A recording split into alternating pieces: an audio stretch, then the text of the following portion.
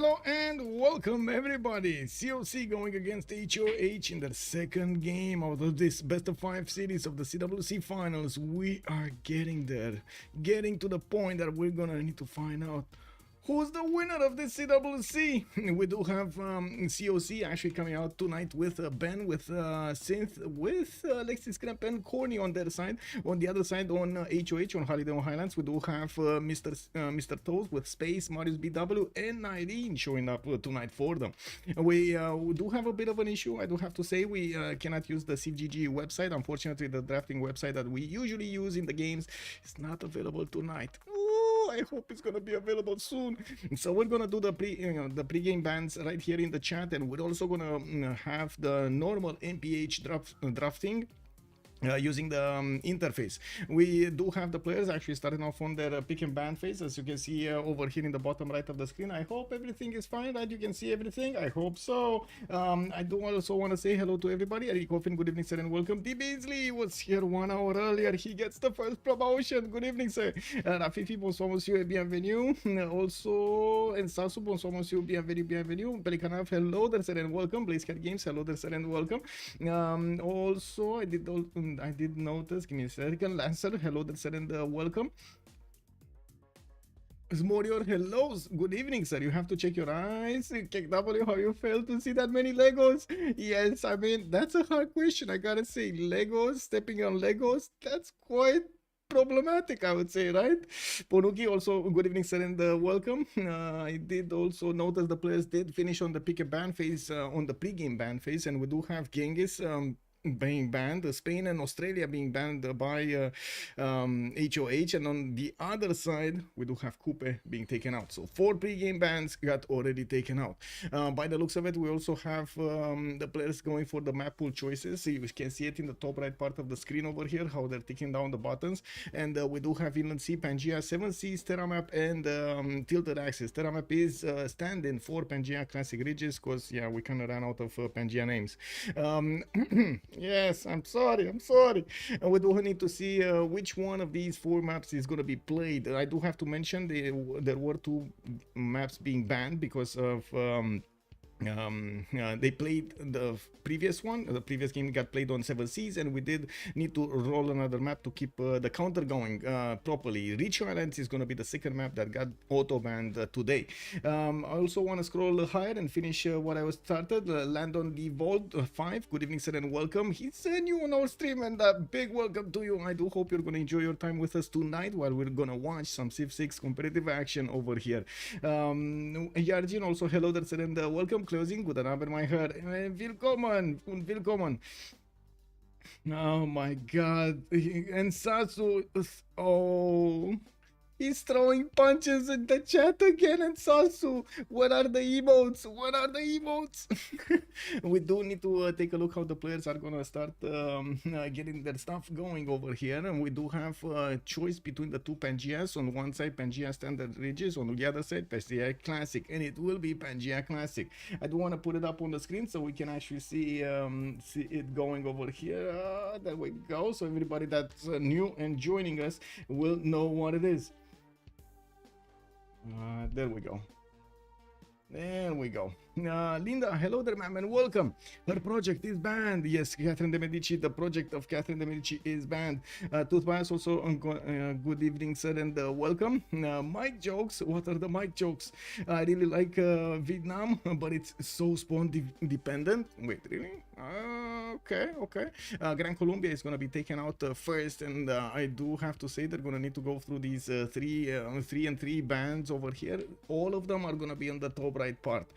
We're used to seeing that new interface from Civ6. This time around, we're going to use the in-game interface over here using MPH. Rome is going to be the second one being taken out by them on Pangea Classic Ridges. Most of the time, we're going to have a lot of land warfare. Very rarely, we got some sea warfare. And of course, we do need to take a look at the map to actually judge if they do have some international trade-offs to generate that gold. We're still playing, of course, on the 483 version. We're not playing on the latest BBG beta that we had going around. We've seen a game a few days ago. This is the normal meta right now, not the BBG beta. And I do have to point out, of course, the players did figure out all of the nooks and crannies they can actually get into to squeeze all of those bonuses they need to get the win. And we do need to see what kind of civs they're going to pick tonight to squeeze those bonuses with. Also, had anyone tried the new Magnificent project already? Useless or good in the game, in late game? I didn't try it. If anybody actually tried it here, would be nice to see. R360 also, good evening sir, and welcome. Chandra Gupta is going to be the one being picked up over here on the third one. Let's actually see how things are going to be picked up as a ban. Will they take also Gandhi? Because, oh my god, Gandhi is so powerful in this version. Do want to also say hello to everybody on YouTube. Good evening, Papas, and hello there, sir. Solemn Place, hello and good evening. We do have also Volcar, hello there, sir, and welcome. And the great Daniel B showing up there and picking up the first promotion so early. Greetings, Ricardo. Hello there, sir. Let me pop out also the chats over here so I can actually see them side by side, so I don't need to click on buttons. So yeah, we get to see what's going on. There we go. 111, click, bam, and bam. There we go. R360, I only watched the start. Didn't COC start with broken wonder spawns? They did. I mean, to be honest, at the beginning we kind of thought COC is gonna win that map, and then woo, yeah, stuff happened, you know. It is what it is. Jessica, hello there, ma'am, and welcome. Another game without Trajan. Yeah, he got banned, and it looks like also Gandhi is gonna pick up a ban here in the fourth choice. We do have two more bans, and we're gonna need to see what the tone of the game will be. We do have Ben from COC needing to pick up the first civilization of the game, while HOH is gonna have the choice of the next two, with Nyreen and Mariusbw on the buttons. We do need to see how they're actually gonna go through this. As you can take a look at the bottom side of the screen, there is a timer over there. It shows us how much time they have to actually pick something, unless it's gonna skip that option. Japan, Tokugawa got taken out over here by COC, and we are waiting for the last ban from HOH. Nyreen is definitely thinking how he's gonna need to approach this with 30 seconds to go. They got some time to actually get this through. Irrational Integral, good evening sir, and welcome. Hello. Also Jessica, gang is destroyed. So we should have thought a bit more on pick and bans. Yeah, Genghis did amazing over there. Just incredible how he did manage to actually influence the game so much. Tablespoon also, good evening sir. Giga Dave playing. I didn't see Giga Dave in the lobby. No, I don't see him. I see the toes. I do see Space. I see Marius, and I see Nyreen. I don't see Dave. Hopefully we're gonna see Dave in these finals. Sandorius also, good evening sir, and welcome. Rafif, you're already putting a lot of question marks. Tokugawa, yeah, they banned Tokugawa. We do have Cynthia also being taken out, of course, with so much firepower at the beginning of the game. Nobody wants to actually handle so many roaming sagas all over the place. We do need to see if they're actually gonna get to pick up civilizations with early war bonuses. Maybe some Macedonian action over here. I wouldn't really take it out of the equation. We've seen it before and used perfectly on this map. Classic Ridges does have its mountains spawning randomly on the map, and not on the continent ridges, which is gonna allow them to have pathways, large pathways to actually go against each other. Mountains are not gonna be that much of a hindrance. Is it called hindrance or a stopper or something for them?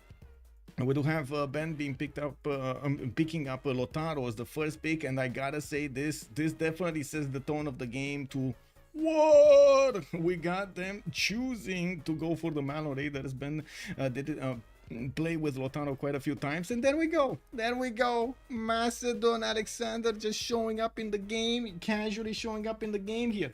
Also I forgot Caesar and the Persians. Yeah, they do have Caesar and the Persians. Please, Total War FFA tournament game, declare on first map and no make peace. Trapsakanagen, bom dia, senor. How have you been? So long. Whoa. Good evening, sir. Unbelievable. I haven't seen you in such a long time. Also, who remains? We got Shaka, we got Alexandra, Catherine Blackwing, Tokimun, okay, Hojo, you mean? Batriu, yes, Vietnam. There are quite a few. Also, what would you have done differently? Okay, YCOC keep denying Lotaro for HOH. Well, this time around they picked it. Yeah, they didn't deny it, they picked it for themselves. They said, okay, man, Malo Raiders, too strong. We do have Shaka also being picked up by Mariusbw. I think we know where this game is going. I think we actually know where this game is going, guys.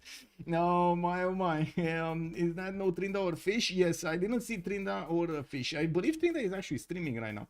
My Bokot with no Tokumen and or Trinda. Kick W. I don't know, man. I don't know why he didn't play. Oh my god, every early word Victor. Okay, this game will last 65 turns. Oh, I just remember I should have done something. Give me a second. I'm doing it right now. I'm just clicking buttons and doing it as quickly as I can. Okay. Cynthia is gonna go for Philip II. That's the no. She actually switched last second to Julius. Let's actually see how she's gonna manage to actually use or who's gonna use Julius against their opponents over here. Julius getting those early units might actually be quite nice. We've seen him multiple times, so he did manage to actually get to use those early warriors. Unfortunately, it doesn't always happen, does it? Like sometimes we've seen him even miss a first golden. Can you imagine missing a first golden age? That is a problem. Now let me actually take a look at this. Okay, there we go. There we go. Okay, clicking on buttons and clearing the cache.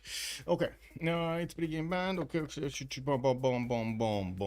Oh, Spain was pre-game banned. Yes, so she was trying to pick up Spain, but Spain was already pre-game banned. Cleopatra Egyptian is also being picked up over here in the active ban phase and as a ban, and we do need to wait for the last 3 so we can actually see the full roster that they're gonna show up in the game with. To be honest, we haven't been using this draft phase for a long time now. I think it's been like what, more than 6 months and we've seen this draft being used. Still works. A bit of a you know, the icons are a little bit smaller for our taste, and I'm pretty sure everybody can agree they could have been a lot bigger, but it's still amazing. And we gotta thank so much Jack the Narrator for helping us out with this. Rafifi also remain Montezuma and Gigabro. Genghis Spain Ozzy Coupe and equals pre-game bans.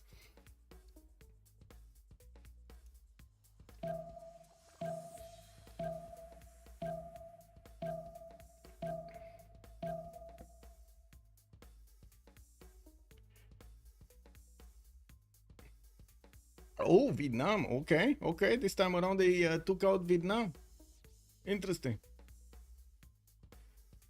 Need to see Gilgabro today. Sumeria.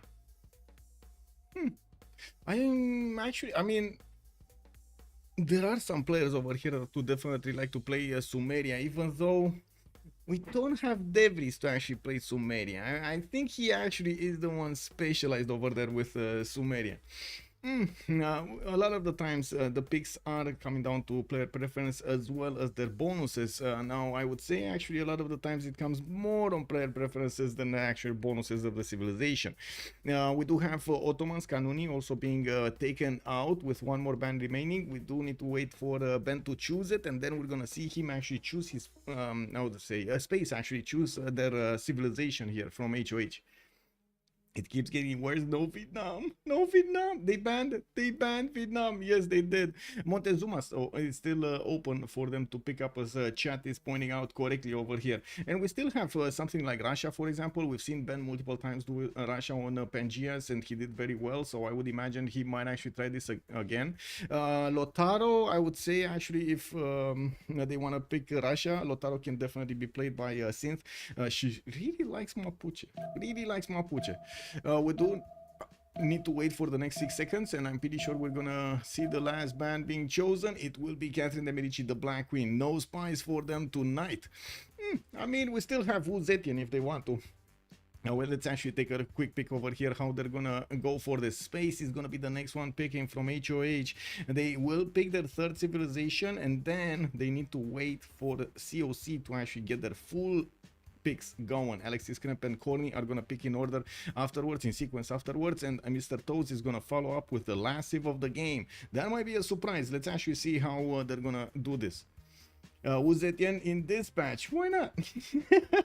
If you want the spies, we've seen it being played, right? We've seen it being played in dispatch also. French Eleanor, let's go. Oh my god, really? Oh, that would be funny. I don't think they're gonna go for it, but yeah, that would be funny. And why not a Manitore? Oh yeah, yeah. Those pitatis being used against a close opponent over there definitely can cause some mischief. We've seen it in the 1v1s. In the 4v4s though, we haven't really seen it being used. With Montezuma being picked up by space, they do have a third world civilization open here. Okay, Montezuma usually does like to go. Wow, usually does like to go towards commercials first, not really opening up with encampments like Shah and or Alexander. We're gonna need to see what they're gonna do with it. And I gotta say, all of this right now, all of the civilizations are basically war bonuses.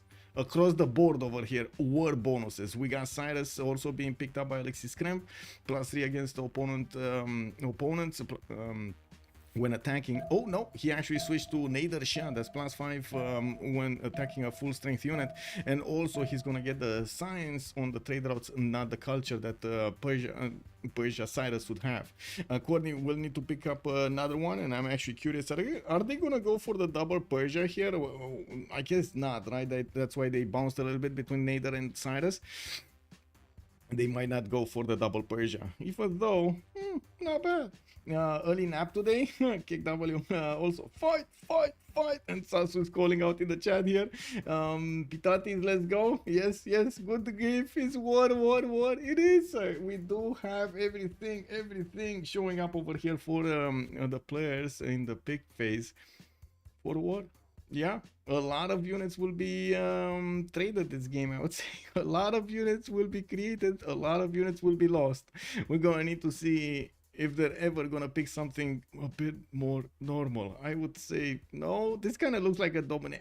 There's the Russia I was talking about. There's the Russia on Ben. I mean, I didn't really think he's actually gonna pick something else, because he's usually doing very well on Russia, and he does manage to get that extra edge his team needs. Also, AJF, good evening, sir, and welcome. Saying HOH Crashtime is quite an overstatement, considering Mariusbw Irel himself, and without Nyreen, they would have been out-simmed. You're not wrong, but Nyreen happened. And then poof. Ricardo also, power of the Mapuche. Yes. Jessica just played Aztec overnight. Genghis is first for the pregame. Yeah. They took it out. They took out the whole Genghis over there. That did not allow him to be in the lobby anymore. They think again, Nyreen, is he gonna do it again? No. I mean, I'm pretty sure they already have nightmares with those Kishiks running around their territory, pillaging and taking out their units. Takeshi Lev also, hello there, sir, and welcome. Where Basil? I didn't see any Basil, but we do have a wild Cyrus showing up. So we got a Persia for each side. On one side we got the Nader Shah on Alexis Krempp, and Mr.Toes is gonna play Cyrus.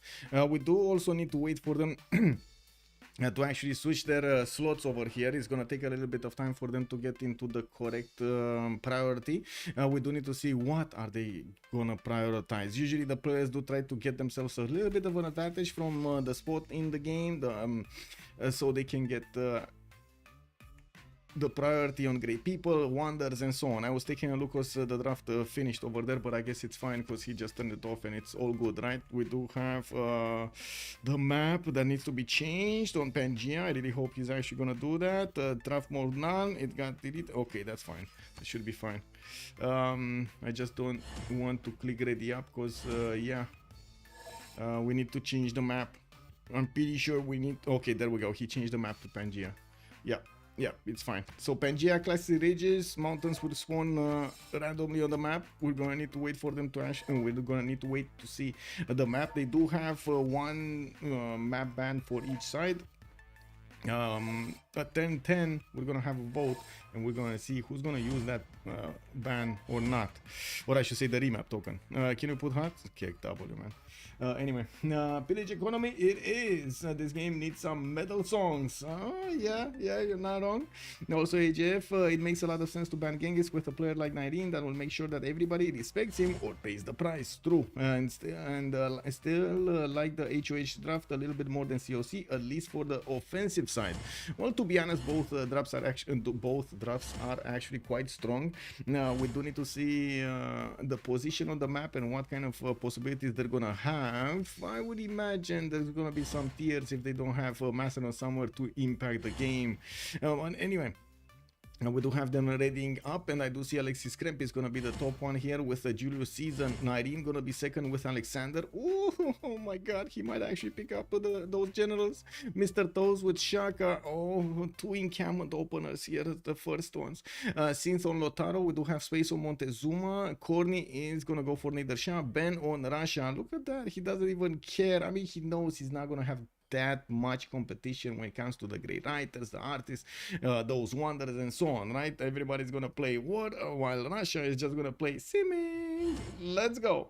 Now also I just think Alex and Shaka have easier positioning than Julius and Mapuche. You're not okay. Let's see the position. Domzi, good evening sir and welcome. Is it 5 military civs already? Yes. I mean, there's kind of all of them are kind of military except Peter. I guess you can call Peter a little bit more towards simming rather than warring, but everybody else is warring. Everybody else in this lobby is basically a warship. Now Peter is like, okay guys, you fight between you and you let me do my culture. Thanks. Okay, yeah, let's go. Hermes also, hello there sir and welcome. I hope she's not gonna leave.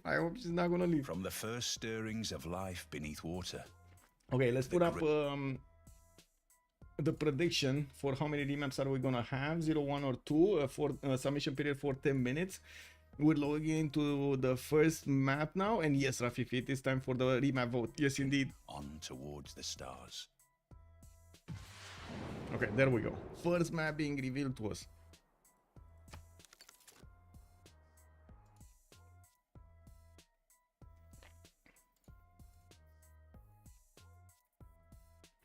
Oh, Hermes, that sounds bad. That kind of sounds bad. They're gonna recruit Douglas MacArthur before the game enters medieval. Eddie Coffin, it will be a big fight for chance. Time for a remap vote. I did right in time. Okay, so is it gonna be left or right? Right? The was already calling it out. Okay, we're going right. We're going Alexis Krempp over here on Julius Caesar. Let's actually take a quick peek what's going on. We got Alexis next to some pigs, and I do notice he's gonna have that march underneath. That's gonna just go away when he's gonna settle. We do have him also with a possible tobacco settle if he wants to. Northeast, and I do see his rivers. The west side, the southwest, east side are gonna be nice. Although northwest, he's gonna have Macedon, Nyreen quite close to him. We do need to see how things are gonna evolve between them if this map is gonna be kept. Doesn't seem like he's gonna have extra food from anywhere, and I don't see like 3 production tiles anywhere either. Yeah, well, let's move forward on Lotaro. Lotaro is gonna be in the middle of the map. We got Synth between the mountains with a triple continent split. Looking at her PL, we do have a few Shemamuls that could be placed. I would say this uranium tile would really need that Shemamul. She's on a 2-2 Rainforest Hill, Plains Hill, and from what I do notice, she might just settle in place or go for the Jade. Now we do have her moving a little bit closer together, closer to a tobacco tile if she actually moves there. But no, she just settled in place. It is the 2-2 base going on. We do have her also with a possible second city towards the northwest next to those 3-2 bananas. She does have Mr.Toes to the north, and to the southeast that's going to be Marius very close to her. This is going to be quite a bit of a cage fight, I would say. Ooh, yeah, this kind of looks like a cage fight. Looking next on Nader Shah, we do have him on the west of the map, next to Montezuma. Looks like they will also have conflict zone over here between them. Macedon is gonna get a scout out in 3 turns, and I do notice he's gonna have a decent amount of fresh water from this one river spanning and zigzagging all over the map over here on the western side. Okay, some city stays next to him. I would imagine he might actually want 1 or 2 of these. So let's actually see what he's gonna do. Well, 1 of these, because he can't take 2. We do need to see if he's gonna manage to get that opportunity. We do have him also with a possibility to settle on the coast and getting those cocoa tiles improved. That's gonna be a lot of gold for him, since Montezuma and nobody else, for example, for that matter, actually will be on the coast. He doesn't even need to worry about getting cannibal rushed anywhere. Now moving forward on Peter is gonna be in the south of the map, and this is a 2 versus 1 against Aztec. Okay, so this is a 2 versus 1 against space. We do have St. Petersburg with a decent amount of production here. I do notice he will have a few of these cities on in the tundra, at least 3 that I can see. And I do notice he's gonna get also the possibility to go to the northwest towards Aztec. That will be a lot easier for Russia to actually go and settle towards the northwest than it will be for Aztec. Aztec, one single continent, doesn't seem like he's gonna get access to that many other amenities there. In St. Petersburg, we do have him with the possibility to go for Temple of Artemis, since he does have possible camps improvements here on the deer tiles. And we do have him with 1, 2, 3, 4, 5, 6, 7 deer tiles around. Okay, 8 deer tiles around. That's gonna be quite a bit of extra yields if he does manage to get Goddess of the Hunt. I'm actually curious what kind of pantheon is he gonna get here. Now we do need to move forward on Macedon. We did glance over him a little bit. Pella is gonna have a scout in 1 turn coming out, and I do see he's gonna also get his strategics right next to the capital, the only one that will have them so cheap. We do have him with the possibility to go and settle towards his opponent, towards Rome, even though at the moment I don't think he knows about this. He doesn't know about the location of Rome. He's gonna figure it out at some point. We do have him with the possibility to settle the geothermal in the south though, and that's gonna put him how to say, closer to Julius anyway. Big settles on the north to actually go and back settle if he wants to, even though Nyreen, if he actually goes full war, I wouldn't really see him go more than 5 cities and just keep on printing units as quickly as possible. On Mr.Toes next to him, we do have Ulundi. That is, I guess, in the I guess he does have a bit of a defensive position here. He's gonna be quite far away from Mapuche, and Mapuche will already have an opponent to take care of to the southeast, so Shaka here might not actually get to war at the beginning of the game, which is kind of nice because Zulu doesn't really want to war at the beginning of the game. What is the best of 5 score? It's 1-1, sir. It's 1-1 right now. Basiste, good evening, sir, and welcome. So game 1 was basically a default win for COC because they came through the upper bracket into the finals, and HOH did manage to win the actual game 1 of the best of 5 series, putting it this series at a 1-1. Oh boy, Rasha is so far away from everybody. Yeah, he's gonna get quite a bit of sim there. Solix Squad, thank you so much for the follow, sir. Squad has joined the round table. Also Skeltres, good evening, sir, and welcome. Thank you so much for responding to the questions there. Looks like also Mr.Toes did manage to grab one of these builders. It's only a 1 charge, but what can you do? Fez is gifting him at least of an improvement somewhere. Going for those settlers and also going for the scouts to discover the territory to the south and to the north. We do need to see how he's gonna try to approach this. Montezuma, we've seen him on the western side. We do see him also sending his eagle warriors more towards Persia than actually towards the southeast, towards Russia. That means Ben over here might actually have quite a bit more extra time to gather his resources, gather his forces, and try to do some attacks against Aztec. We do need to see if space is gonna get to see him. I would imagine also Aztec is gonna settle to the north, looking for that fresh water and getting the full housing out of this bonus. We do have him with a 2-3 deer tile. That's pretty good. Also kind of far away bananas over there. Those are expensive, very expensive bananas. I've seen players do it, don't get me wrong, and I was like thinking if I should say that they will actually do this, but I don't know. What do you think? He's gonna think those bananas are actually worth it, chat? Do you think those bananas are worth it? right now, chat. You know, yeah, I mean 25 plus 35 gold, man, that's a lot of gold. That's a lot of gold, you know, that's a lot of gold. Anyway, we got Persia here trying to fend off these eagle warriors running through the forest over there like in Apocalypto. It does seem like those Spacian eagle warriors are not giving up. We do have also Mashad benefiting from that crocodile, giving him a bit more extra food. Let's take a look at Marius here, because we're like a few turns, like 2 turns away from actually getting through this early phase. Now, Pasagarde is gonna get the settler out in 2 turns. He did figure out where Mapuche is, and you can see immediately the information has been passed on to Mr.Toes. Mr.Toes coming from the north to see also where Mapuche is. Maybe they can actually do some mischief, slow down those settler moves, or even take a settler or 2 from Synth. We do have Pasagarde getting that settler in 2 turns. The scout of Mapuche of Cynthia is on the west side, and she might actually get to block any kind of settle towards her. Let's actually see if Persia is gonna bring back that scout from the north so he can actually escort this settler somewhere.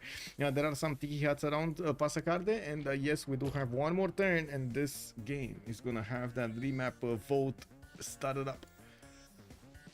Fortuna Belli, good morning, sir, and welcome. Also, Machiavelli, hello there, sir.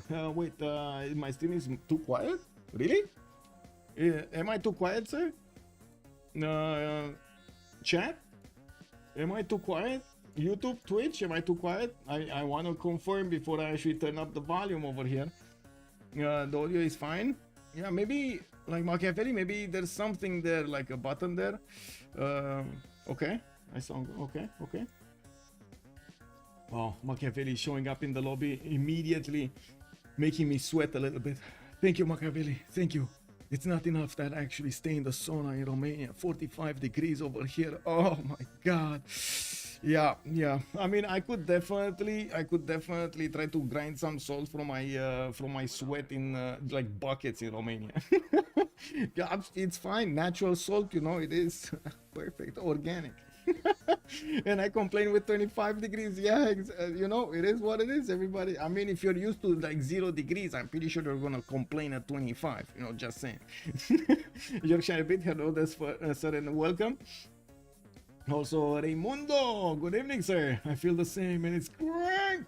Whoa, really? Okay, PUBG stream in parallel window is loud. I can hear everything right, but can barely hear you on both on speakers. Okay, well, let me actually do this a little bit, even though I'm kind of scared. Okay, is it better, a little bit better now? I turned up the amplifier on the microphone. Oh, looks like HOH are the ones that actually are gonna remap this, and we're gonna have a new map revealed to us in just a few moments. 32 degrees in Florida. That's normal. That's, you know, that's just fine. 32 degrees is believable. I think they didn't like Persia, Mapuche. Okay, open Discord and reduce the sound for. Okay. Yeah, Persia, Aztec, and Macedon all had pretty mediocre spawns. Not better. Okay. HOA remaps. Yes, they actually remap. I don't know why they remap. I gotta say, I'm as curious as you are for this question to be answered in the post-game chat. Let me actually just turn up the mic here. It's muted. Whoa, it's muted. Okay, I turned it up a little bit with a few decibels, so hopefully you guys are gonna hear everything. I can actually move the microphone like this. If you want, I can definitely talk closer to the microphone, but I was thinking it might be a bit too hard on everybody listening, right? The bass. Game will be decided at Industrial Arena, especially with that's a bit too loud. Okay. Yeah, I was thinking, you know, like, okay, this is better. Okay, this is better. Oh my god, we're doing test. 12. Anyway, chat, I'm asking chat, left or right, where are we going? Are we looking at Marius, or are we taking a quick pick on Alexis again? We go left this time? Okay, we go left this time. I thought loud was better. Okay, yeah, it's quite at 100%. Okay, anyway, Cyrus over here. Let's actually take a quick peek what's going on. We do have Marius on the left side of the map. The map is still not fully revealed to us, and I'm not sure. Let's click buttons, because I'm pretty sure I'm gonna see the resources here. Now we do have Marius benefiting from this river. He does have another one to the southeast. Looks like Macedon is going to be also southeast. That's going to be one of his allies. Does he have an opponent? No. Wow, this is probably the worst Kilimanjaro I have ever seen. Wow. Wow. This looks like one of those worms from Dune. Got out of the desert and just died like that. You know, standing position. Man. What is that, Kilimanjaro, bro? That is so sad. That is so sad. Anyway, there's no target here for Persia. I'm pretty sure Marius would be happy to just keep on simming. He does have his own little corner of paradise. Awful. Yes, awful. Let's actually take a quick pick on Montezuma here next. Cause, yeah, okay, that's Macedon. Do we have Montezuma somewhere? No, we do have Russia somewhere. Let's actually see. We got Mapuche here, Vesuvius. We got some Roman action, Mashad action. Come on, Riri. Is the last save? Okay, there we go. Tenochtitlan on the right side. We do have also PDD Goat. Thank you so much for the prime, sir. Much appreciated. Now, fish in the middle of the mountain. Also, Domzi, don't worry that Kiri will erupt 10 times at least. Well, I hope you're right. Tenochtitlan is going to have a continent split. He does have the continent of Ur and Asia next to him, and those are going to help him get more amenities. We're going to need to see throughout the game how many bonuses he's going to manage to get. With Pamukkale to the south, it does seem like he's also going to get Shaka to trade with. They could set up coastal trade routes here, which is going to be so important for their economy. Quantum, thank you so much, sir. Much appreciated for the follow. Also, Lubans, good evening, sir. Is this the map, or there still is a remap token available for COC? HOH chose to remap the first one. We do have Tenochtitlan here getting those Eagle Warriors out, and the only target he has is going to be in Khornie to the west side. That's actually going to be a 2 versus 1 against Khornie, or a 3 versus 1? 2 versus 1, because Khornie does have an ally behind him. Well, moving forward, we gotta see where Macedon lives and plays. We got Pella here with quite a fast tobacco Tala +3 campus in the capital, with a scout coming up in 3 turns, and Mount Vesuvius to the northeast. Looks like he will be the one trading the punches against Cynthia to the northeast, and I'm pretty sure he's also gonna be the one playing bodyguard for Marius. I think that's, yeah, that's gonna be quite nice. That's gonna be quite nice. We do have Pella here also starting to explore his territory. I do notice he's gonna have easy photo settle to the east and to the northeast, and of course settle next to Mount Vesuvius would be quite poggy-woggy. Looking at Peter. Where is Peter? North of the map, quite far away. Oh my god, this is far, so far away from everybody. He has like a semicircle of cities. Do you see that? Do you see that semicircle of cities actually defending Russia over there? Like, we got Mohenjo-Daro, Muscat, Vilnius, and Namadol just hugging over there, St. Petersburg. Unbelievable. We got over here also the scouts coming up in 2 turns, and it looks like he's gonna get some sheep towns to work. He does have his tobacco tile here at 1-1, and of course we do see the salt mines that are gonna need some improvements. Now we do have him with a few more cities than the last time, and of course he's gonna have all of these cities in the plains, in the grassland that he's gonna go for, and I'm pretty sure he's gonna want to settle Mount Kilimanjaro. I'm pretty sure he's gonna want to settle Mount Kilimanjaro. We're just gonna need to wait to see how many times that wonder it will explode. Let's take a look at Nader Shah here. Nader being on the front line on the right side with a 1 versus 2 situation against his opponent. He doesn't know about it yet, but he's gonna soon know. He does have 4 settles towards Zulu. Easy settle on the sugar tile if he wants to, and I'm pretty sure he's gonna want to make use of all of this fresh water here. I'm actually curious if he's gonna make way for Alexis Krempp to actually bring some cities in his south over here to actually be I would say proactive against Zulu, or he's just gonna keep him there, try to sim. Alexis Krempp, simming, warring, big question mark, big question mark. What does chat think? Is he gonna go simming or warring over here with Rome? What is he gonna do? Peter Culture Victory in the middle of the World Wars. It might happen. It might happen. Peter was very fortunate at the Mount Kilimanjaro with ample food supplies. Yeah. Sim. Irrational Integral is calling out. Yeah. Well, let's actually see if he's gonna do this. And we do have him with the scout discovering his territory around him, and of course he's gonna get a second one. He has a 2-3 deer tile to make work more production, and of course I do note he's gonna have a few mountains here. to get the campus's extra adjacency with the rivers for the fresh water. It should be fine, but I do see some of his cities are going to be expensive in terms of how many builder charges he's going to need to spend to actually make them worth. Moving on, Lautaro here looks like Synth is already benefiting from the ivory tile 231, and I do see she's gonna have the settler coming up in 5 turns with a possible settle on the tobacco right next to it. The mountains are gonna give her a bit of a peel. Unfortunately for her, she doesn't have that many tiles for the Shemamul, so this is gonna be kind of a cultureless Mapuche gameplay. Ooh, that's gonna be tough. Rough. Yeah. Anyway, we got a settler coming up in 4 turns from her city, and I do see quite a few of these campuses, because of the mountains, are gonna get extra adjacency points, which is pretty nice. Nader, I think it's a remap for Rome. Nader can hold a 1 versus 2. I think he can hold a 1 versus 2. Yes, I think Khornie can definitely hold here because of the positioning. And that's why I was asking about Alexis Krempp, if he's gonna want to actually just grab a few cities, even like go as far as La Venta, to bring an army right next door to Persia, so he keeps Zulu in check, right? Anyway. Now we do have to see everybody getting their settlers out with space, getting his double eagle warrior spam. We do see him moving to the west side, and I do see him, of course, also getting those settlers going. Pasagarde, 3 scouts with 1 warrior, and of course popping those huts like it's no tomorrow. Pella also getting the settlers. Did he discover Mount Vesuvius, or is he gonna discover it next turn? I think he's gonna discover it next turn, right? Yeah, he doesn't know yet. And he got a free builder. Oh my god. And Mount Vesuvius. Oh my god. I think we know what Nyreen is thinking right now. Yeah. I think we know where he's going.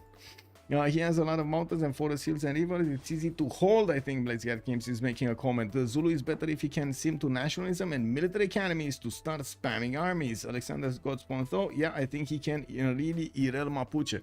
Yes. Well, let's actually see how things are going to evolve. We do have 2 more turns for them to actually get this going, if they want to keep this map or just, you know, get another one going.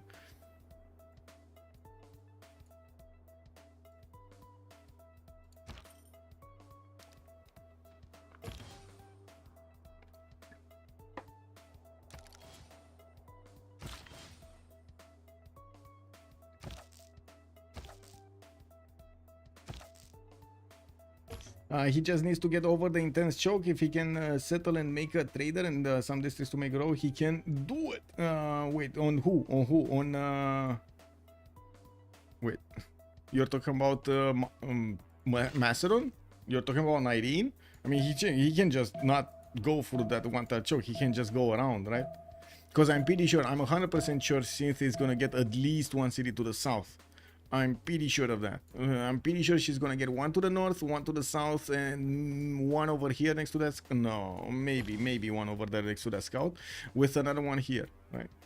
Like they place a wonder for the road. Yeah, they found each other. They did. Look at the meetup. Yep. Nyreen overlooking that flat land on the marsh tile. Between the rice tiles, there's a wild Mapuche scout just peekaboo, getting that head up. Hello there, Total Bodyler. Good evening, sir, and welcome. Okay, so we know where Nyreen is going, right? He needs to get this settled next to Mount Vesuvius. This is turn 10. We got a few seconds to go, and I'm pretty sure the remap is gonna show up here. The remap vote is gonna show up here. Let's see what they're gonna go for. Does chat actually have a prediction? Do we have a remap or no remap? Sinon Mooney, good evening, sir, and welcome. Let me actually take a look at the prediction. Chat was saying 43% for 1 and 2 options. Only 13% actually thought it's gonna be 0. Uh-oh. Okay, I mean that's quite close. That's quite close. Yeah, COC usually don't remap this. Yeah. COC usually doesn't remap. Blitzcat Games calling out Godspawn. Actually, he can settle a 2-1 base next to the Vesuvius. Yes. No remap. Go. Let's see this. I mean, to be honest, it's gonna be less war than we've seen the last time. the first map was definitely like war all around, nobody was simming. This time around looks like it is gonna be this map. We got one remap now, token used, and of course I'm gonna need to put it up. I do want to also ask chat, are we going left or are we going right this time around? When we're going through the civs, we do need to take a look at their strategic resources, and we do need to see how they're gonna be used.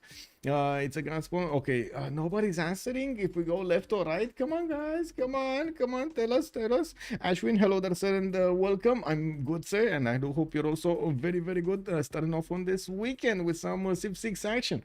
Also, Eleanor Emilson, hello there, ma'am. HOH won first game, but HOH is from winners bracket, so it's a 1-1. Akira, also, hello there, sir.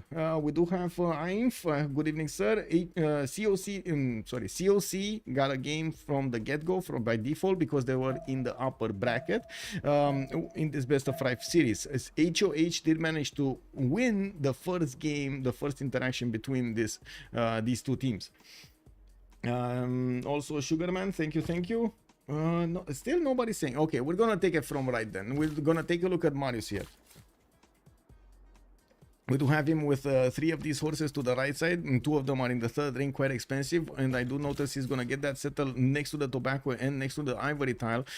He's also going to get free faith. That means easy peasy, he's going to go for that production card. We do have him getting a third settler in 4 turns, and I do notice his iron is also going to be here in the second ring with bananas from the beginning of the game. He's going to get a faster population growth, which is definitely an advantage. We do have him quite far away from his opponents. To the north, Russia is going to be past these mountains, and I'm pretty sure he's gonna take a while to actually get an army towards Russia. We do need to move towards Montezuma here next on the other side of the map, with already a settler moving towards the southeast. Does look like he's gonna try to put a city over there next to those dice tiles. Again, free faith is always nice at the beginning. We do have him also already 3 pop, and I do notice he has a bit of a problem with the full fresh water. I'm pretty sure he knows about Pamukkale, right? He actually knows, right? Yes, he knows.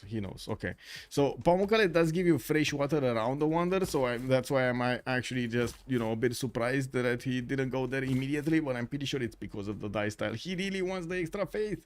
And we do have next to his capital horses in the first ring. I do notice also iron is going to be in the second ring here, and of course with a city-state of the coast, he's not going to get to take that. Namadol might be taken, but he's not going to have that many coastal tiles improved with districts and so on to actually make it worth.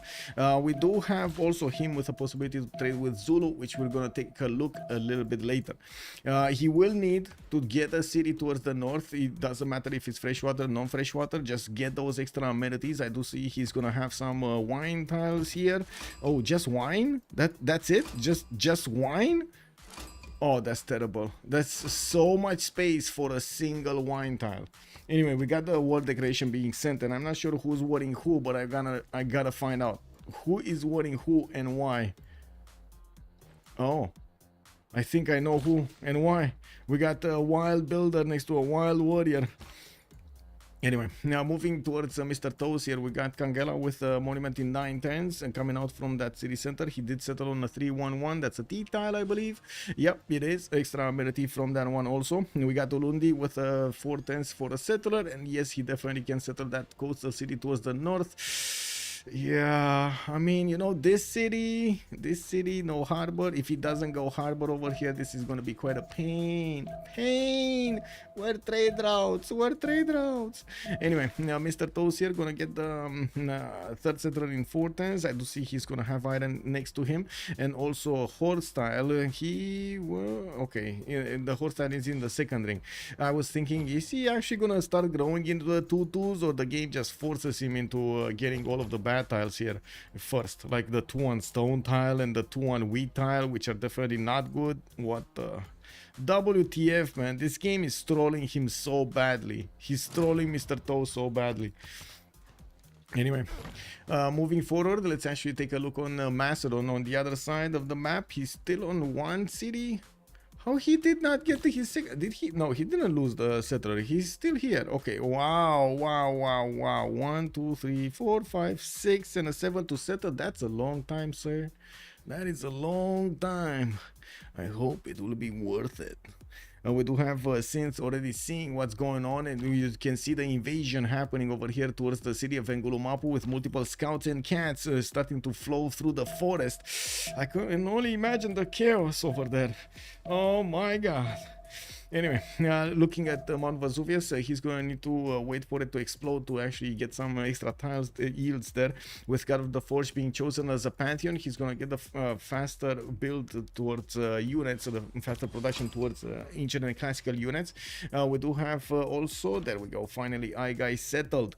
I do notice his third settler, he's also available for him. Really curious if he's going for that citrus or if he's actually going to block the city of Mapuche towards the northeast. Yeah, well, looking on next, let's actually see on Peter. To the north, we do have already a pantheon. Earth Goddess is going to get all of that extra faith, and I'm pretty sure he has a good-ish appeal almost everywhere. Yeah, that's pretty fine. That's pretty fine in the Tundra. We do have him, of course, getting his Lavras down to start acquiring the Great Prophet points and a little bit extra faith. He's already on 9 faith a turn with 16 production. Definitely not bad, not bad. We do have him with Iron Tile next to St. Petersburg, and I do notice in the capital he doesn't have horses. And he does have, oh no, sorry, he does have horses over here in the second ring from St. Petersburg on the right side. I was looking south, I don't know, but it is what it is. It is on the right side. He's also figuring out where his opponents are, with Russia going toward,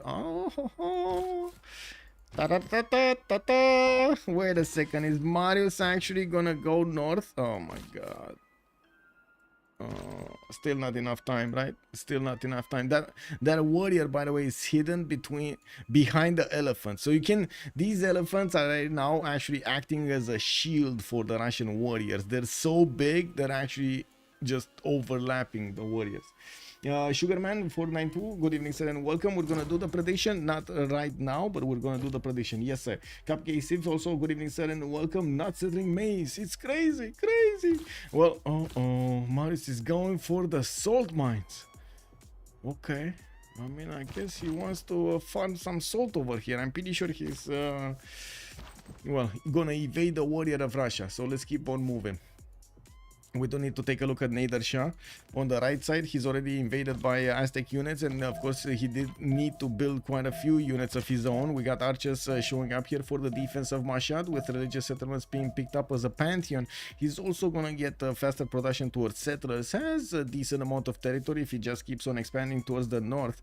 And well, we're gonna need to see how he's gonna fare against two of his opponents on the right side. You do have him with 2-3 builders available to start improving his territory, and he's gonna get a settler out in 6. That's his fourth city actually. That's his fourth city. With the iron in the capital and the horses, what are his horses? So iron is first ring, horses nowhere to be seen. Wait, really? He doesn't have horses anywhere? Wow, this is the first civ that we actually don't see horses anywhere. Did he settle on horses? I think he settled on horses. He must have settled on horses. Anyway,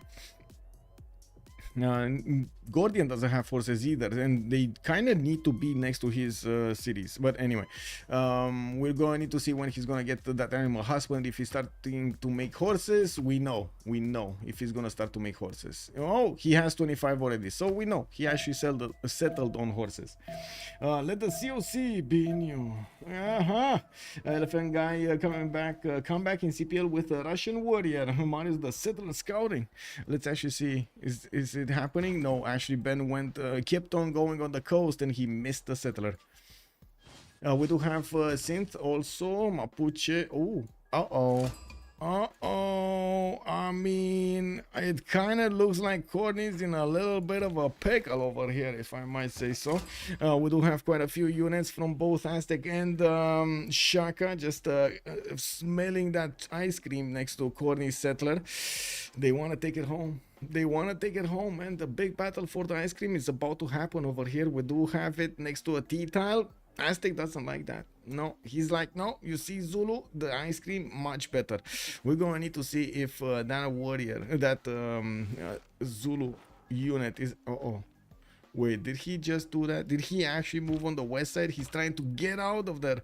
GDFO out of there with one of his settlers. Well, Well. Anyway, that means we're gonna have a bit more time until any action will happen here. The archer will take a bit of damage from the eagle warrior. It's not gonna be die. It's not gonna die, and by the looks of it, he just moved it out of the way anyway.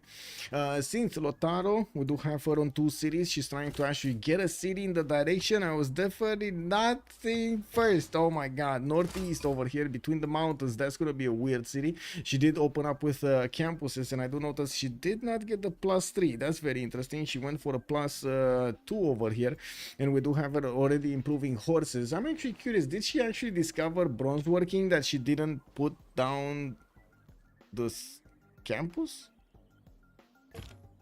Does anybody have any kind of idea about this? Why the +2 instead of the +3?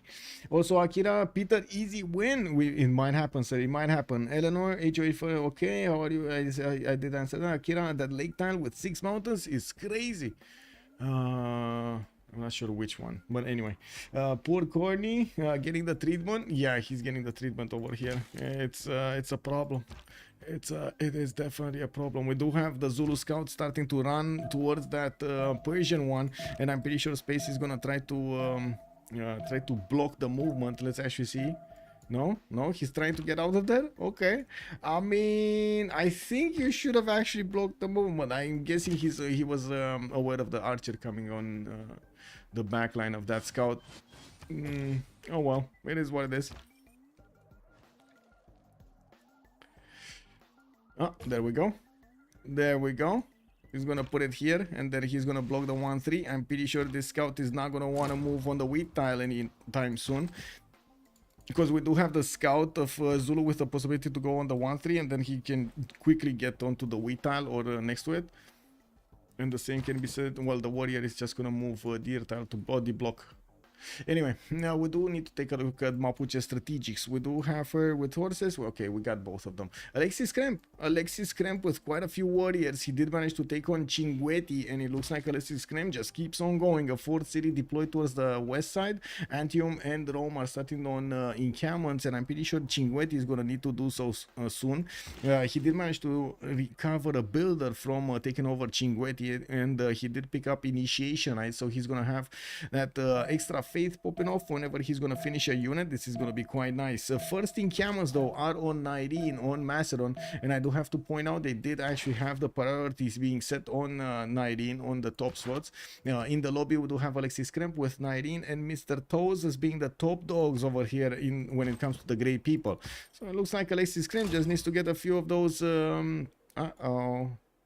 I mean, that settler is just gonna settle, and the scout is not gonna see it. Yeah.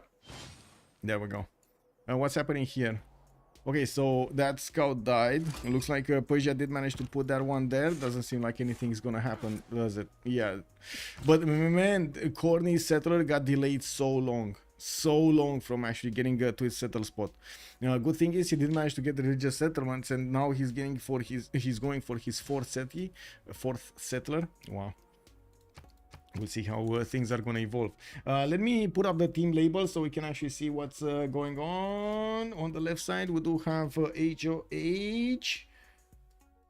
On the right side, we do have COC. And my wire got... There we go. There we go. Open up both. Okay. On Alexis Krempp, we did have him benefiting from Iron Tile in the 2nd ring of Antium and also in the 1st ring of Rome. He's going to get both improved. This time around, looks like he is going to have the resources to upgrade these legions if he wants to. While I do notice Nyreen is really fast on the encampment training projects, he's going to start acquiring these generals very quickly. Right now, it's only Russia that did manage to recruit a great person in the game, and it's just a prophet, nothing that much. We do have builders coming up from Puteoli, and yes, I do see Macedon is gonna lose 1 or 2 of his scouts here if he just keeps on being that way. Oh well, he's gonna give the promotions to these warriors. That's gonna be nice when Alexis Krempp is actually gonna go on the offense. We do have also Rome, yeah, with initiation rights. Moksha in the capital city of Rome, and finally 3rd city of Khornie got placed down. Mapuche still no Pantheon. We do have her getting the campuses here. Still a +2 and a +2. No +3 anywhere. Mapu did get settled, working on a trader. And I'm pretty sure she's going to want to put somewhere another campus. With horses already improved, she is going to start acquiring that strategic resource. And looking at what Nyreen has, well, basically, there's like no defense right here for Nyreen. The only defense he has is the vision that he has over his opponent's army. We do have him overlooking these warriors, and of course the city of Cinquetti here behind the forest to see if there are any units coming against him. With also Alexis Krempp getting iron working in 3 turns, Nyreen with a horseback riding in 4, and going so hard on these encampment training projects, he might not have the units to defend himself here. We're gonna also need to see if Rome is gonna manage to chop one of his generals, because yeah, this is a problem. Zulu is also making great general points. Macedon making great general points. This is a problem, major problem. We see another 2 of these projects are going to finish here on Mr.Toes, and he did pick up God of War and Plunder. That's giving him an extra point on each of these Ikandas towards those great people. Still on 3 cities, we do have him finishing up the 3rd Ikanda from Ungumdunlovu next time. And in the north, I do see Aztec did finally settle the city of Tayo next to Pamukkale, and of course at the moment he did not actually get his resources, his pantheon, I mean his faith. We do have him also putting down campuses. That's an easy +4 that he has next to Tayo, and Teotihuacan is going to go for a +3 here between the mountains and the rainforest. He didn't improve his horses, but no iron yet. I'm pretty sure he really doesn't want to discover in camels, does he? Also Khornie without the general, yeah, Persia doesn't look like he's gonna have any chance of getting a general here. He's scrambling to get that 4th city going, and maybe, and I'm pretty sure he's gonna try to pray to get the next tier 1 for the medieval units. Legion versus Hipastis and Hetari. Yes, HOH is going to deny all generals. Yes, I mean, it wouldn't be the first time they did this, is it? We do have Macedon recruiting Burica, and I do notice he started upgrading some of his archers on the front line. Zulu, okay, no general yet. Macedon, he's going to need another point, and I do see Rome is still not making points. He just finished one of his encampments, and of course chopped the encampment training projects, trying to get there quicker, I guess I should say. Okay, 2 more projects finishing up next turn for Zulu. That would give him at least one of the generals, if not even 2 of the generals. Irrational integrity. Oh my god, Khornie going 6 cities when 1 versus 2. Does he wanna die? I hope. Yeah, I mean, I hope not. I hope not. I do have to point out he does actually need to go wide here if he wants to withstand the mid game. It will be, he's making a conscious choice that Aztec is not going to attack him with any horses at the beginning, and I do have to agree with him. And on the other side, they are seeing that Zulu has how to say, they were thinking that Zulu might actually try to do this, get away all of the generals. If Zulu does this, he doesn't have enough units to actually do damage to Persia. So yeah, he's gonna have time to actually get those settlers out. I kind of doubt that he's gonna have time to build districts and so on before he's gonna get attacked. That might be a problem. Okay, another general encampment training project is happening here. Rome does need project and some, and then some. While Zulu is gonna get one of his generals, he will get another one next turn. There we go. No, wait, what? No, I don't know what happened, but something happened over there. Oh, I see. A legion got popped in Cinquetti. This is going to be quite terrible to actually get it to the city of Aigai, but if he does manage to actually get it unobserved here towards that city center, it's going to be terrible for the city of Aigai. Just 2 slaps and that city is gone. Well, not really 2, but you know what I mean. It's 12 strength, not a lot. And we do have also next turn in encampment training project coming up from Pella. That might not be enough. That might not be enough to deny, because Rome has, wait, did he chop? Oh no, the builder just moved. He doesn't have a chop in the city of Rome. He does not have a chop until next turn, and next turn we're gonna have another 2 of these recruited, right? Oh, he might just get denied over here. Is he gonna be enough points on Macedon though? Did he build enough? Let's see. So he's 16 out of 30. Hello, Mad Beats. Good evening, sir, and welcome. Yeah, there we go. Yeah, I mean, Rome chop, but it was kind of... Oh, he did get it. He did get it. Oh, slacking. Who's Shaka? Who slacked?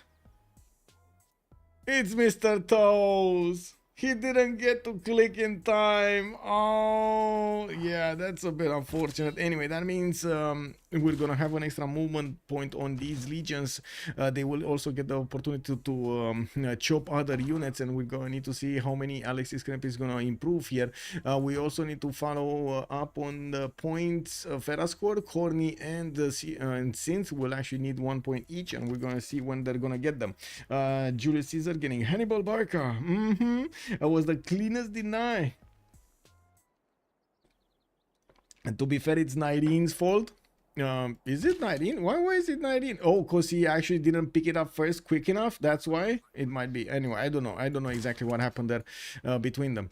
We do have Shunzu and Buriga available for Macedon to use. He's going to finish his Basilici Pades before he's actually going to do his attack. That is quite a big improvement, by the way. The Basilici Pades giving him the extra science from taking out units and also from building units is going to be amazing here for Alexander. From building units, from finishing units. Now, we do have also him managing to get his golden age. Actually, I'm pretty sure everybody did get it except Khornie and Synth. Let's actually take a look here on the tech side. Yeah, we do have horses here in 210s for Synth. Khornie gonna get his stake work for, they should be fine. And we got Moksha opener on Ngulu Mapu. It looks like since it might be looking towards getting Moksha into Pingala, into Malon Readers as quickly as possible, and try to actually do something against Macedon here. Now, while I'm pretty sure Alexis Krempp is gonna want to go to war, we do have him repositioning his warriors towards the west side. Doesn't have a lot of them. We do have a new wave of settlers coming around, and of course with the legions he's starting to improve. He's also gonna get the ability to start chopping more units, and there we go. Did he just chop a monument instead of a legion? I think he chopped a monument, right? He chopped a... Kick W, man. Anyway, is it even a matter on Rome? He'd be okay, but Khornie without a general is a real problem. I'm pretty sure Khornie is gonna get his general before Impi is coming out from Persia. Shouldn't be that big of a problem, because sorry, from Zulu. Do you see Zulu actually doing anything? I don't see Zulu doing anything. Like, he's getting settlers out, he's not making armies, he's not he's not putting his war face on, you know. Yeah, he chopped repairing a monument. Oh my god, he actually chopped repairing a monument. Yeah, I guess that was a misclick. That was kind of a misclick here. It is what it is. And now Rome got him and he's out of need. Also, Triangle, good evening, sir, and welcome. At least he used the Legion for a chop. I mean, yeah, we gotta look at the bright side, right? We gotta look at the bright side. All Triangle is definitely correct here. Is it okay? He could have waited a bit longer, and then it's very hard to. True.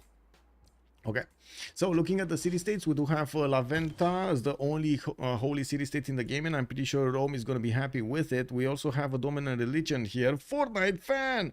Fortuna Bailey, you're playing with Ben also? Look, we got a Fortnite fan over here.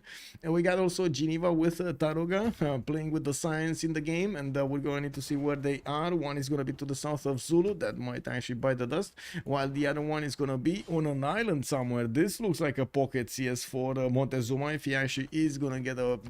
Look how nice it would have been for him to actually have a city in the water. Oh well, it is what it is, sir. It is what it is.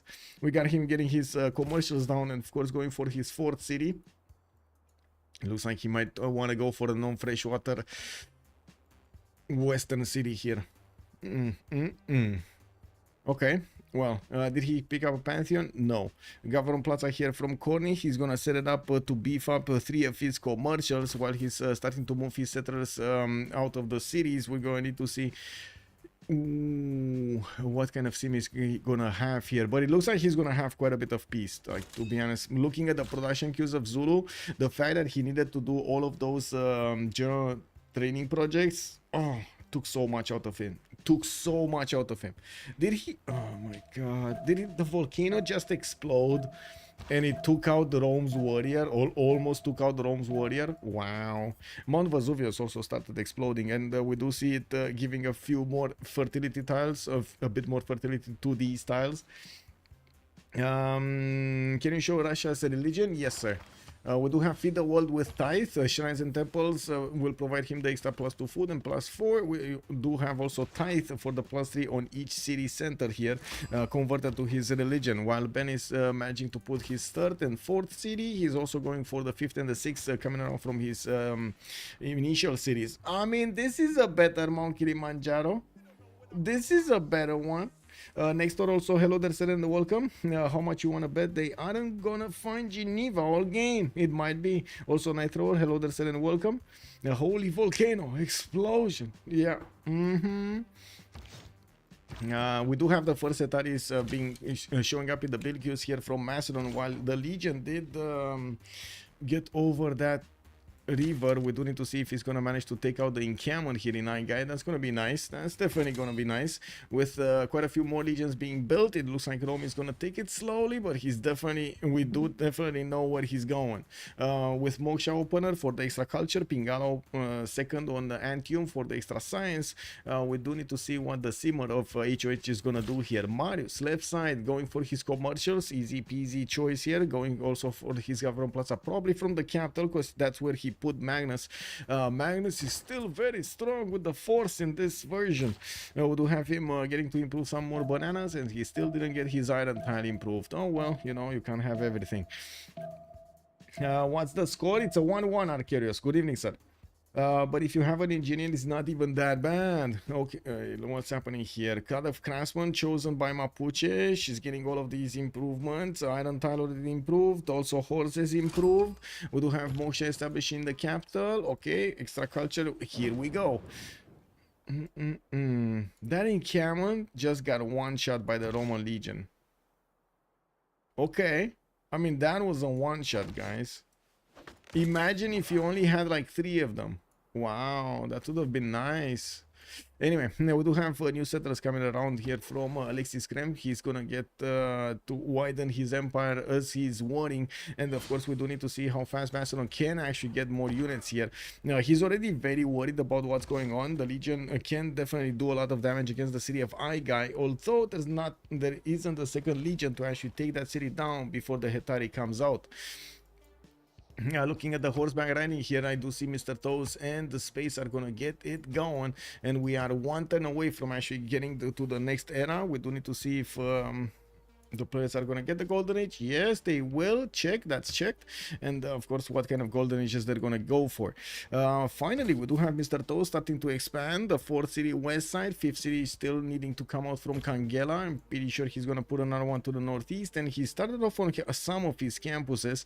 Zulu also did get irrigation and started putting some plantations on his sugar tiles. Sugar and spice and everything nice. Okay, Russia. Any wonders on Russia? No. Okay, we got a government plaza here. He did not improve. I think he chopped his deer tile. Wasn't there a deer tile somewhere around here, or am I just imagining things? Am I remembering the previous spawn? I guess I'm remembering the previous spawn. Anyway, we do have Moscow to the southwest, getting another Lavra. That's only a +2 next to the mountains, not the biggest one, and of course he's gonna get quite a bit of faith from the forest around him. Looking here, yeah, it looks like that warrior just body blocked the Legion. Oh my god, the warrior is gonna get one shot.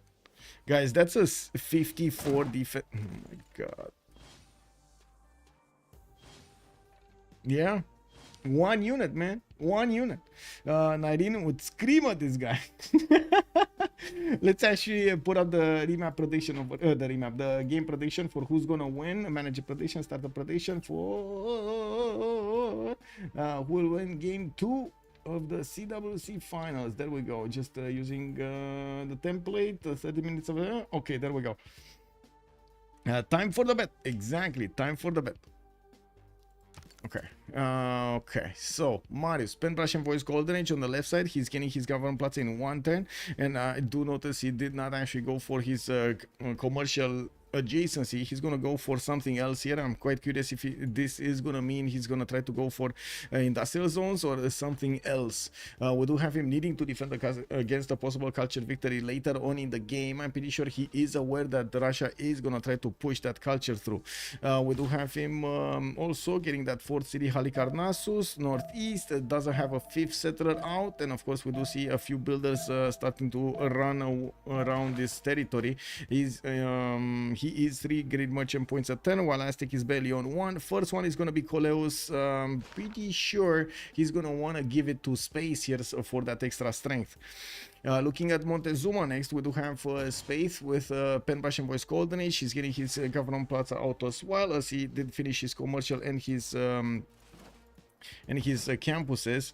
While I do notice Alexis Krempp just keeps on moving his units to the front line. These Setaris did show up and they can do the damage against the legions. There is no more general available for Rome for that legion, and of course that actually is quite problematic. The legion is gonna get experience though for a promotion at some point. Anyway, we'll see if it's gonna die before that promotion or not. This is terrible land to fight in the right style.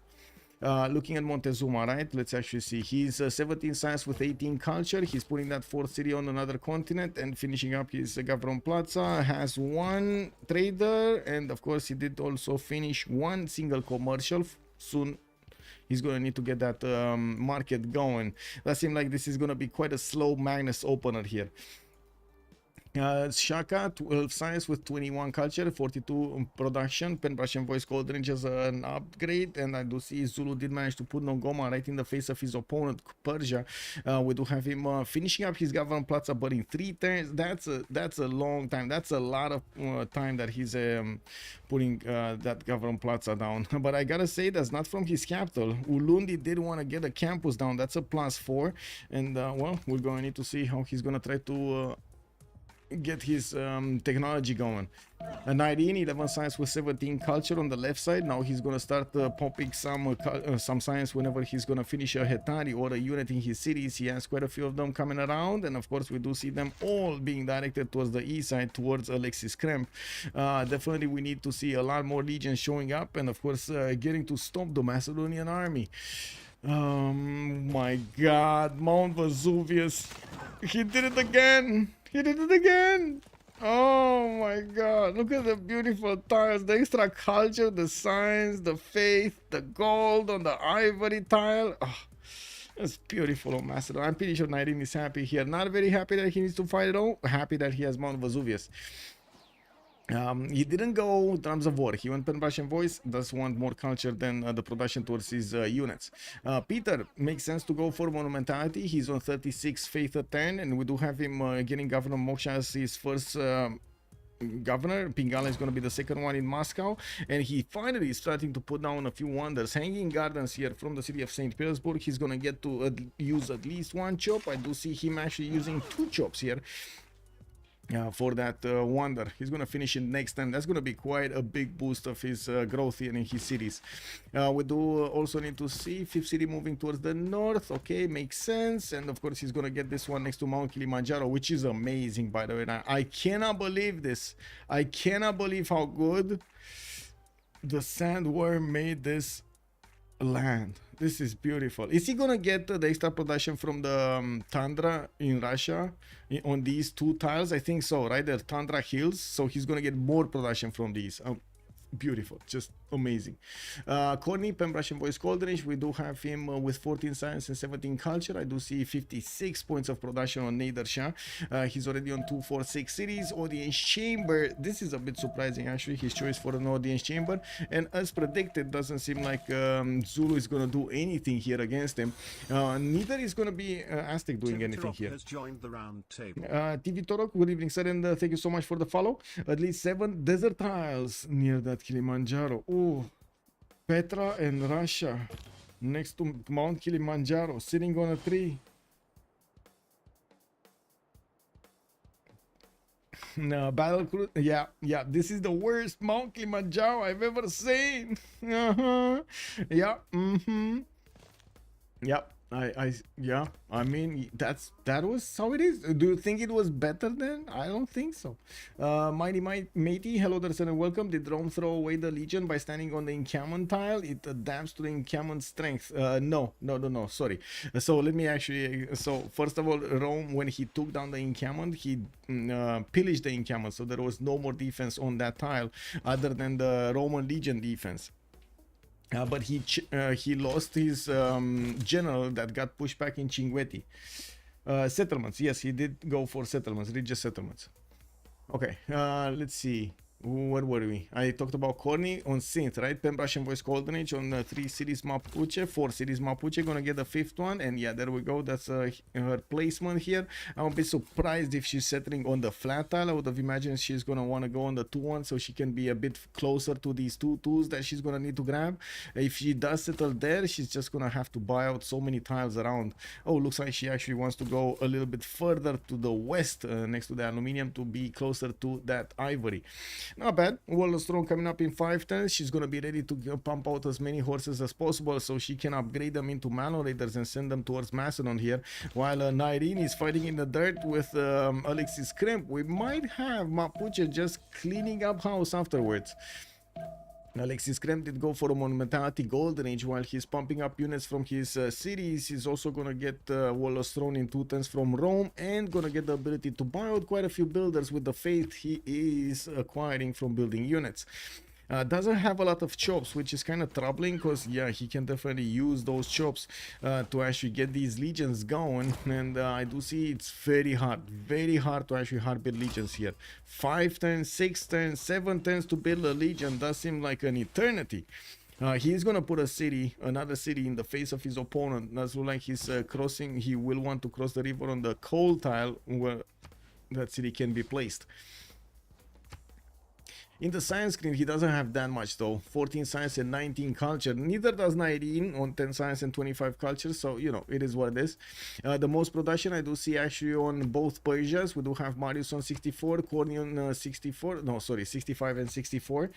Still 4 cities over here from Marius. We do have him finishing up his campuses. He did put a +3 here. And I do see Halikarnassus is going to get his commercial. That's only a +1 or something. Yeah, it's a +1. Susa going to get Pingala. Does seem like also Moksha is establishing a Hamatana, while he does manage to actually get 2 traders around his cities right now. Okay, anything happening here? No, we do have the first horses coming around from Persia going towards the north. He might actually want to take down Buenos Aires, and it might be quite a strategic mistake that Mr.Toes did over here, not actually making units to attack into Persia and allowing Persia to get the defense up. This might come back to haunt him. I would imagine Zulu is going to try to get to his impis or courts, and we're going to need to see which ones is he going to try to go for. What kind of unit composition is Mr.Toes going to want to put against the Persia? What does everybody think here? What does he want to focus on? It was bad at the beginning. Yeah, it was very bad at the beginning, man. No joke. That city could die same turn as it's placed. Let's actually see. It's not gonna get placed. Nyreen is just gonna shift enter on the coal tile. Yeah, there we go. That's the shift enter. Alexis Krempp trying to move away. We got archers coming around here. We'll get some shots, and of course trying to protect the settlers from being taken by these Hetaris. We do have to see. Yeah, there we go. The damage from the Macedonian Hetaris is definitely not strong enough to punch through the legions, but neither do the legions do enough damage. Place it on the general tile. On this one? Okay. Anyway. More legions coming through. Another settler moving to the south of Rome by the looks of it. He did not care at all about the east side. He's just going to leave all of that territory to Persia and focus west to handle Macedon. While we do have Mapuche sending a few units towards the southwest, the horses of Mapuche are going to need the upgrades for from the castle's technology for her Malon Raiders. We do have Synth going for construction in 5, recorder history in 2, and I do see Inkiama training projects to try to get a general here. She did manage to get one encampment training project already, and she just needs a few more points, 40 something, 47 points. Great scientist, nobody picked up Hypatia. We do have Euclid as the next one, and I do see Mapuche did pass it. I would imagine the next ones are gonna want to pass it also. Russia did jump up quite a bit in his population. He did finish Hanging Gardens, and I do see he's starting on his theater squares. Economy will be a bit of a problem, but with tithe he's going to manage to balance it out nicely. He did manage to go for Audience Chamber, and I do see he's going to finish it in one turn. We do have Molavras in the northwest, a lot of chops also in that city center for him to beef it up quickly. We're going to need to see what he's going to use it on. We got some horses also from Argalansk, and the question is, where is he sending them? Where is he gonna send them? He is managing to protect Mount Kilimanjaro here from the pesky Mohenjo Daro archers. Doesn't seem like he's doing much. And I do notice Alexis Krempp is trying to actually go for that general tile there. I'm very curious if Nyreen is gonna try to cut him off and put another unit over there on the sheep tile. Yeah, that's definitely a possibility. Like, he can move all of this line, right? Yeah, 1, 2, 3. Anyway, Basilico Paints, the encampment did get repaired. Still, I do have to point out, Macedon here does only have 3 cities, and he's pumping out Hetaris from all of them. Warlord's Throne in the capital, and of course did manage to improve some more of his resources. Does have a few chops, not a lot, but still will help out with a few free Hetaris here.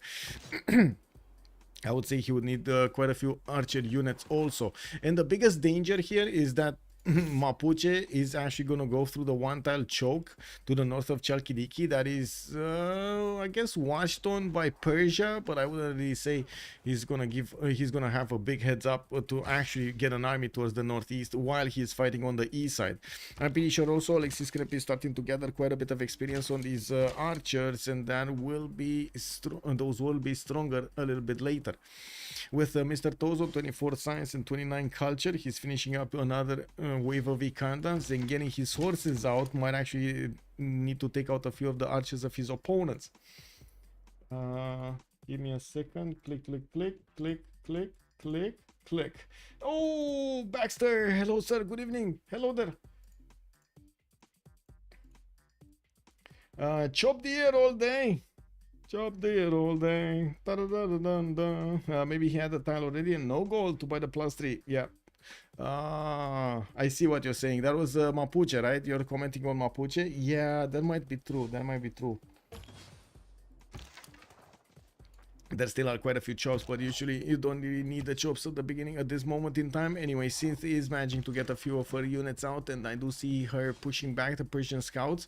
Might even try to take this one down before and of course grab the choke point before she's gonna get the Malon Raiders going. I also noticed these legions are not gonna have an easy time to actually attack into the Hetaris, and if they do attack, this middle one might actually have a bit of an issue.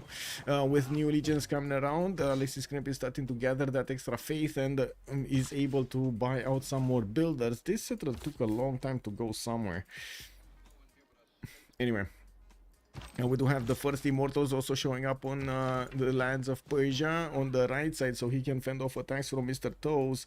Those Mr.Toesian units did not actually manage to take down that archer here that we were talking about. He is plugging in Magnus in the forward city, and I do see New Kanda is gonna finish. Warlord's Throne in 2 turns from Kangela. Now, while horses are coming around, we do have Mr.Toes getting his military training in 2 turns. I do see Audience Chamber, also Montezuma. He did get 2 coastal cities, Xochicalco and Chempoala towards the northeast, while with Audience Chamber he's gonna get more food, more amenities, more housing from each of those cities that have a governor. We're gonna need to see how many governors is he gonna get here. I see 2 of them. I'm pretty sure we're talking about Magnus 3rd and of course Moksha 2nd. While the next one should be Pingala being placed in Teayo.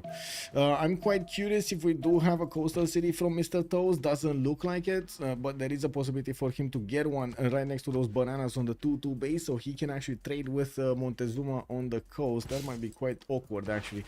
Can he trade on the coast actually right now? Because I think the trader is just gonna say, hey, I'm not gonna go into the water. This is just on land, it's just so much faster.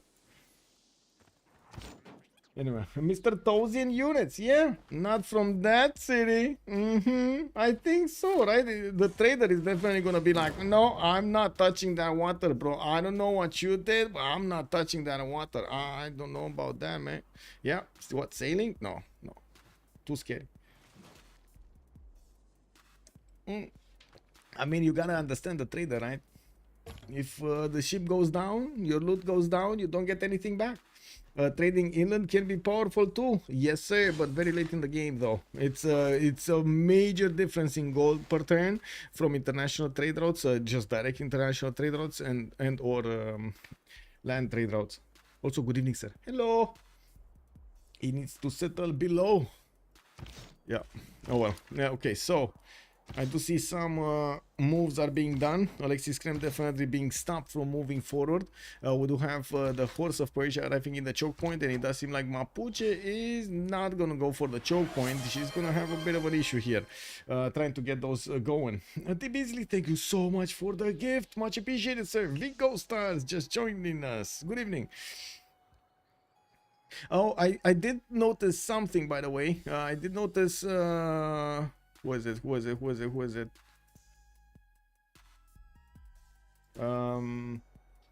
Jessica. Jessica was asking for a sub. Can somebody give the sub to Jessica?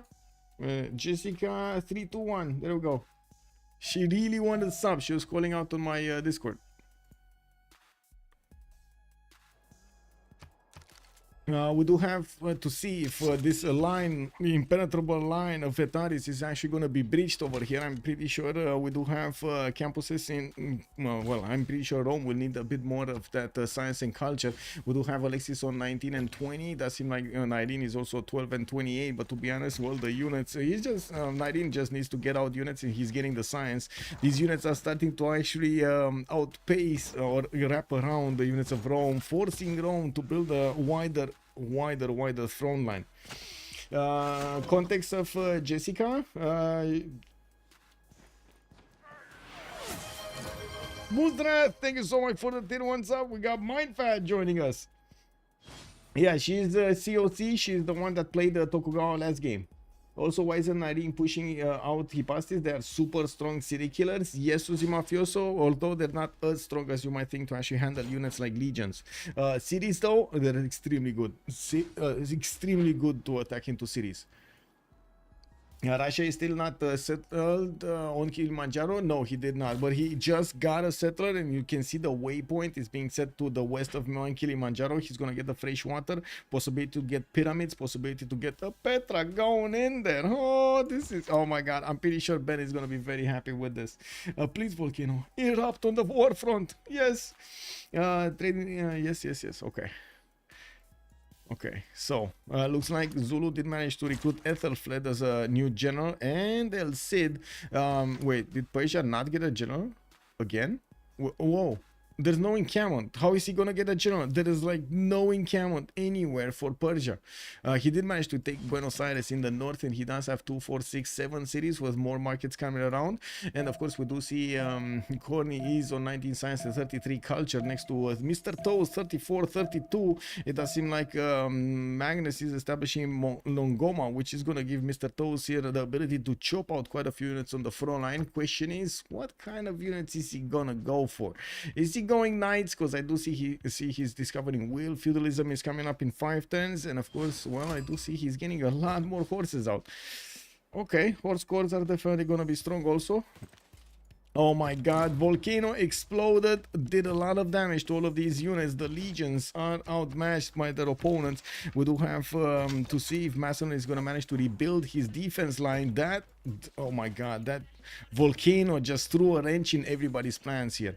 We do have Rome bringing back that settler in the city of Cinquetti. Now he has the opportunity to move it on the front line again. Wow, he lost all 8 generals. Wait, really? Yeah. Kick W, man. Also, let's see, I'm assuming Moksha first, but then what do you Amari trade into city state as commercial civ and go for a moving Magnus Pingala grants us a religious civilization? Wait, What's the typical governor order now? I don't think there is a typical governor order in the new beta. If you're asking about the new beta, Genius, in this game, it's just Magnus probably. Like probably most of the time it's going to be Magnus in the capital. Magnus third into something like Moksha or Pingala second and so on.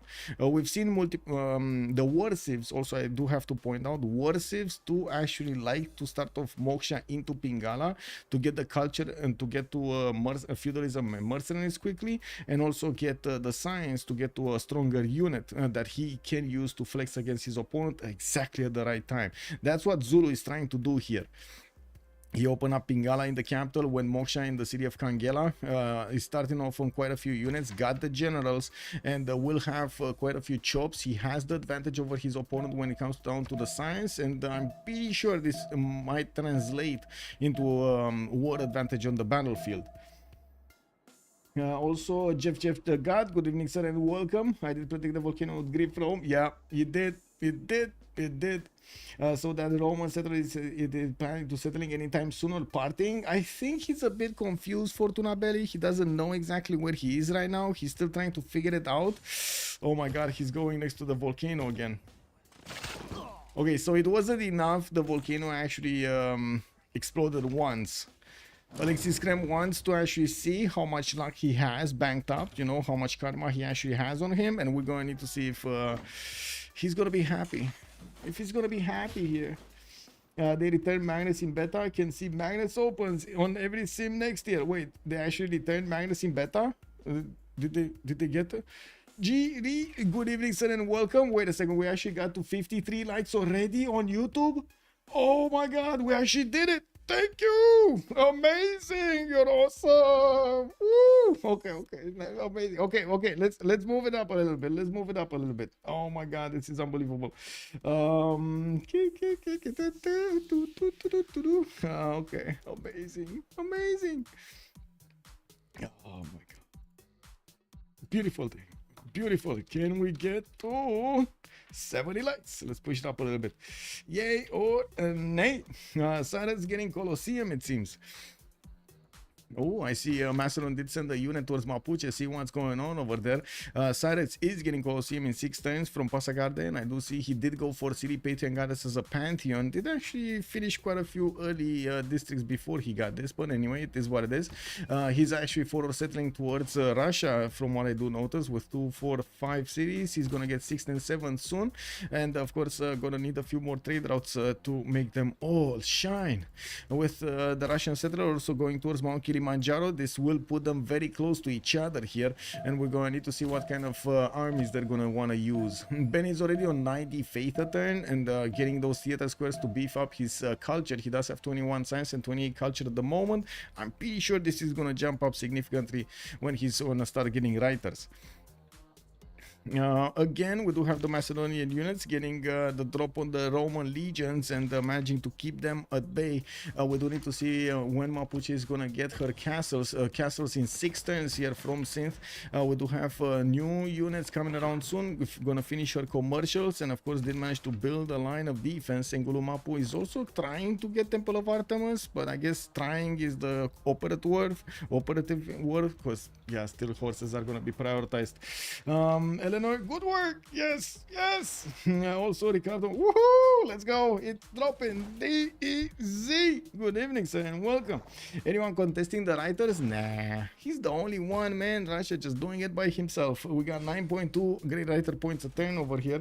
Looks like Russia is gonna be 3.4. Also great artist, and in the musicians we got 3.4 musician points. Still low. Chalco did get placed so far away inside of his opponent's board face. We do have space over here, creating for himself one of those forward operating stations here, bases, and we're gonna need to see if he's gonna manage to, or I should say, staging locations for possible wars. Upcoming wars, since Zulu did manage to upgrade quite a few of his units and is waiting for the feudalism builders to pop out. Now we do need to see how quickly he's gonna also get to mercenaries, so he can start upgrading units if he needs to. And of course, which units is he gonna use? Machinery coming up in 5 turns from Mr.Toes. That gives us an answer. He's and civil service also gonna finish in 4. Macedon is managing to defend Rome. Again, that settler, I don't think he knows where he's going. Like, he might just settle the sheep tile, not gonna lie, he might just settle the sheep tile. Is he gonna settle the sheep tile? No. Oh man, oh man. Oh well, I guess it is what it is. Toes didn't read that Jones area of effect. Every unit has one for the +5. A non-fresh settle would make the best Petra. Non-fresh water settle. Do you think HOH Persia will try to attack Peter to try and stab him? Stop him? Stab him? Stop him? I can't read the last line. Oh my god, YouTube actually... Man, this is unbelievable how YouTube really doesn't want to actually have any kind of feedback. Wow, unbelievable. Okay, so 310's Temple of Artemis here for Mapuche.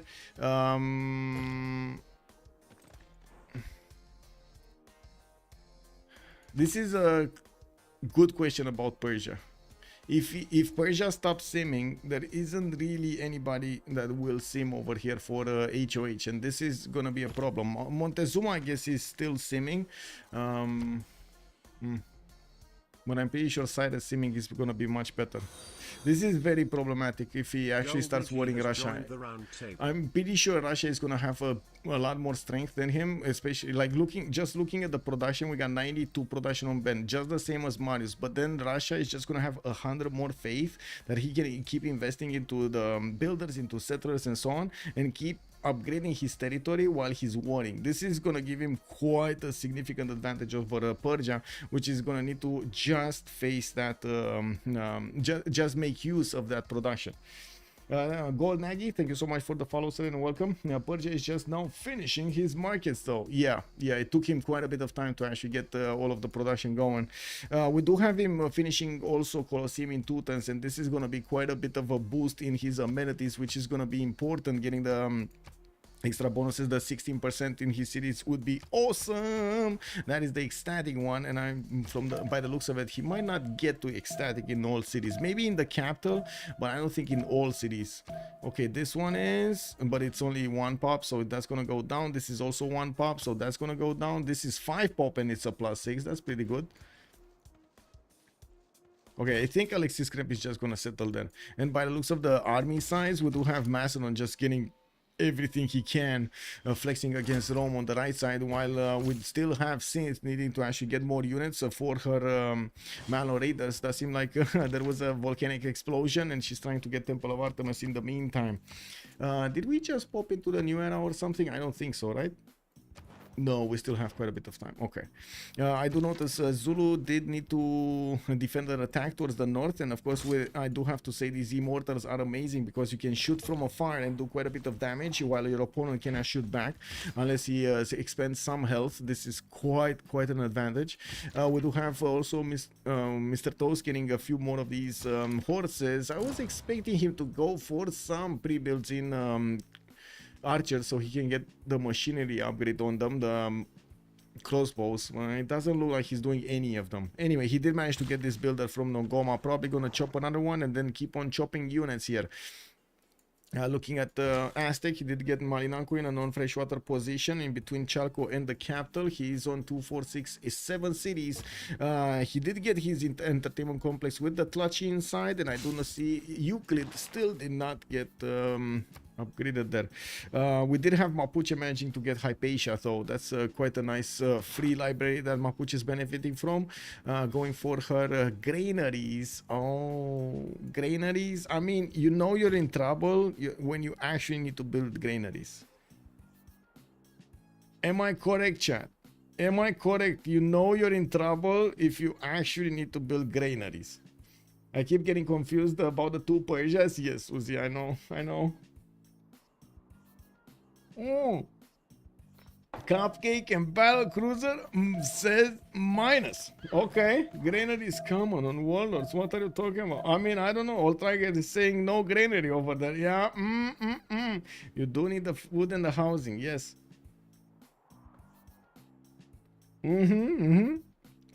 Okay.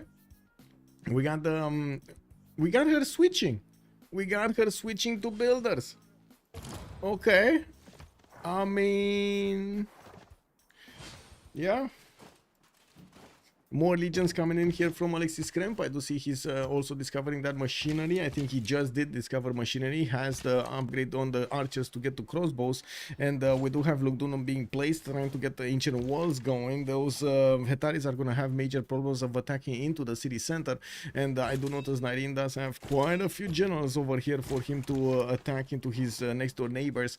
Now, Mapuche does have an extra +5 that he's getting against civilizations in a golden age or heroic age, while Nyreen is already on 56 out of 63. It's quite likely that he's gonna go into a golden next time around. We do need to also take a look here if we do have Khornie managing to do anything about Mr.Toes. Mr.Toes, you know, just happily getting some more units and withstanding the shots of these immortals, allowing them to get the experience points while he's just, you know, casually getting his units out. Getting an army of builders for feudalism bonuses. We do have Synth, also 4 turns away from castles. Mr.Toes is gonna switch towards stirrups. This is one I wanted to see. So wait a second, let me get this straight. He went for a lot of horses and now he's switching to stirrups. Makes perfect sense. We do have Oracle in 21 turns here in the city of Nongoma. I really hope he's not going to finish Oracle. I really hope he's going to get something else. Also, a chat on YouTube is saying, I like building a granary in my capital early, to be honest. Unless bunch of wheat tiles. Yeah, I mean, 2 wheat tiles or 2 farms improved. Boom, granary. Basically, I think he placed Oracle just for the road. Where was Oracle and what did he do? Here, okay. I mean, you say he did it, but he's actually, as you can see over here, he's actually building it for 1 turn. Oh well. We do have him with quite a few units being sent towards La Venta, which is going to be taken out by the looks of it. We don't have La Venta with a classical unit, only one of these heavy chariots there. While I do see 4 horses from Zulu are angry looking at that city-state. We do have also the Persian immortals that will have a say into this, so I'm actually quite curious what is he gonna do with it. Finally, Khornie did manage to get a few more of his traders, and I do notice he's starting to shoot that horse. That horse is, I mean, can go down, but I don't think he's gonna go down. I don't think he's gonna full dedicate. Coleus did get picked up by space. He did manage to get his possible +1 there. And looking at what's going on, let's actually take a look. 11, no, okay. Well, more theater squares coming around from space. Ooh, we might have a contender for Russia. While Russia did manage to take over Vilnius, he did settle Yaroslav to the south of Smolensk, and of course Novgorod is just an awesome city. A bit, you know, a bit low in population. I'm pretty sure the housing there is a problem. We do need to Lavra with the feeder wall going inside there, so he can actually get everything going. With the writers also coming around, 14 great writer points a turn. Does seem like he's gonna have a significant advantage over everybody when it comes to recruiting the 35 science, 58 culture, on 120 faith a turn. Mariusbw is 46 science with 55 culture, and we do have him starting to get heavy chariots out. We do need to see how quickly is he going to want to get those heavy chariots towards his opponent's cities. While yes, Ispahan did get settled right in the face of Russia, Ben does have visibility over that city with the scout of Mapuche, and he's also deploying one of his archers to see what's going on there. In the lands of Macedon, we do have the Hetaris managing to get one of the legions that I don't know how he did manage to get it there, but it looks like Alexis Krempp might actually lose the city of Lugdunum as fast as he placed it. Actually, I think it's a lot faster than he placed it. He took like what, 20 turns to place that city? Ooh. Can you check the science total? I'm curious how Nyreen science total. Yes, we got the Nyreen on 380 science. It was a nice Persian Petra. Yeah. It was overlooking the sun in the morning. That is a city being taken, and it looks like Macedon, even against all odds, against Rome's biggest legions and level 2 crossbows, did manage to take that city down. Did not let Alexis Krempp have that ability to just punish him. Mapuche, by the way, still did not get her Malon Raiders. We are coming closer to the next golden age, and I do see Alexis Krempp just keeps on eating these Hetaris while the production has stopped in Macedonian territory. We do have him getting a wave of builders, and in the city of Pella, finally another Hetari is gonna pop out next turn. More of these crossbows are getting built and sent to the west side. La Venta has been taken out. Mr.Toes will have that city center. Looks like he did actually stop from building Oracle, and he's going to use his builders to chop something else here. We do have quite an army of builders available for him to keep on getting bonuses from. There is a possibility for Zulu to get going into the lands of Rome if he wants to. These units will require a bit of time to actually recover their health, but yeah, that's quite a problem if he actually manages to get them in here. We do have heavy chariots also coming around from space, not a lot of them. I do see only one in the city of Tenochtitlan, and of course a boat from Xochicalco. I would imagine he's going for the era score as quickly as possible, and I do see space is 53 out of 62. We do have Russia already over the threshold of getting a golden age. Pen is 68, 64. I do see also Synth gonna be 7 points off from getting a golden age. While she is getting pushed, she's not getting pushed that hard, and of course with the line of units that she did already keep on that side for quite some time, nobody's actually coming through there. The crossbow, the level 2 crossbows of Rome though, are gonna eat through the Hetari's defenses very quickly, and this is gonna cause an issue. We do need to see if he's gonna manage to upgrade all of the other archers and keep on going to take out these Macedonian units. With only 3 cities, Macedon might have a big problem when it comes to resupplying his front line with units, and of course with Julius Caesar benefiting from 2 extra cities, it will have the advantage here. I think he will have the advantage. Are we gonna see Malons on Persia from Synth? I mean, I was thinking about that, but I don't think so. I don't think Synth is gonna do much there. What is she doing? Okay, horses on the right side. She's friendly with other Persia, with Khornie on the right side, right? I think they're playing even from the same room or something. Anyway, we got theater squares here, new theater squares from space. Ceviche is moving west side, nothing's happening. Okay, Russia still doesn't have units, and I do want to see how quickly is he gonna get to the next tier government. Divine Right coming out next turn. Divine Right coming out next turn for Bern will mean that he's gonna get access to the Grandmaster Chapel, the GMC in his government plaza, to build, and I'm pretty sure he's gonna build it quickly here in St. Petersburg. 28 production. Okay, it's not that quickly, but it's not that slow either. You know, with visibility over Isfahan, and of course he knows about Persia's military strength. It's only on 230. He's not that worried at the moment. He might get worried a bit later though. We do have also Mapuche with the possibility to take over Muscat. She's going to receive a bit of support from Ben to try to take that city down. Macedon barely has any range units on the front. That will be a problem. Yes, Eleanor. Yes, ma'am. That will be a problem. Massive problem. What government plaza building Russia went to? I think it's audience chamber first. Yeah, audience chamber in the city of St. Petersburg. And I do see a wild blizzard showing up in Kazan, just, you know, trying to have a party over here and increasing the fertility of those tiles. At the moment, the biggest science in the game is on Marius, 49. I do see 62 culture also. In the production queues, it seems like Ben is just keeping up ahead of his opponents. Khornie does have 133 of his own, while space is on 100. Mr.Toes is only on 72. We do have Mr.Toes starting on his crossbow on cores, which are going to be very strong units attacking into Khornie's units here. Although I'm pretty sure we're going to start seeing men-at-arms quite quickly. The crossbow on cores should do enough damage against those men-at-arms also. And knight cores should be more than strong enough to pass through them. Of course, pikemen would be the correct unit of choice to defend against knights, although crossbows kind of eat the pikemen. Earth Goddess Russia, yes sir. No Macedon might need to an escape settler. Yes, can give the team cities if you never settle them. That's so true in dropping the easy. That is a defensive measure, you know. Yeah.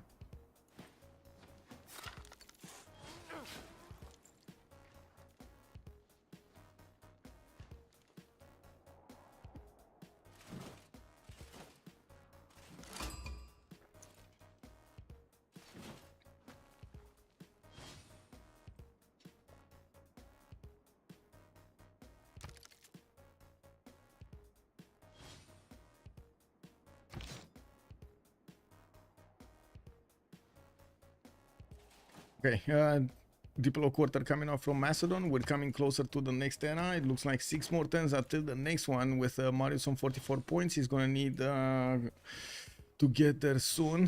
Space 58-62, 4 more points. I do see Mr.Toes is gonna be 45-55. Nyreen is gonna be 61-63. Needs 2 more points. Well, Mr.Toes is gonna need 10. Ben did get over it. Khornie is gonna, well, he's kind of going Dark Age here. Interesting. Trying to get the Temenaki from Gordian. We do have him getting a new wave of builders going. I'm pretty sure that feudalism builders going.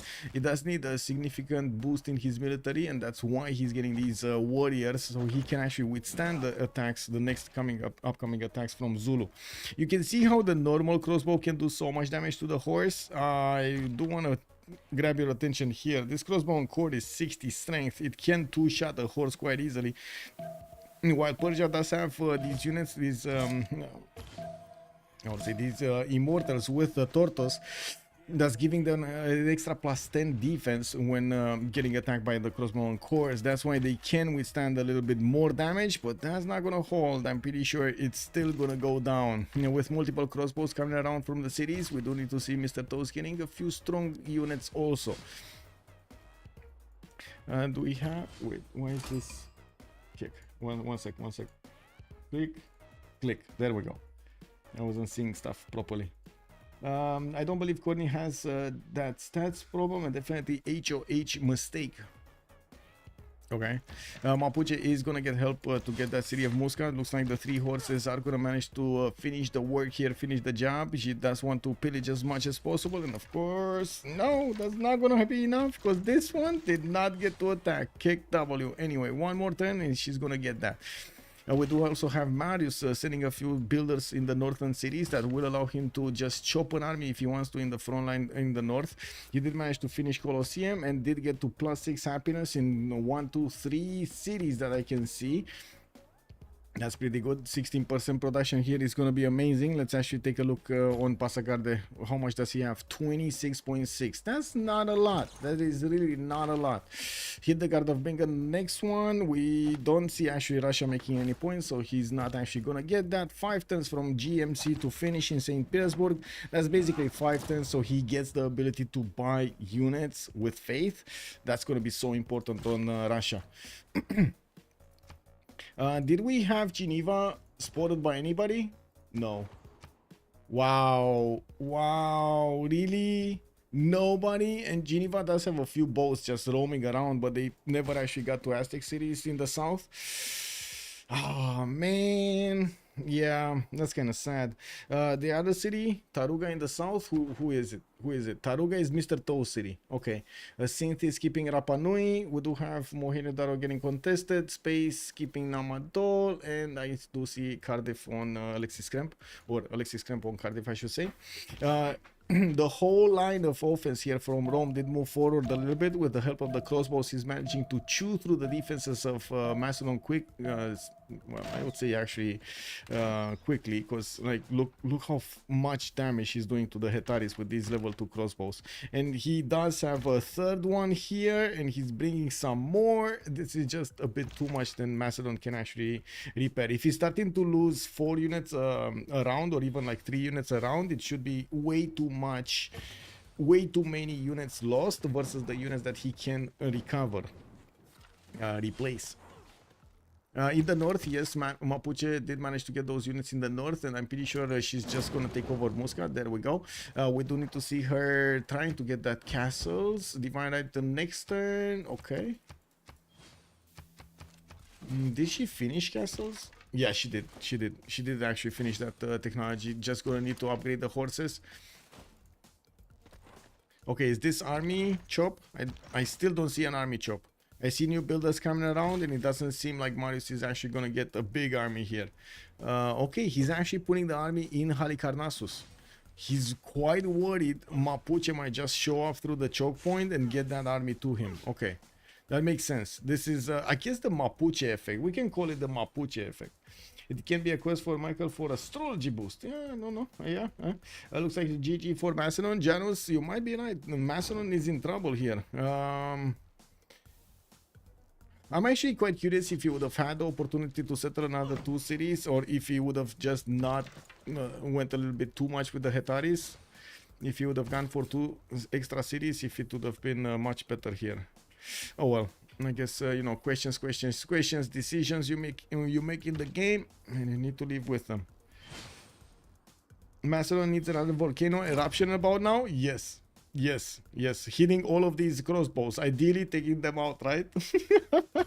How many theaters on Russia? Hello, quitting. Good evening, sir, and welcome. We got 1, 2, 3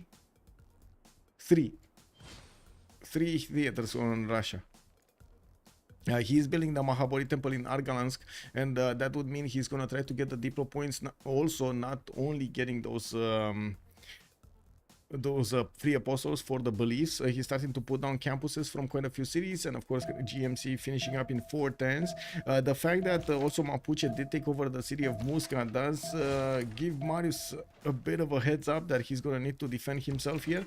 Not only put off an attack against Russia, which definitely would have been weak at this point in time. If only these knights would have actually gone directly to Novgorod, oh, this would have been a totally different game. But I'm pretty sure the players are, you know, taking the risk that they can.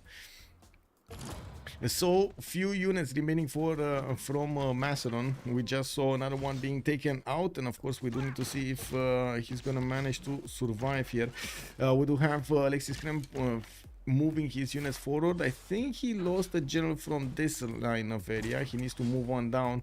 Or wait, does he only have a single general? He only has a single general. Where is the second general? There is no second general. Okay, I mean, that's a problem. That is a significant problem. Okay, let's see what's going on here. Meta times upgraded. Persia, we do have him getting the Great Bath, and yes, Mr.Toes already has 1, 2, 3, 4, 5, 6 of these crossbowman cores. The crossbowman cores, you can see they still are doing against the meta times. Wait, that's just enough damage as they were doing against the immortals. As in, these meta times are just as strong as the immortals were. Mario stats are 100% Macedon. Yeah. Well, the writer, yeah, the writers are on Russia. All of them. We did have a few others. Aztec trying to build those theater squares, but he only has like 18. Well, he just got a project, right? So he just got a one. Okay. And I do see he's getting Great Bath. Was a Great Bath being built here? He was trying to. We did have theater square in Gordian. Wait, did I miss that? Maybe I missed it. Give me a second. Maybe I didn't actually get to see Great Bath there. I want to double check. No. Oh well. We do have more theater squares coming up on the defense of the culture here on Aztec, with another 2 that are going to finish in the next 4 turns. He's getting the projects from Tayo and will get the religion from that city center also. I'm quite curious what is he going to choose to get. We got 2, 4, 6, 8, 10 cities for Russia. While he did get those units in the south, he's seeing the Persian horse trying to get to him. Not that worried yet. Those are not knights, and of course the horses can be defended quite easily. With GMC finishing up next turn, he's gonna start buying up units in Novgorod quite easily. This is gonna be a problem for Khornie. We do have Mr.Toesian crossbows starting to move forward, and they will get to shoot these meta times from afar, while Persia is not gonna get to counterattack that easily. Mr.Toes is also gonna upgrade those units in the south and is working on printing in 4 turns. Khornie gonna get also his machinery, but well, I mean, he does have he still needs a lot of things. In the goal per turn, we do have, I would say, a balanced approach here between the two teams. Ben is on 8, we got Khornie on 69, Cynthia is on 19, Alexis Krempp on 13, while Marius on the other side on HOH is 35. We got Space on 45, Mr.Toes on -7, and Nyreen on 13. Elephant Guy, hello there, sir, and good evening. We do have a party of 24 joining us. Welcome, everybody. Second game, COC going against HOH in the CWC Finals, Season 9. We do have a tie right now. Is HOH or COC gonna manage to get this win, or what's gonna happen here? I'm pretty sure it's not gonna be a tie. That's not gonna happen. Also, is water worthiness disabled in these matches? No, no. The water worthiness still works. Very, very much so, actually. Yeah, very much so. You should see the water worthiness on Gandhi. That's one of the reasons everybody's staying away from warring Gandhi. Oh my god, man. We do have the Hetari taking quite a bit of a beating here. Macedon did manage to get to the night technology to stirrups, and I do see a few units from Persia also arriving in the choke point so they can keep the Malo Raiders away. We do have units from Marius getting chopped and upgraded in the north in Ispahan, while I do notice Mapuche did upgrade her Malo Raiders from Muscat and send them to defend the Russian city of Novgorod, where we do see, by the way, Russia getting all of these libraries going for the extra science. Already 55 and 109, 204 production. Ben is running away with stats here. 204 production, 117 faith a turn, while Marius is on 169 points of production. He only has 6 faith. That is so much more on Russia here on Ben. We do have Mapuche sending a few units towards the east side, and it looks like Space did manage to get a semicircular vision. He's gonna have visibility on this detail to see the Malo Raider walk through. The question is he gonna have enough units to stop it from actually getting into the trader line and into the mine line? With Great Bath finishing up next turn, we're going to need to see if we do have more units here from Rome being sent on the front line, even though I do notice the crossbow line with the legions in the front do manage to chew through the remaining Macedonian defenders quite quickly. This is also going to happen here. A bit surprising that Zulu is still wanting to use a Horseman Corps instead of Knight Corps or something, but I guess we do see the new Knight Corps, the shiny new Knight Corps making their appearance felt from his cities. Now we do have so many crossbows here, so many crossbows. This is incredible. I went to vacation in Mount Kilimanjaro in Novgorod. Wait, really? Okay, okay. Russia is too OP, man. Even after a billion needs for billion, you mean nerfs from base game, Lavra is just so strong. Yeah, yeah. I wouldn't really say it's just the Lavra. It's just the whole tempo is very, very good on Russia.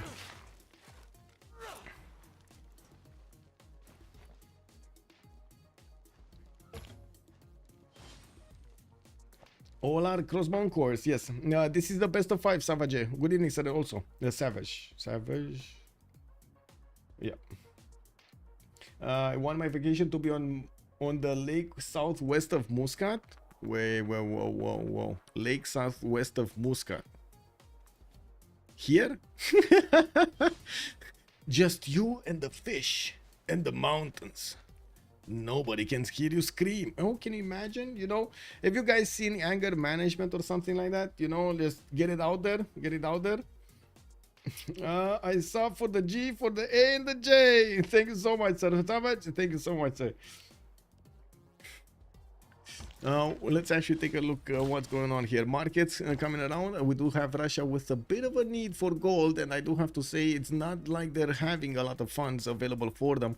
Talking about more hard building than actually upgrading and or promoting here.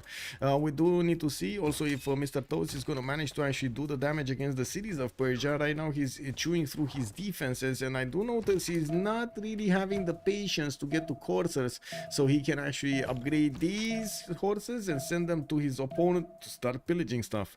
The horses are actually gonna get discovered by Alexis Krempp archer if they're not gonna go through the south. And well, we do see there is a way, a highway that he will get to Aquilea extremely quickly. That's like, wait, that's 4, 1, 2, and 3 to start attacking into Aquilea 3 times. Now, while Mr.Toes is also banging on the doorstep of Khornie, he's keeping the attention on him over here on the right side. We do have also Persia getting all of that army military towards the north of Ispahan. He's not seeing yet the Mapuche units that are going to attack Mohenjo-Daro by the looks of it, while Ben did position his horses in the city of Novgorod. We're going to need to see how quickly he can get the gold to upgrade them into the next tier units, the courses.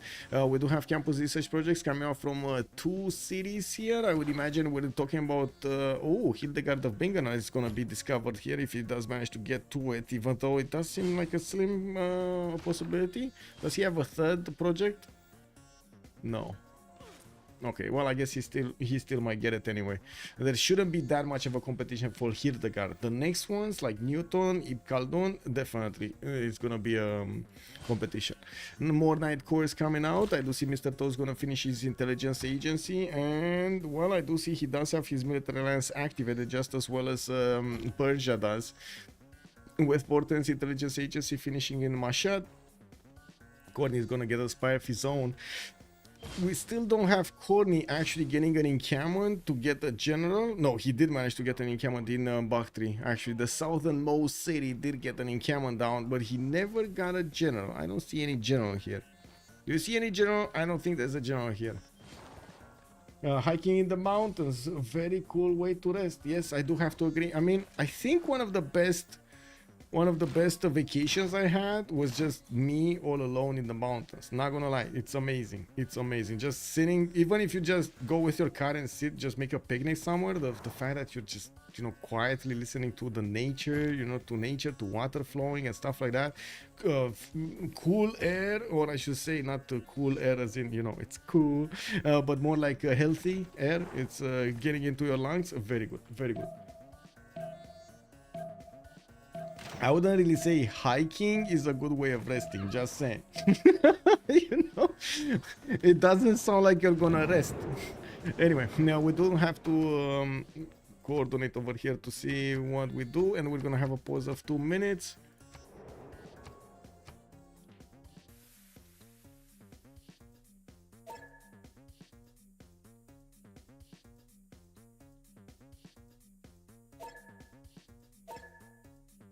Okay, 2 minutes is a pause, and we're coming back. And we got to 72 likes. Woo! Nice, amazing. Woohoo!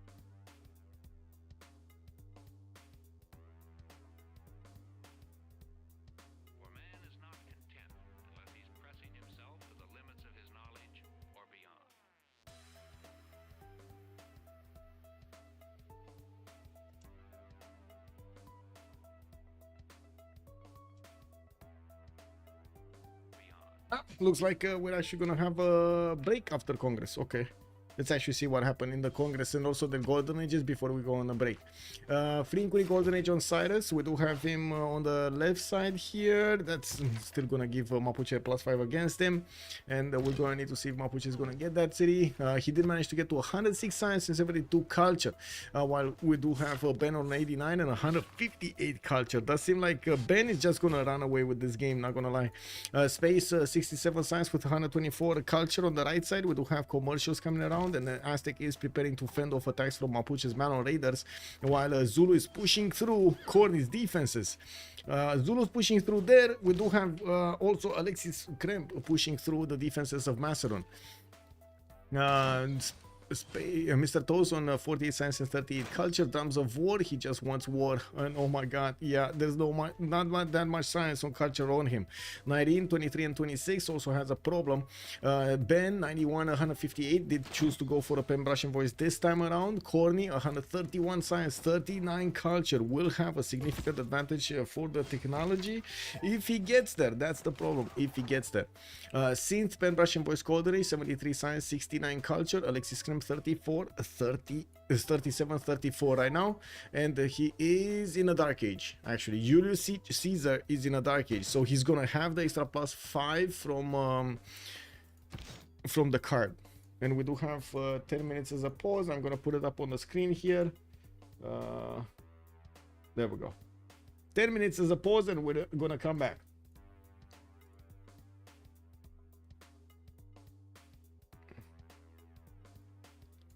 Okay. Oh, in the meantime, I do want to point out that we're going to have, let me actually put it up on the screen here. We're going to have a competition.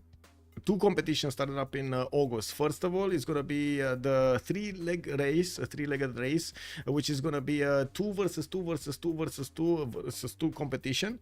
That's going to be split into 2 games on the 17th of August and 24th of August. Let me actually open the screen so you can see.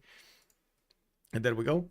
We will have also $50 for the first place, $10 for the most value team in both games. Registration deadline is on 16th of August, and I do see quite a few people extra up over here for the registration. Oh my god, I love it, I love it, I love it. We do have also, by the way, guys, Sarah from Firaxis joined us in CPL. Can you imagine that? Sarah actually joined the multiplayer community. We gotta clap on that. I think that is awesome. At this point, that is awesome. Unbelievable. I was actually quite curious how she did end up on Civ over there. Anyway, I'm not gonna make the difference immediately obvious, but yeah. Better netcode. Yeah, that's all we want. I mean, look. If the visibility, I'm just gonna give it out straight, right? If you're talking about making an announcement on Civ, just gonna give you a bit of an idea of the difference between the two servers. Civ, right? Guys, is everybody watching? Let's see Civ. What's happening on Civ? A lot of rules. Check this out. A lot of rules. Yes, a lot of them. Like some rules. Yeah. A lot of discussions. A total of 0 games. 0 games. If I move to CPL, what we did in CPL in the last 2 years, look at us go. Look at us go. These are players waiting for a game. These are players waiting for a game. These are players playing 1, 2, 3, 4, 5, 6, 7, 8, 9, 10 games, 11 games right now in the server. It's just, I don't know, man. Why would you be there, right? Anyway, coming back in just a few minutes.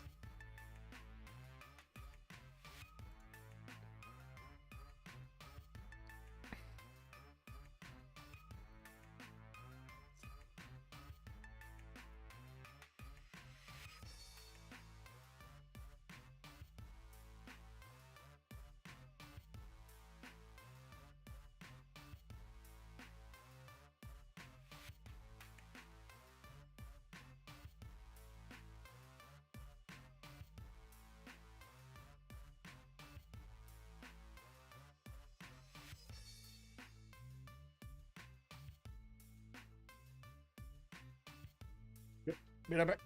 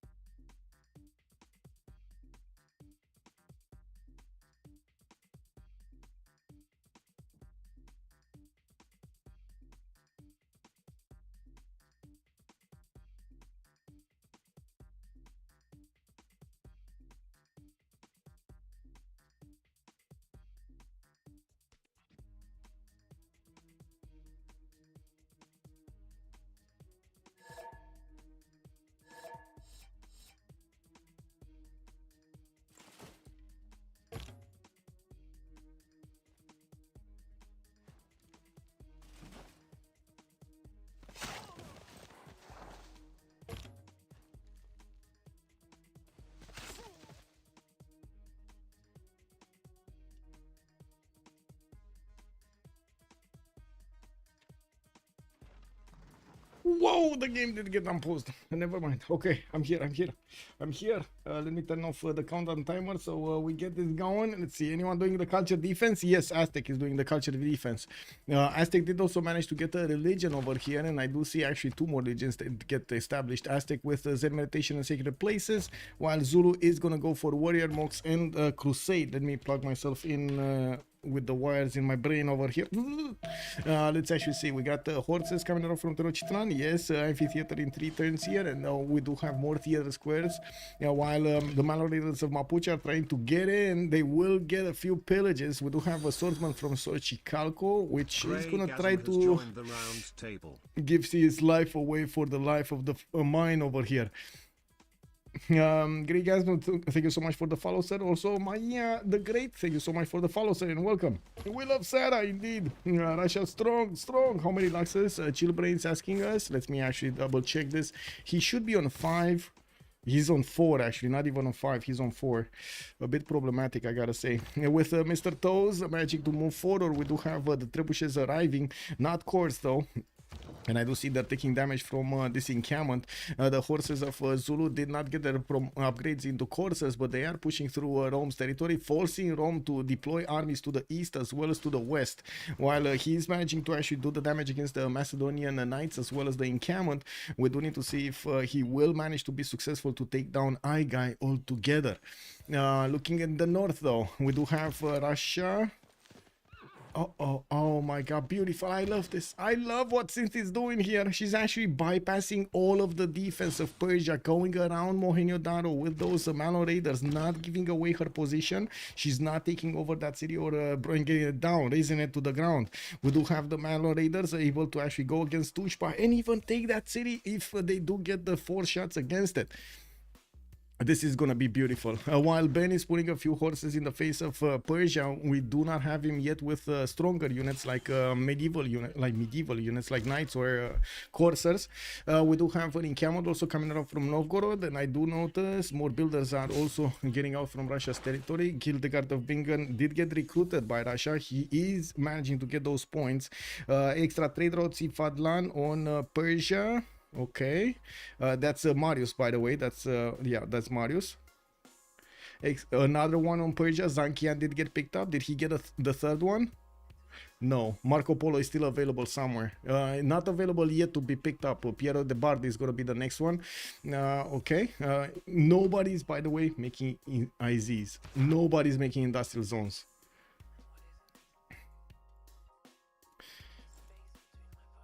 Is Mario seeing the Malons? No, he doesn't know.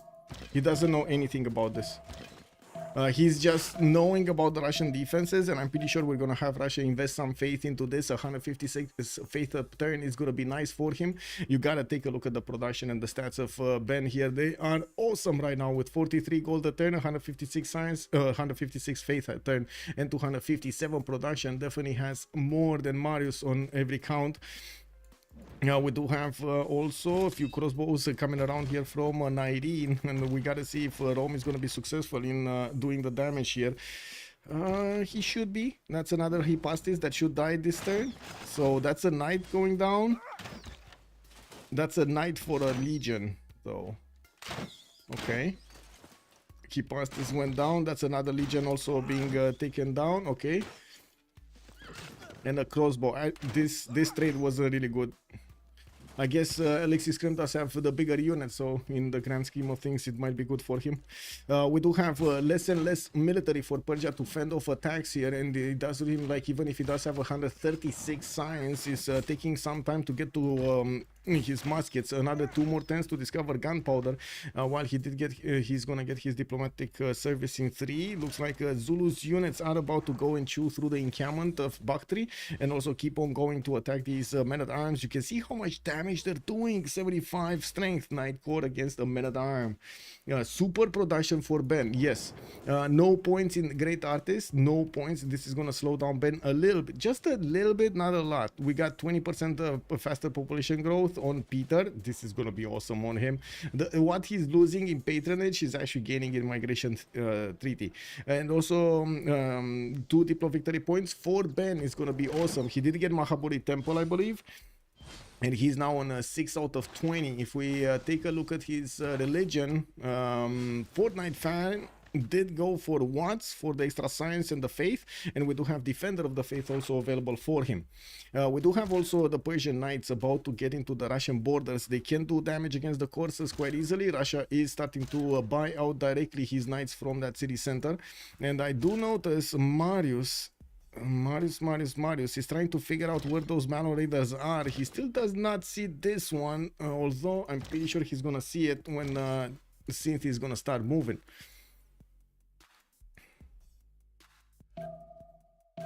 Okay, nothing much happening here. This is a major problem. With the crossbowman corps doing so much damage to the men-at-arms, Zulu getting close up and personal with the city of Bakhtri before Persia has the opportunity to upgrade these men-at-arms into muskets. And even if he does, I do want to point out these Knight corps with the support of the crossbowman corps should be strong enough to deal the damage against muskets as well as these men-at-arms.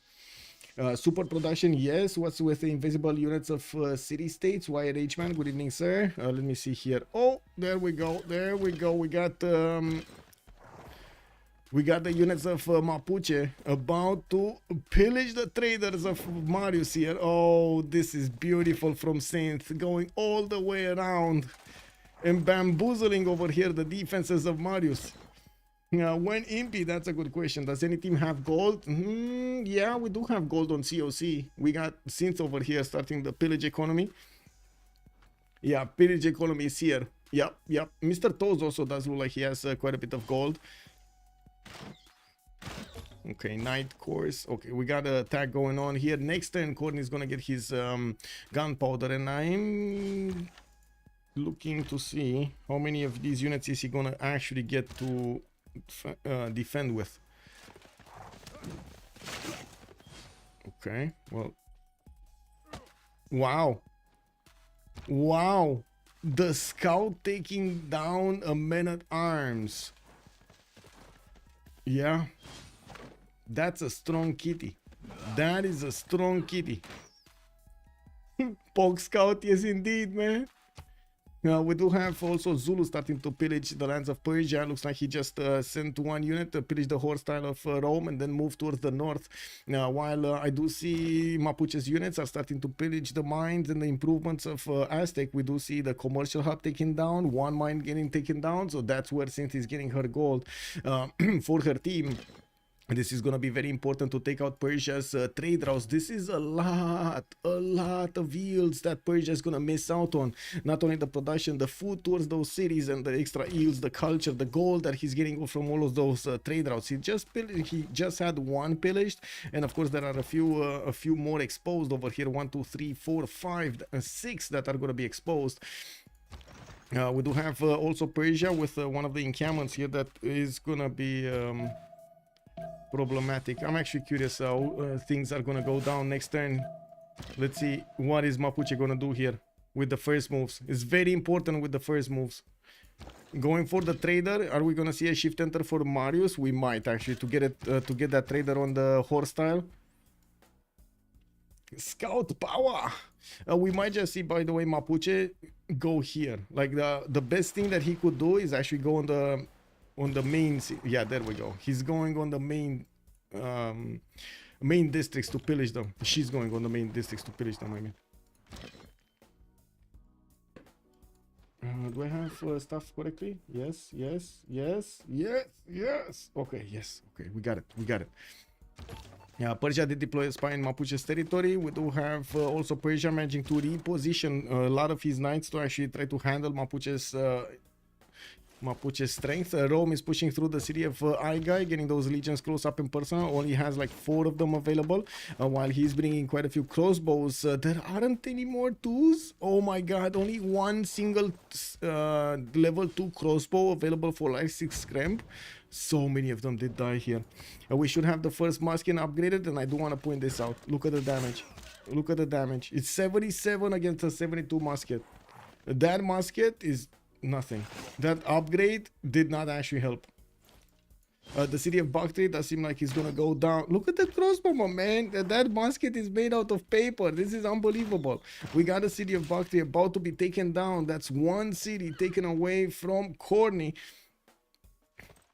And we gotta see if Russia is actually gonna show up on the front line with some form of units, because it does seem like Zulu is overwhelming the Persian defenses. It is just a matter of time. Whoa, Cynthia actually disconnected. Did she drag all of us down?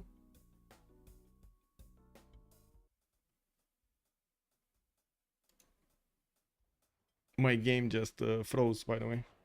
Kick. Yeah, she kind of dragged all of us down. Anonymous gifter showing up with 10 gifted subs. Oh my god, thank you so much, Anonymous gifter. Much appreciated, sir. Thank you. Yeah, game just effed up. Oh well, let me restart it quickly.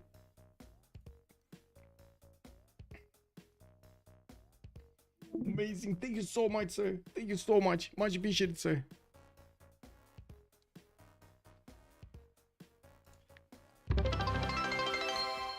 Uzdrath, also thank you so much for the 100 biddies. Zulu just swipes Persia, then we see Kyosum Gunanab and Meinher. Yes, we should. We need to see how this is gonna go there after Persia. Is it gonna be Rome after Persia? Is it gonna be Russia managing to come back on the front line there and doing the counter, trying to get back?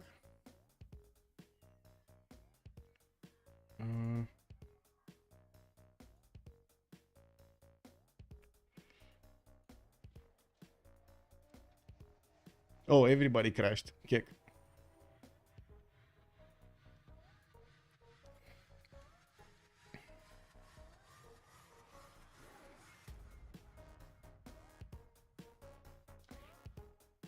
You're just waiting for the lobby.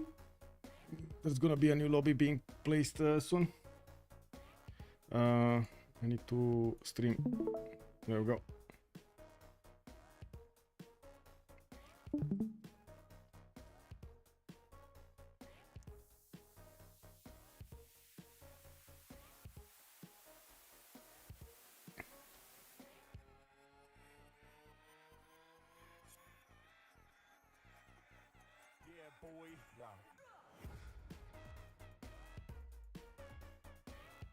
Just following the conversation here to see how things are going.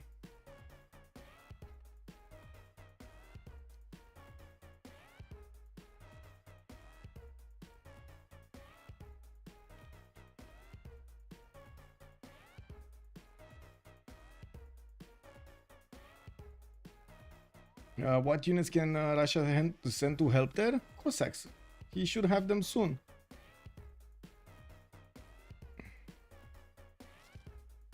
It's a big question if he can actually do any kind of attack. Get big then kill? Yeah. Well, he's kind of getting big, right? He's already getting big. Wait, is he? No. Okay, this is a relobby. Yeah. Just waiting for everybody to join so I can rejoin to get to fix the 0 MS.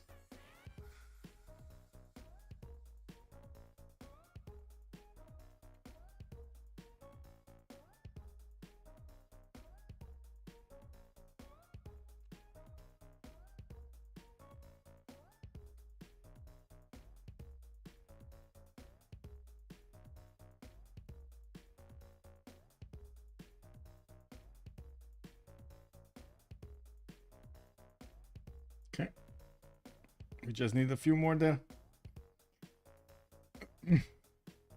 I do have to point out Julius Caesar doesn't have that many stats either. He's getting some units on the right side, but you've seen what happens with those men-at-arms, and he does have quite a few men-at-arms being hard built over here. If he's going to use them for the defense, he's not going to get that far against Zulu. Zulu will still need quite a few turns, like 15 turns to probably chew through all of the cities of Persia, until Persia is not going to have that much strength, and that's why I'm questioning if Peter is going to want to get some Cossacks to fend off attacks there to try to bring back, because otherwise, if Russia is not going to do that, we might actually see him also taking quite a bit of damage from Montezuma and Zulu combined. Zulu doesn't have stats either. He's going to get the territory of Persia, and that will give him a bit of a boost. Not that much though, not that much. Okay, let's rejoin really quickly to fix the 0 MS.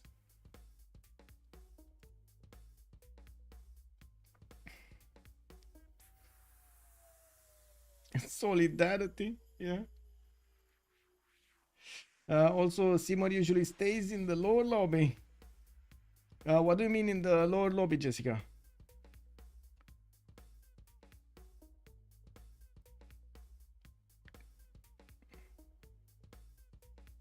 Okay, we just need Nyreen to rejoin. We should be fine.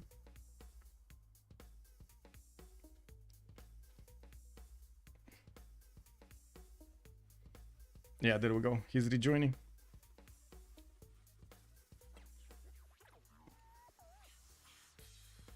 Hey, oh my god, we're actually getting to 80. We got to 80 likes on this game. Oh my, oh my. Oh my, oh my. We actually did it, chat. We did it. In this screen, Caesar and Alex on the very top. Yeah, they gave him as much as priority as possible on Alexis Krempp. I was a bit surprised. I was thinking that Peter might get it, but he really wanted to get those generals. And he did manage to actually get one because of that priority. So I can't really say it wasn't worth it to put him up there. Yeah. Peter and Persia at the bottom. Yeah, well, I mean, this was kind of the war lobby. That's why they put the Simmers at the bottom, because it was a war lobby. Usually we see the Simmers trying to get a little bit more advantage.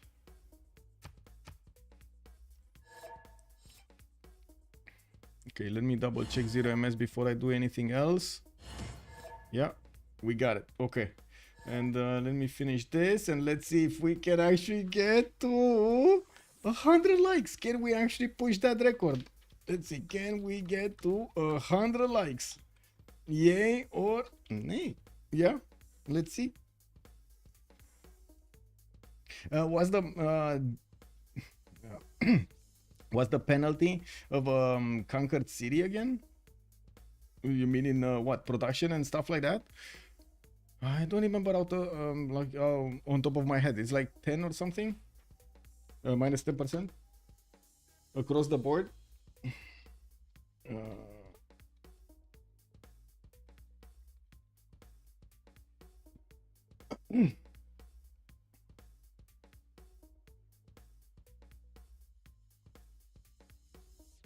Minus 50. Oh, look at that. Minus 50 production is Mozart saying.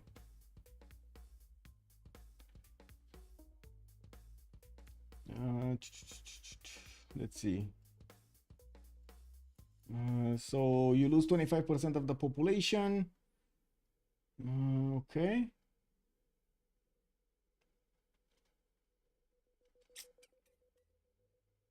The city shall yield 50% as long as it is not ceded and remains in the captured status. Yield shall be further reduced to 25 if its loyalty is below the 75%. Okay. Currently, the captured status makes a little sense, only granting you 5 loyalty per the garrison. Okay. Yeah. No, it's 25% minus 25% pop, and then it's minus 50% production. Yeah, you're right. You were right the first time.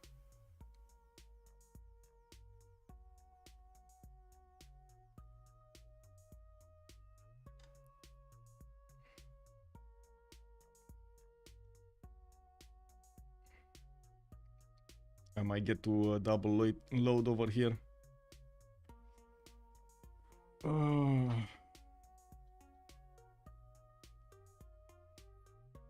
I need to wait for Synth to rejoin.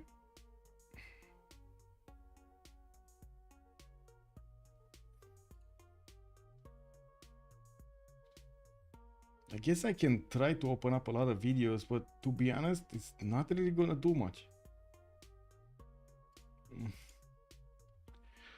This Zulu push is what happens when the Zulu player doesn't listen to dummies who keep claiming that Impi is a good unit and attacks with night cores instead. Yeah, true, true. I mean, to be honest, the army composition over there of his opponent was just anti-Impi anyway. Like, he was defending with men at arms and of course did upgrade to muskets. Impis wouldn't have done that much anyway.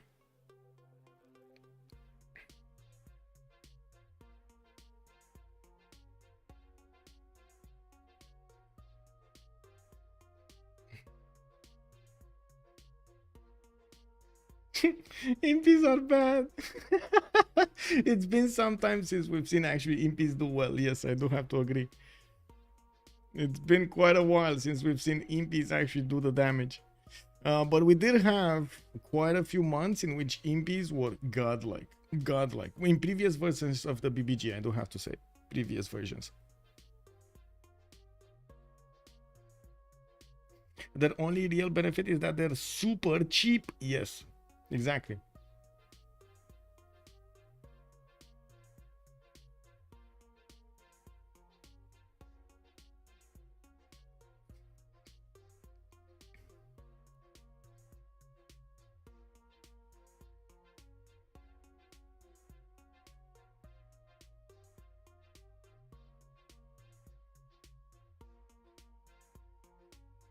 Well, looks like there are some problems with Steam on one of our players. And looks like they're gonna do same moves or try the same because the turn was not over, right? They drop like in the beginning.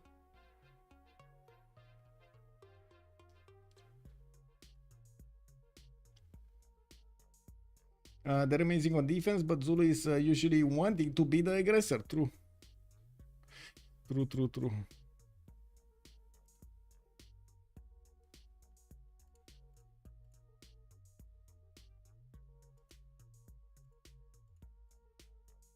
You want the simmer in higher load order. Yep. Sometimes, yes.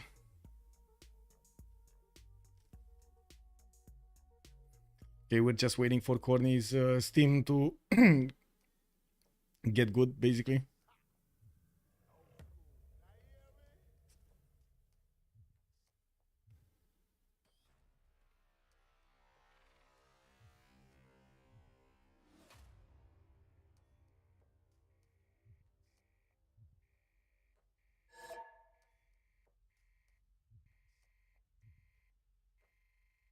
I have seen Impy push work, but you need to be really well timed, close distance, and they need to not have too many meta times. Yes, basically.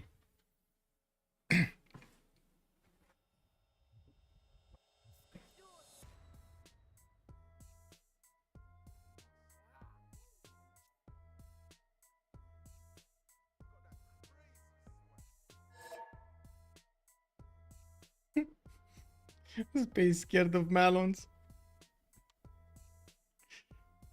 Wait, Space is Montezuma, right? On the right side, he was getting attacked, but I think he should stabilize. If I remember correctly, he did make quite a line of units. Shouldn't let those Mallow Raiders pass after that city center. After the city center to the north got taken down. Or got pillaged, not actually taken down. There weren't that many Mallow Raiders, like 2 or 3 of them just running around there. It should be okay for Montezuma to punch back.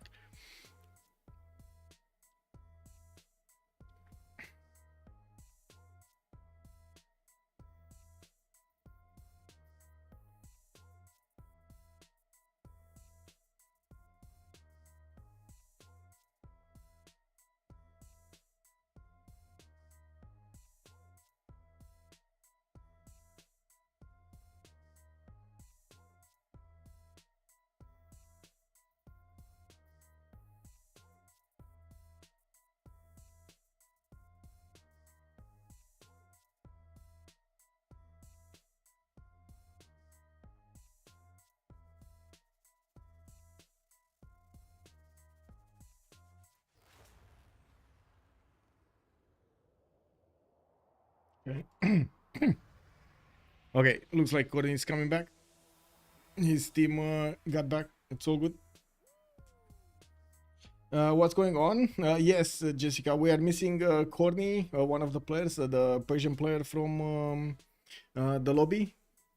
His team went offline. This usually means there's a problem with the Steam network or something like that to his locations. And it seems like it's just coming out right now, so he can start off the game and get into the lobby. Just we need a few more seconds for him to join here. Should be fine.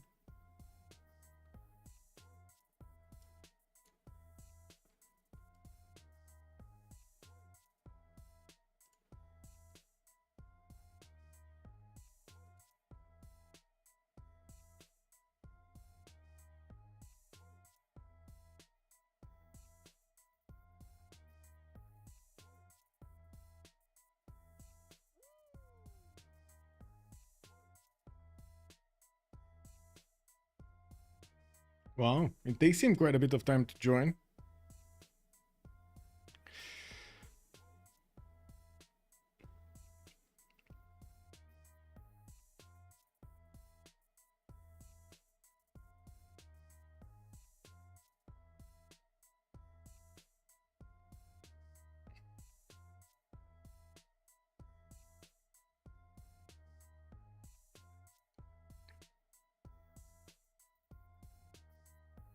It says he's coming back, but he's not coming back.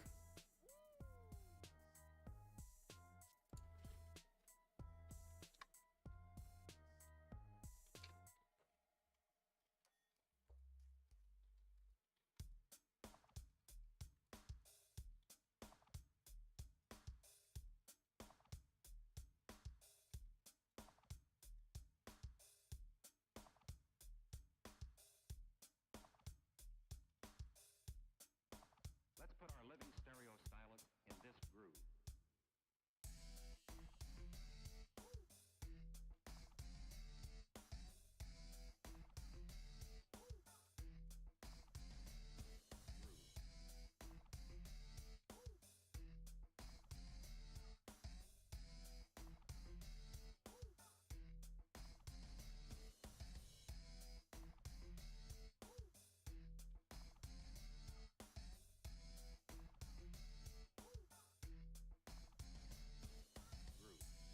Okay, we're making a lobby because he can't join.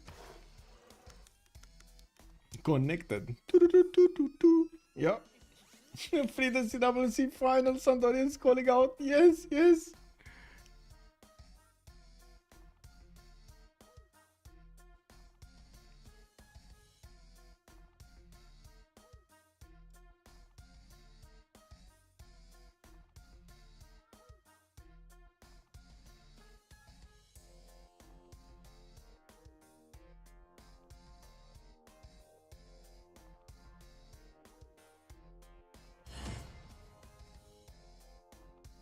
Okay.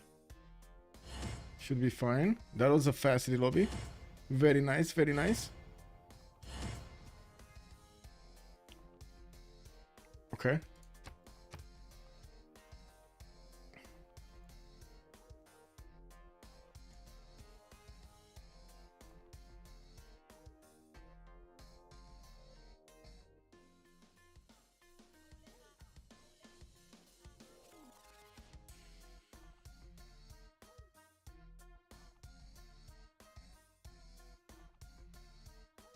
Okay, we should be fine now. Just waiting for everybody to go ready up. I do have the game. Yes, yes, I'm listing. Okay.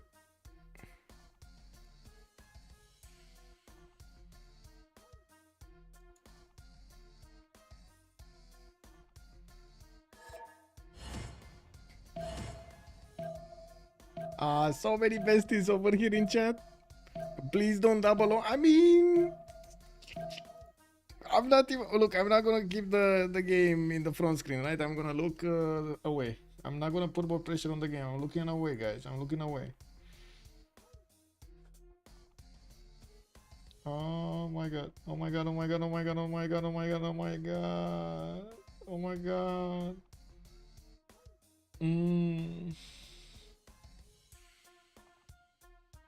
What do you think, chat? Are we double loading or not?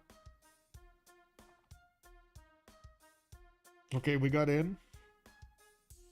I'm not clicking buttons, guys.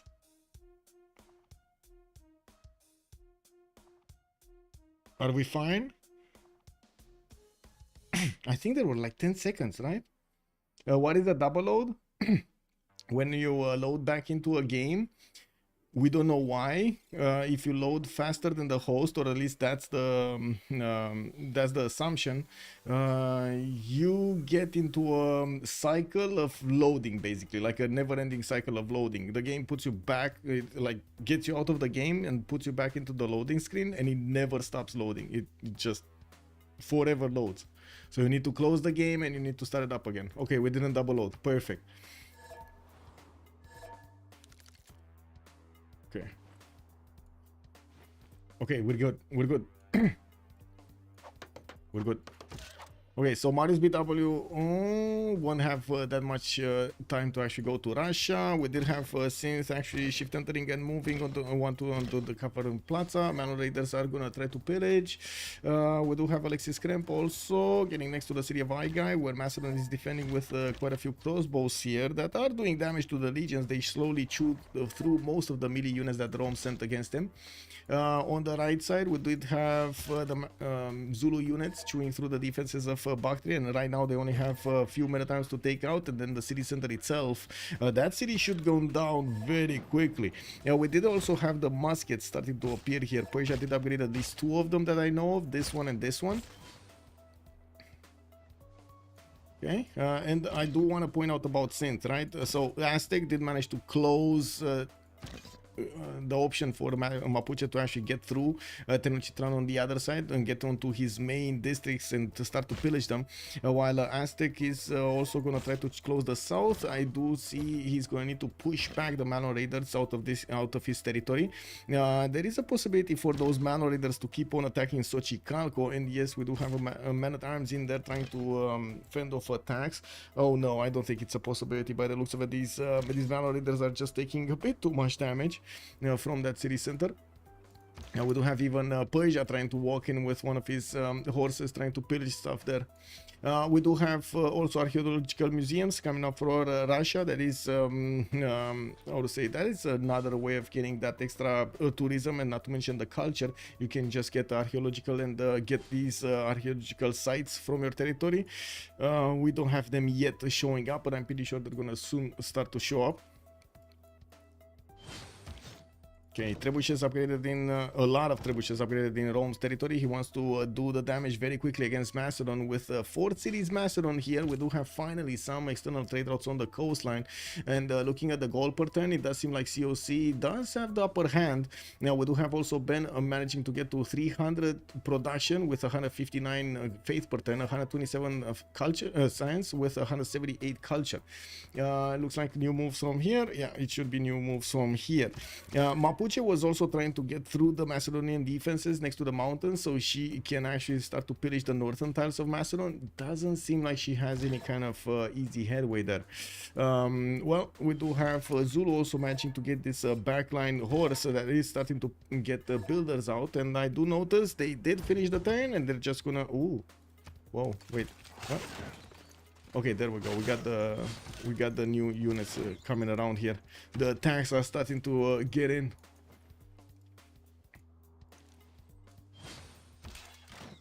Okay.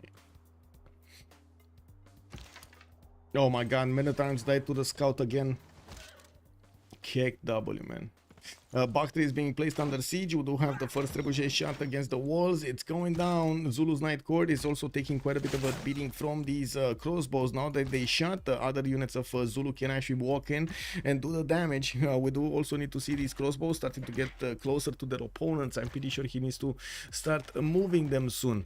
With quite a few more Knight Courts showing up from his territory, it does look like he's overwhelming the Persian defenses quite quickly here.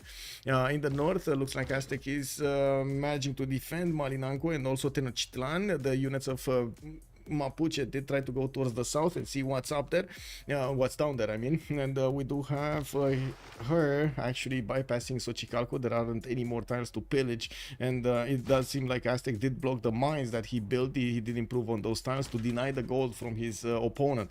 Also, I do have to point out Persia did retreat from attacking into Russia. Russia is gonna get his printing soon. His 3 turns out, and I do notice we're going to need to see him follow this up with the next technologies towards the military science. We do have Mapuche still doing quite a bit of damage against Persia's territory. That's Mariusbw that's taking some heat right now. He's going to lose his commercial hub in the capital, and I think he might lose, or he should lose, at least 1 more trade route, if not even 2 more trade routes. Oh my god, look at this. Look at this juicy tile. 2 traders on the same tile. Beautiful. It's beautiful. Kolasi, good evening, sir. Why not see trade earlier? HOH owns the seas. Also, why not scout seas to gain the city states? That's a very good question that we don't have an answer to. I was questioning this myself, why they did not get those trade routes here. It looks like they did not. So, you know, it is what it is. I do have to point out, Aztec did choose to go for Lady of the Reeds and Marshes. I just saw the bonuses he has in Atsakapotzalco. Those are massive tiles that he's getting to use in that city center with Liang and everything. Okay, so Bakhtri is probably going to go down this turn with the Trebuchet finishing up the walls, and of course the Night Corps having the ability to go through that city. Should be Zulus at the end of the turn. We do have a Night Corps here that needs a promotion. It didn't manage to get it. It's fine, he has replacements, should be good. Guy though is putting up quite a bit of a fight against his opponent, and it does seem like Rome is finding it hard to get those melee units in there to bonk the city center. We do have crossbows that are also having problems against the Knights of Macedon. That is barding, yeah, that is a barding promotion of this Macedonian knight. Having an extra +7 against his opponent is quite valuable. We did not have Mapuche managing to get the traders of Persia, but she did manage to get the commercial and all of the Gavron Plaza buildings, audience chamber and the intelligence agency, well, all two of them. We do have some more units coming out from Marius, but this slowed him down so much. So right now, if you actually take a look at just the score screen, you can take in the yields tab, I should say, you can easily see that we got the COC quite ahead, right? 125 science, 174 on Ben. On the other side, maybe space would be close enough, like 89 and 156, but he's only 154 production. That is a massive difference between the two nations. Khornie is 164 production. The major problem is Zulu is chewing through his cities, and even if Khornie is trying to get all of these musket men out, it doesn't really seem that he's gonna manage to do this damage. We do have also Synth with 8179, Pembrasian Voice Golden Age on her. Alexis Krempp gonna be Dark Age, and I'm pretty sure he's using the card, but let me double check. Is he using the card or not? No, he's not using the card. Okay, let me take a look here. No, Oligarchic Legacy, he doesn't have the card, the Twilight Valor card. I guess he doesn't have that many melee units anyway. Quite a few more units from Mapuche going towards the south. Looks like she's jumping into the water and will try to get onto the shores of the city of Aigai through the north. The Roman units did get the last move attack against the Macedonian ones, and yes, we do see that Alexis Krempp is inching forward. He does have a really banged up legion that needs to get out of there as quickly as possible, or just attack with it, because otherwise he's just gonna die for nothing. Like usually when you have those units so low HP, to be honest, it's much better to just send them and attack somebody if you don't have the option to retreat them, to heal them, repair them, or whatever you need to do. Lee Sin, hello there, sir, and welcome. Also, Fuflo, good evening, sir, and welcome. Kolasi, we did answer that. Let's actually answer, how is the game going? It's going with war everywhere.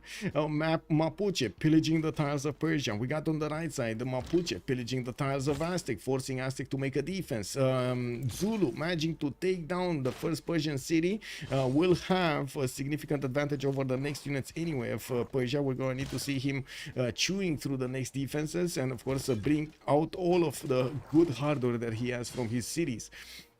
We do have also Rome managing to attack into Macedon, but he's not managing to take down cities. He did manage to get quite a bit of offense against Aigai, but with so many crossbows in that city center, it looks like Macedon right now did manage to slow down the attack enough.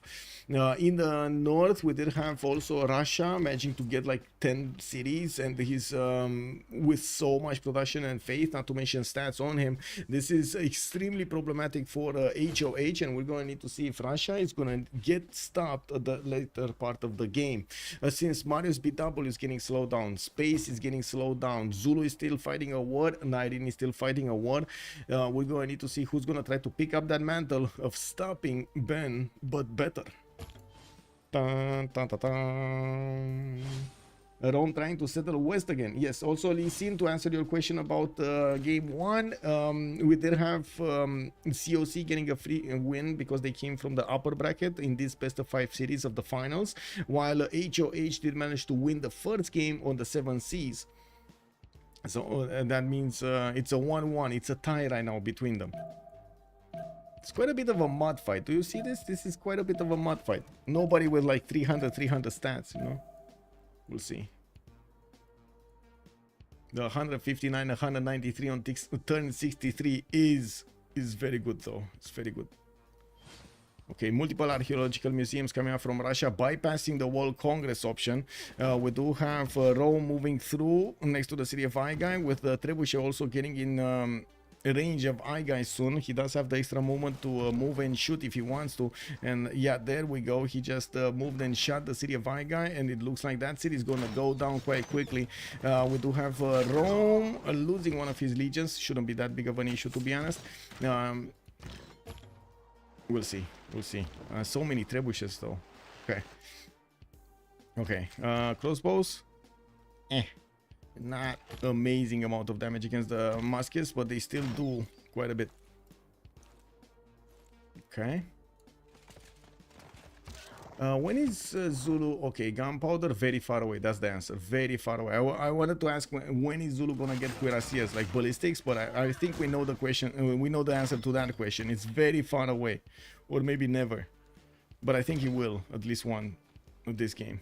Okay, another pillage has happened here. Looks like Mapuche did lose one of her Malon Raiders, and another Malon Raider is going back home.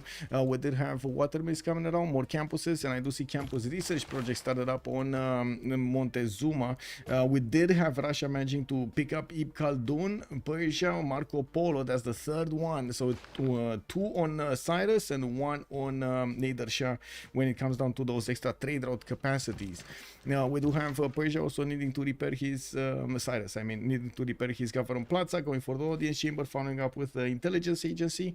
While Russia did not put more resources on the west side in Novgorod, I'm very curious if he's gonna start doing something on the right side here at some point. He does have 4 more turns for military science. He's very close. He's very close to Cossacks, and he could do major damage against Persia if he actually gets to flex those Cossacks. Yeah. Oh well. Okay, yeah, there we go. We got Zulu moving in with all of his units towards both Mashhad and Tarsus. We do have the follow-up from these crossbows that will happen next time. We're gonna need to see how many victims are gonna be done here. Well, that city took a hit for nothing. This Knight Court doesn't have enough experience to get a promotion, and this is quite dangerous. He needs to bring it back into one of his city centers to help it promote, just like he did this one. It does seem like Mr.Toes is doing a lot more damage to the units of Persia than Persia can actually replace them. And that is a problem. That is a major problem. That's basically how Macedon lost his army here. With no more walls in Aigai, I do notice Macedon did deploy one of his coursers inside to beef up the defense of that city center. It doesn't seem like he's going to get to defend that easily, especially with the trebuchets starting to get 3 hits on Aigai next turn. That is going to be massive amounts of damage from these trebuchets. Going to put it lower than half HP there. In the north, Persia deploying spies in Mapuche's territory. No spy yet in Russia's territory, but I do think he actually knows about a few cities. Yes, he knows about Novgorod, St. Petersburg, Smolensk. Doesn't know. They don't know actually how much Russia expanded to the east side towards Persia. They don't know Russia is very close to his opponent here, to his ally. I mean, to Persia. Okay, more gold being pillaged. I do see Zulu did manage to get through a few more units, and yes, we do see the crossbow course getting closer to start shooting down these opposing units. We do need to see if Zulu is gonna prefer to take out the defenses or go for the city centers. It looks like city centers. That city is gonna get the ancient walls. That one shot from the Zulu Knight Corps is not gonna do much. I mean, it's not going to do anything other than maybe get some experience, but he doesn't have a level on it. So, no more units here. Did we have... No, nobody actually found Geneva. Nobody found Geneva. This is unbelievable. We actually don't have Geneva being discovered. Wow. One boat from Aztec would have solved... He actually has boats and he's not moving them. Anyway, now let's see technology. Is anybody going for the top 3? Doesn't seem like anybody from the game is going for the top 3. Ben going bottom 3. We got most of everybody else going through the middle 3, through gunpowder, and of course trying to get to ballistics. This is how many word moves are being done, how many units are being made at this point in the game. This is a proper mod fight, I gotta say. If they lose, Macedon was probably the main reason, because he didn't put enough pressure on Mapuche. Mapuche could just run 4 players. Yeah, he couldn't. I gotta take Nyreen's defense here. He couldn't do enough damage to Mapuche. With 3 units and so many units from Rome pushing him, he just couldn't deploy enough units there. Geneva is where the secret nuclear tests are happening. I say, that is where Godzilla was born, sir. Yeah, Mapuche is so far away from Macedon lands. What do you mean? He is. Yeah, he is. Okay, right side. Okay, so already Mashad is being wrapped around by the units of Zulu, and I do notice that they're just about to put it under siege. There are more of these musketmen coming out from the north, and I do see some Viking shots are also starting to appear. This is going to be a stronger unit to fend off the Night Core attack, although it's not going to be strong enough for the crossbowman attack. And with trebuchets also getting in range of the city of Mashhad, that trebuchet can do enough damage against the city's walls to take them down in 2 turns, while I do notice the Zulu crossbows are working on Tarsus, or what are they working here? Are they gonna start shooting down muskets, or are they gonna start they just got promotions? Okay, they didn't do much. More units coming out from Rome? Yes. No units on the right side. Doesn't care about the right side that much. He knows that Zulu did actually reposition those units towards Persia and didn't want to go against Rome here. We have Macedon losing one of his cities on the front line. He didn't have victory in there, so doesn't change much of his defense. Although he is going to lose the heal ability on these units from inside of the borders. He's going to need to reposition if he wants to keep up with the defenders here. With the defense, I mean. Yeah, we do have Mapuche trying to get her Malon Raiders in the water, bypassing her opponent here. And of course getting all of those knights through. This is extremely dangerous for Macedon. He's losing on both fronts right now. It's quite unfortunate. If Rome non general, Macedon could have won harder. Yes, Rome did amazing to get the general. They did kind of F it up there. I'm not sure why, who, where, or what did they do. But I think they had the choice to actually pick up both generals. I think they just needed a bit more patience. Like if they tried to pick that up in like halfway through the turn, I think Rome wouldn't have had the opportunity to get it.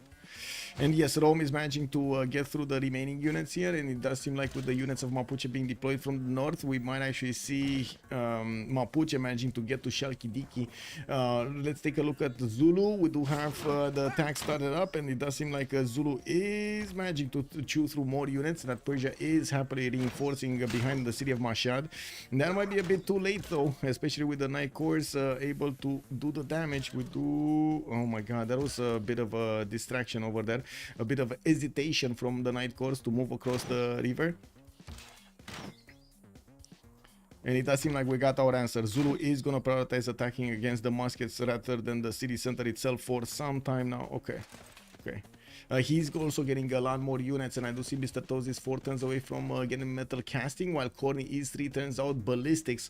If Khornie does manage to get to ballistics, having field cannon upgrades is going to be an advantage. I think it will be a problem if he doesn't actually have enough of them. We're going to need to see how many he will remain, because these crossbows are actually very weak to the Night Cores. Very weak. Does this have enough movement? Yes. Can he take down? Yes. If he does take it down, he's opening himself up to counterattack, so I don't think he wants to. Yeah. Oh my god, we're so close, guys. We are so close. 12 more likes on YouTube, the YouTube video, and we're getting to 100.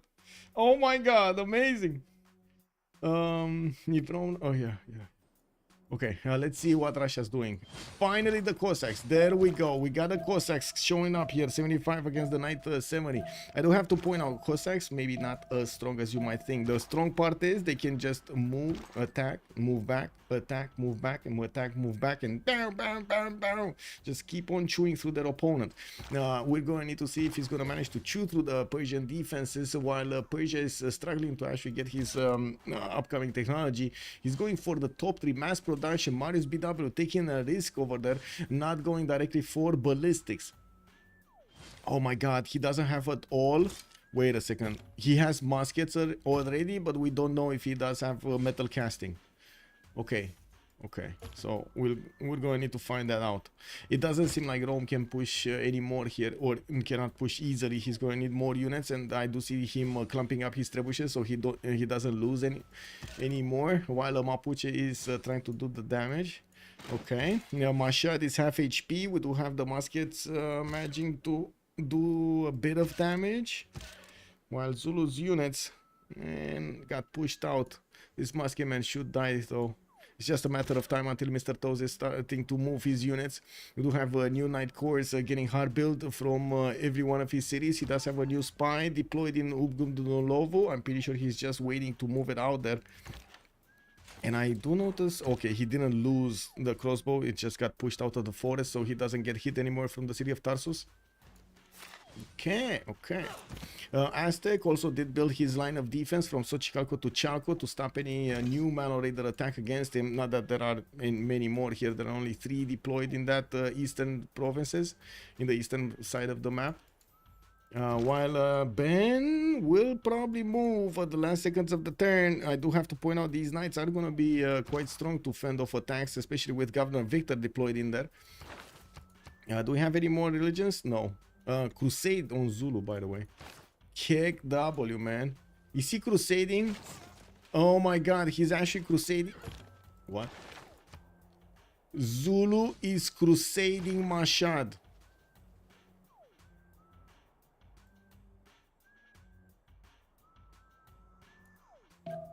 Yes. You heard it here first. Zulu crusade on Mashad. Where did he get his holy site? Oh, this one in La Venta, right? Yes, yes, yes, this one. Kick W, man. Oh, beautiful. Just beautiful. Oh, man. It is what it is.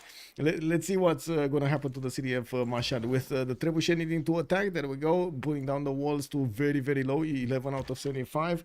The crossbows would probably need to take out the opposing crossbows, especially since Khornie is 1 turn away from ballistics, but his Mr.Toes doesn't know exactly when his opponent is going to get ballistics. He just knows it's going to happen soon, especially with his science, right? The 126 science. I do have to point out Nader Shah is in a free inquiry golden age. In the next turn, he's gonna drop like a rock when it comes to the science. Oh, wait, did I just move when he started attacking? Oh my god, I did. I'm so sorry. Okay, city of Mashhad being placed under siege. We do have the knights getting in there. Muskets taking a lot of damage from these crossbows. Not even cores and taking a lot of damage. This Knight Core, though, even if it did suffer quite a bit of damage, it doesn't have the ability to promote distance. It lost the movement. He did kill one of the crossbows there.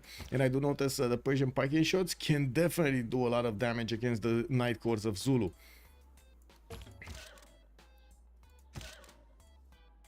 He just doesn't have enough of them. That's the only issue. It would be nice if he would have had enough of them. Anyway, it looks like Mr.Toes is actually gonna expend quite a bit of the health of his Knight Corps to attack into the city of Mashhad to take down the walls as quickly as possible.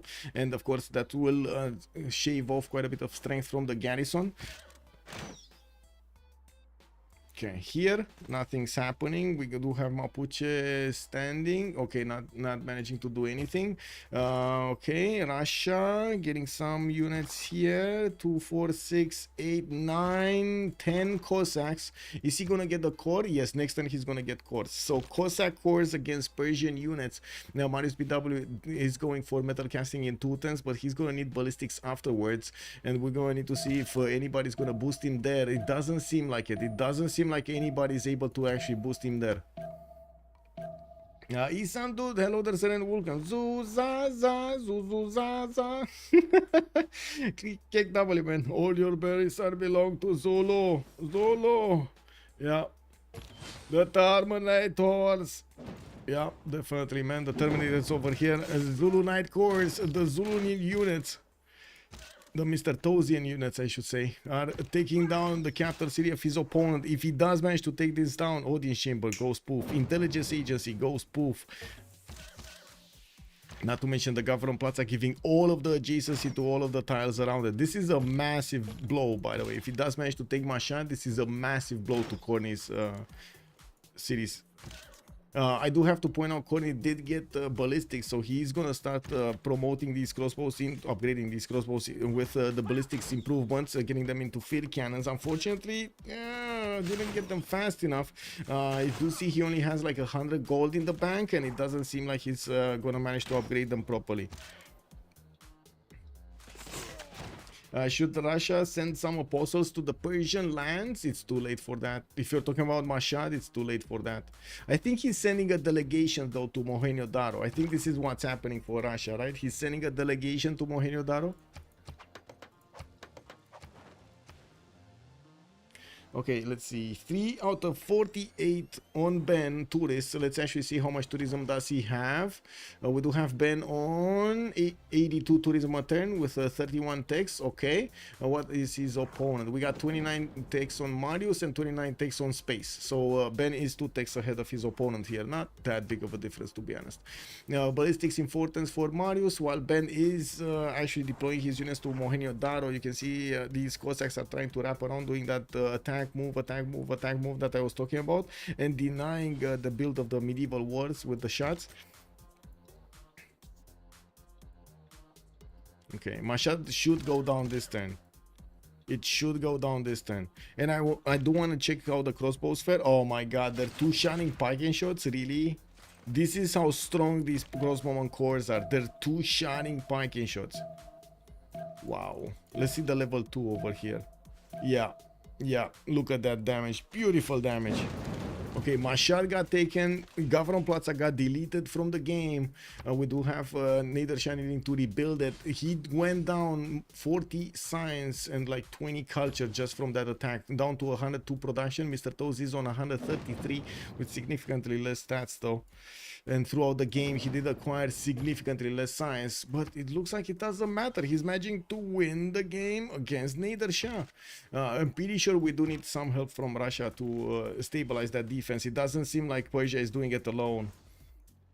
I do also want to point out that Rome stopped entirely his attack against Macedon, putting him down to 3 cities. Nyreen is having an extreme problem actually getting his cities out. With barely 1,000 science, we do have on the other side Alexis Krempp on 1373, so it doesn't look like he has that much of an advantage. He's getting new units out and trying to put them in Arpinum. I would imagine muskets is going to be his next upgrade. In 2 turns, he's getting gunpowder. He just needs a lot of gold from his teammates. With field cannons coming in, we do have them able to 2-shot these Zulu Night cores. Unfortunately for Khornie, it's a bit too little too late because of how many units Zulu has. And the walls though are gonna hurt a lot. The walls definitely gonna hurt a lot. You just saw 2 night cores being taken out by the walls. Deleted. Yeah, gun scouters, diplomatic delegation.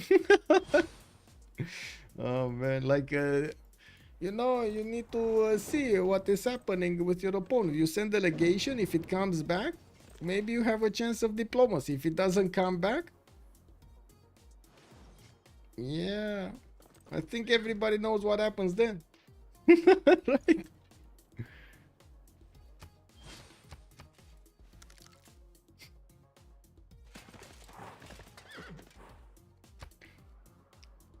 Okay. Russia's archaeological museums are starting to pump out these archaeologists, which are gonna start how to say, taking down these antiquity sites, excavating these antiquity sites. He's gonna get a few more amphitheaters, and I gotta say he's arriving to 200 science, and this is not free inquiry. Mariusbw is in free inquiry. Ben is not. All of that science will remain on him, while Mariusbw is not gonna manage to get the same amount in the next era for the beginning of it. Now we do need to see here, nothing's much happening. Let's see how Mr.Toes is gonna wanna approach this. He's trying to get to his own ballistics. He's 5 turns out, and it does look like Mr.Toes is gonna manage to get not only cuirassiers, a lot of them, but also quite a few of these field cannons. He does need to keep his army alive until then, though. Good thing is he did manage to get Shah. Now the city of Tarsus is starting to convert slowly, but a bit too slow for actually being converted until he's attacking. When he's attacking, I mean. And I gotta say, Khornie is actually not doing the damage against the cross. Okay, there we go. I was thinking he needs to get these out. Like these level 2 crossbows that will turn into field cannons are so valuable. So valuable. They're gonna do so much more damage than anything that Persia can handle. Did Montezuma get something done here? Let's actually see. Does he have anything? So still +4 Lashir attack bonus. He did not see Geneva.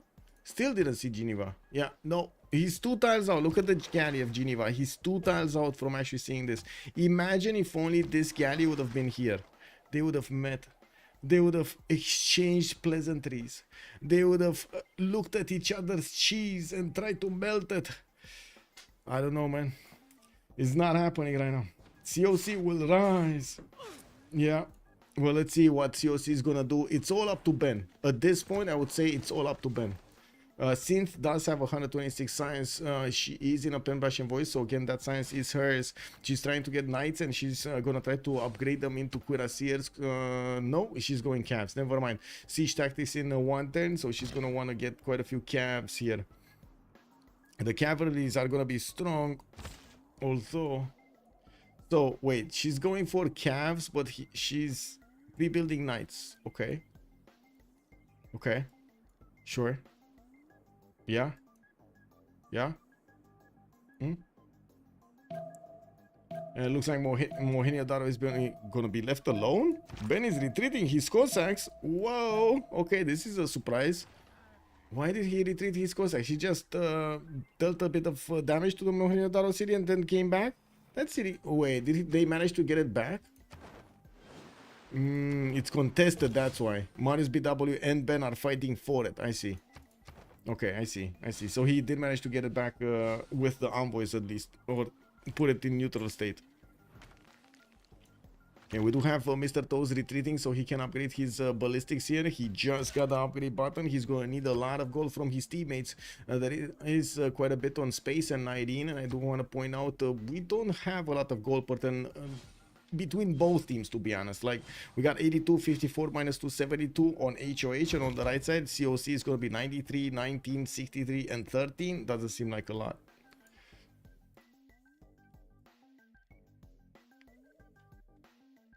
Whoa. Okay. Russian tanks incoming.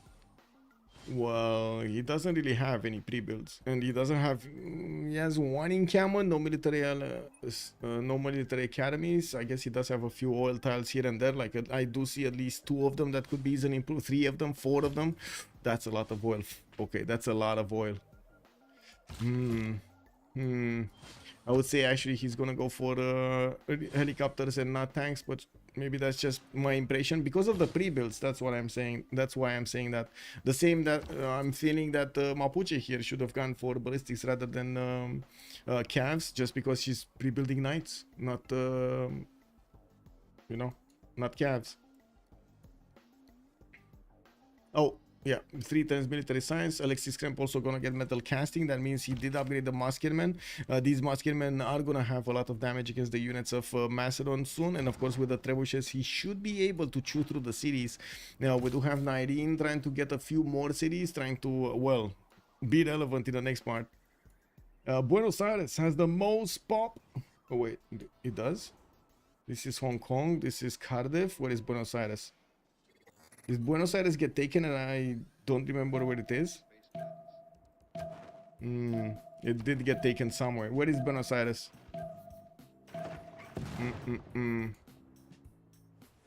It's Muscat, Chakdiki, Troas, Anshan, Hong Kong, Tushpa, Nader Shah. Okay. This one, 10 pop, yeah. Let's see. Yeah, it's the most in Persia's territory. I don't think it's the most in the game. Russia should have more. Yeah, there we go. 14 pop city in St. Petersburg. It's definitely more. Okay, with cuirassiers upgraded here from Zulu and with also bombards showing up, I'm pretty sure we're gonna see these crossbows turn into field cannons.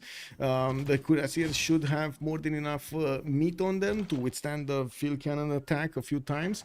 And of course, with the level 2 field cannons, ooh, this is gonna be a one-shot on the piking shots. The chat up. Wait, what happened here? Why is Buenos Aires the new capital of Nader Shah? It's the most pop. Yeah. Yep. What should the HOH do with Aztec? Seems like he hasn't contributed much.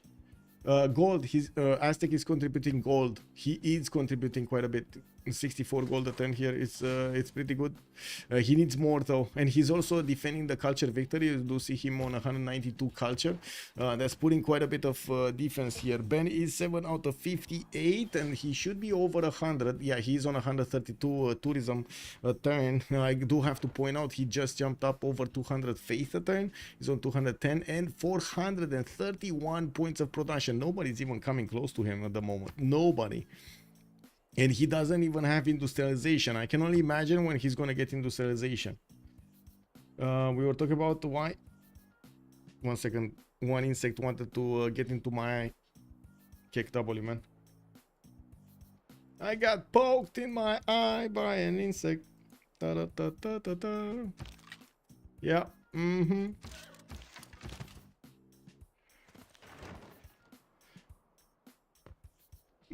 It is kind of weird, but I think the game actually considers it an actual Nader Shah city because it's not captured. Like, it doesn't have capture status. That is a city state.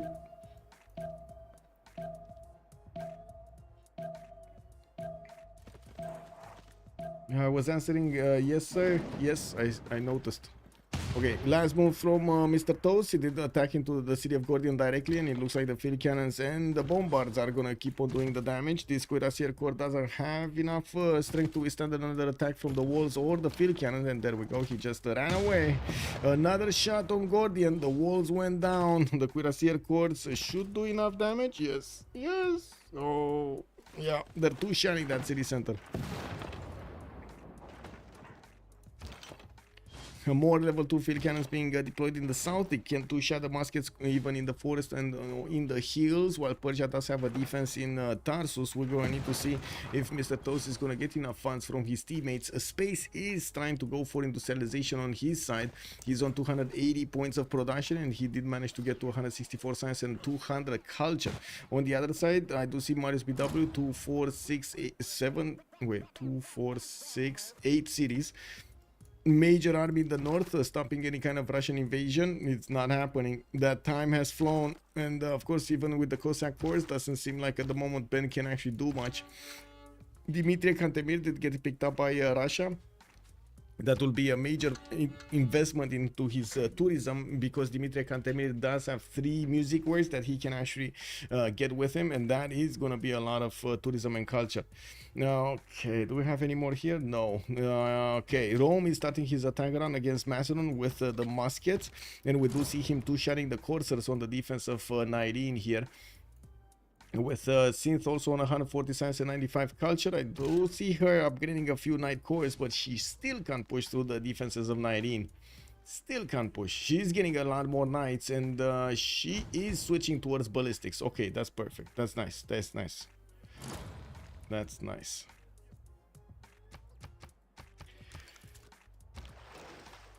Still no units from Russia deployed on the right side. In Novgorod, in Tver, we should see them quite quickly if they do arrive there. Do we have more units? Yes, Cuirassier Corps coming out from the cities of Zulu. He does have a Knight Corps that should get its promotion on the way towards his opponent cities. And I am waiting for a trade route from Shah to the capital city of Zulu over here, so he can get reinforcements much quicker. I just don't think it's gonna happen right now. Okay, well, that's a Cuirassier Corps being taken out. Gordian is gonna go down next turn. It should go down next turn. There's so much damage from these Cuirassiers being done. That Cuirassier Corps is dying. Yes, yes. Cuirassier Corps. Oh yeah, there we go. And these field cannon cores are just gonna start one-shotting the units around it. Yeah, easy. Easy. And not an easy, an easy. Can you check happiness level on each Civ? Sure. We do have -6 on Persia, -3 on Persia, -6. Okay, that's bad.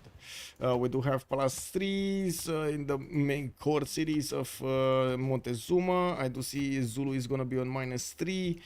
We do have -3s and 0s on Rome, 0s on Mapuche, +6 on Russia.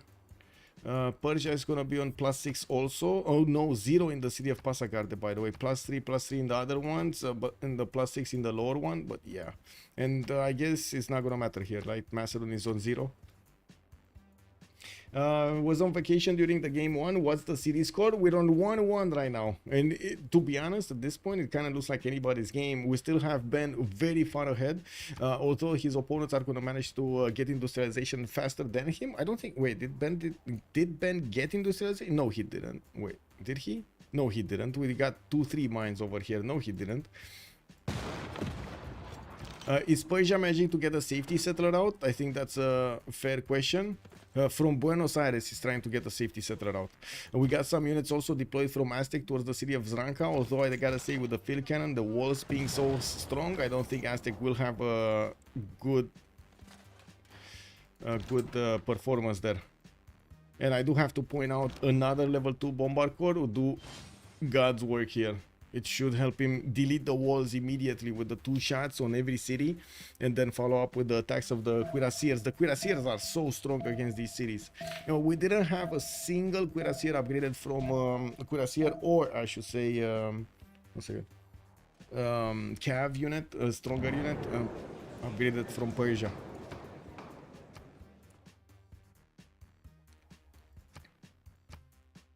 Okay, give me a second so I can coordinate here with Distoria. And we're gonna have a pause of 2 minutes. Okay, pause, 2 minutes. Oh, we're doing it, chat. 93 out of 100 likes in the YouTube on the YouTube video. Woo! Thank you. We're doing it. Team effort.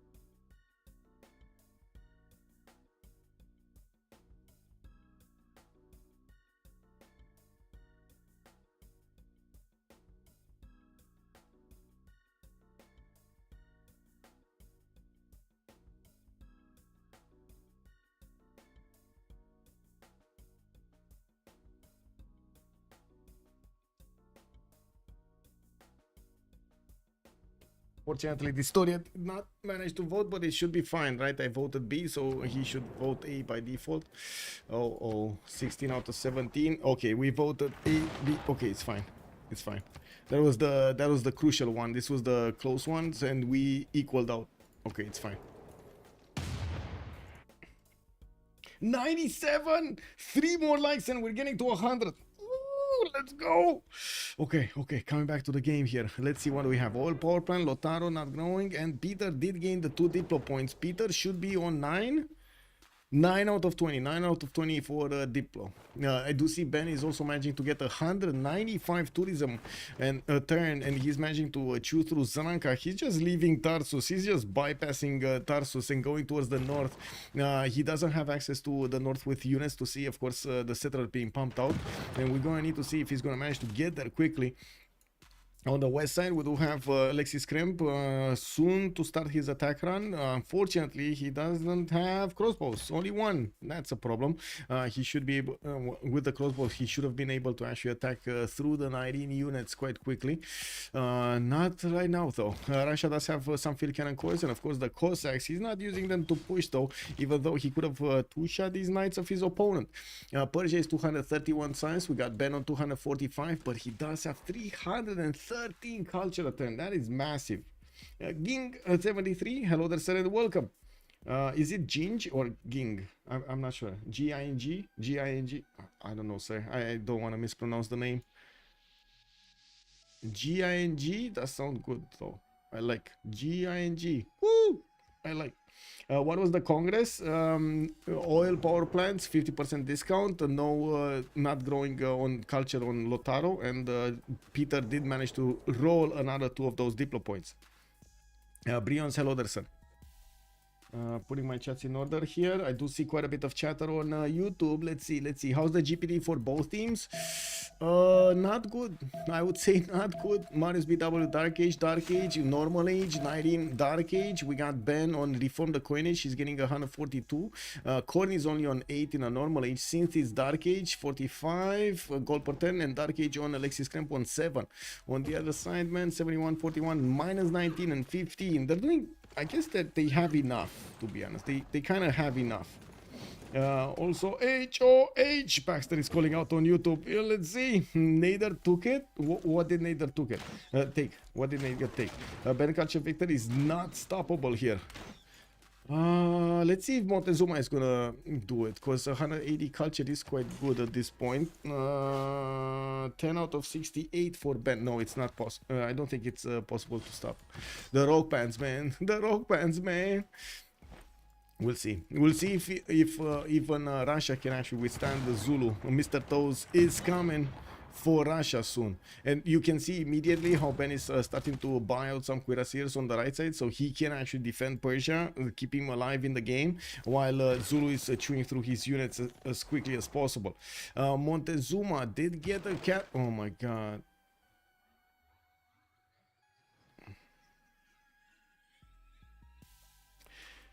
Okay, let's see a round of yays and nays in the chat. Will space ever find Geneva? Yays or nays in the chat. Will space ever find Geneva? He has a caravel, but he's not moving. Yes, turn 80 Geneva. Yes, okay, he's moving next. I mean, these caravels can move. Is he moving? Yay. Okay, let's see. We got quite a few yays. So wait a second. Are we giving him a Civ6 if he doesn't find it? Wait, Salty. Hello there, man. Welcome. Oh my, I can't believe it, man. I can't believe it. He's not. Oh my god, he's not finding Geneva. Look at this.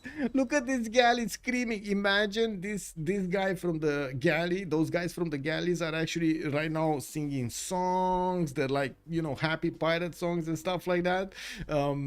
Sailor songs. They're trying to shout. They can see what's going on in the campus, but nobody. There's such a party in that campus that nobody's paying attention to the Genevan unit. Wow, man, he's not moving, guys. He's not moving. If Geneva has to find him, that's a red card. Yeah. At this point, he has to use those cannibals. I think so, Lancer, but he's not moving any. Oh, even the galley actually got sick and tired of just staying over there next to Chempoala. He moved out. Okay.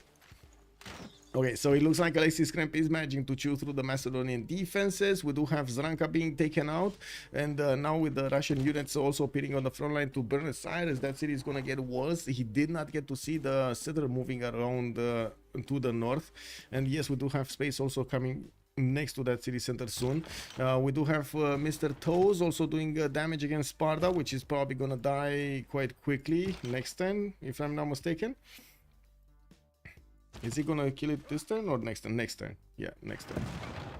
Yeah, that is also the spy city of Zulu. If he will take out this city, he's not gonna have the extra intel on his opponent's movements anymore. Yeah, the spy is gonna get reset.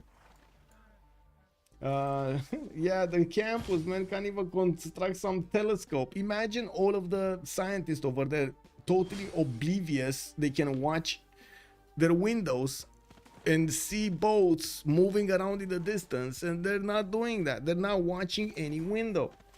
Unbelievable. GNG, I was wondering how much of an impact had spectator, like you need to vote in the Congress. Is there other thing?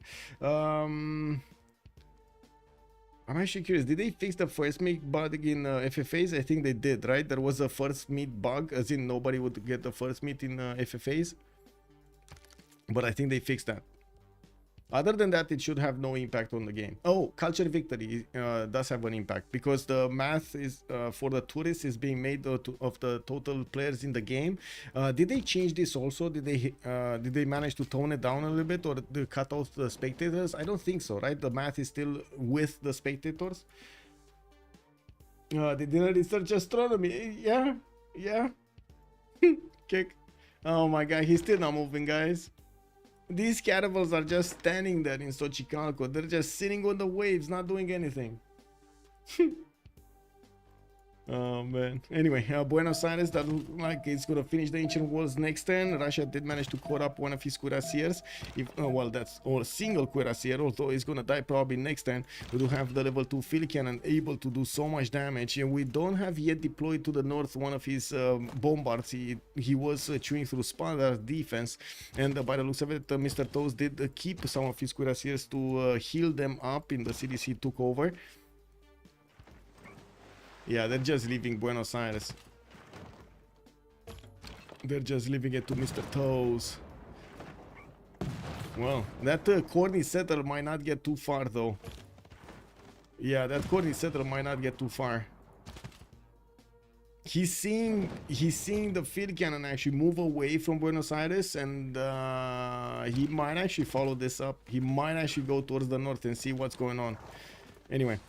Sparta is gonna also be taken down. The bombard core does have enough damage to take out the full strength of that city center, and very unfortunate that he left one of his field cannons in harm's way here. Very unfortunate. That field cannon just took it out immediately. And we do have Rome sending some of his units towards Sparta. Maybe he gets to liberate some of his cities. We'll see if he gets that. I doubt it, but we'll see.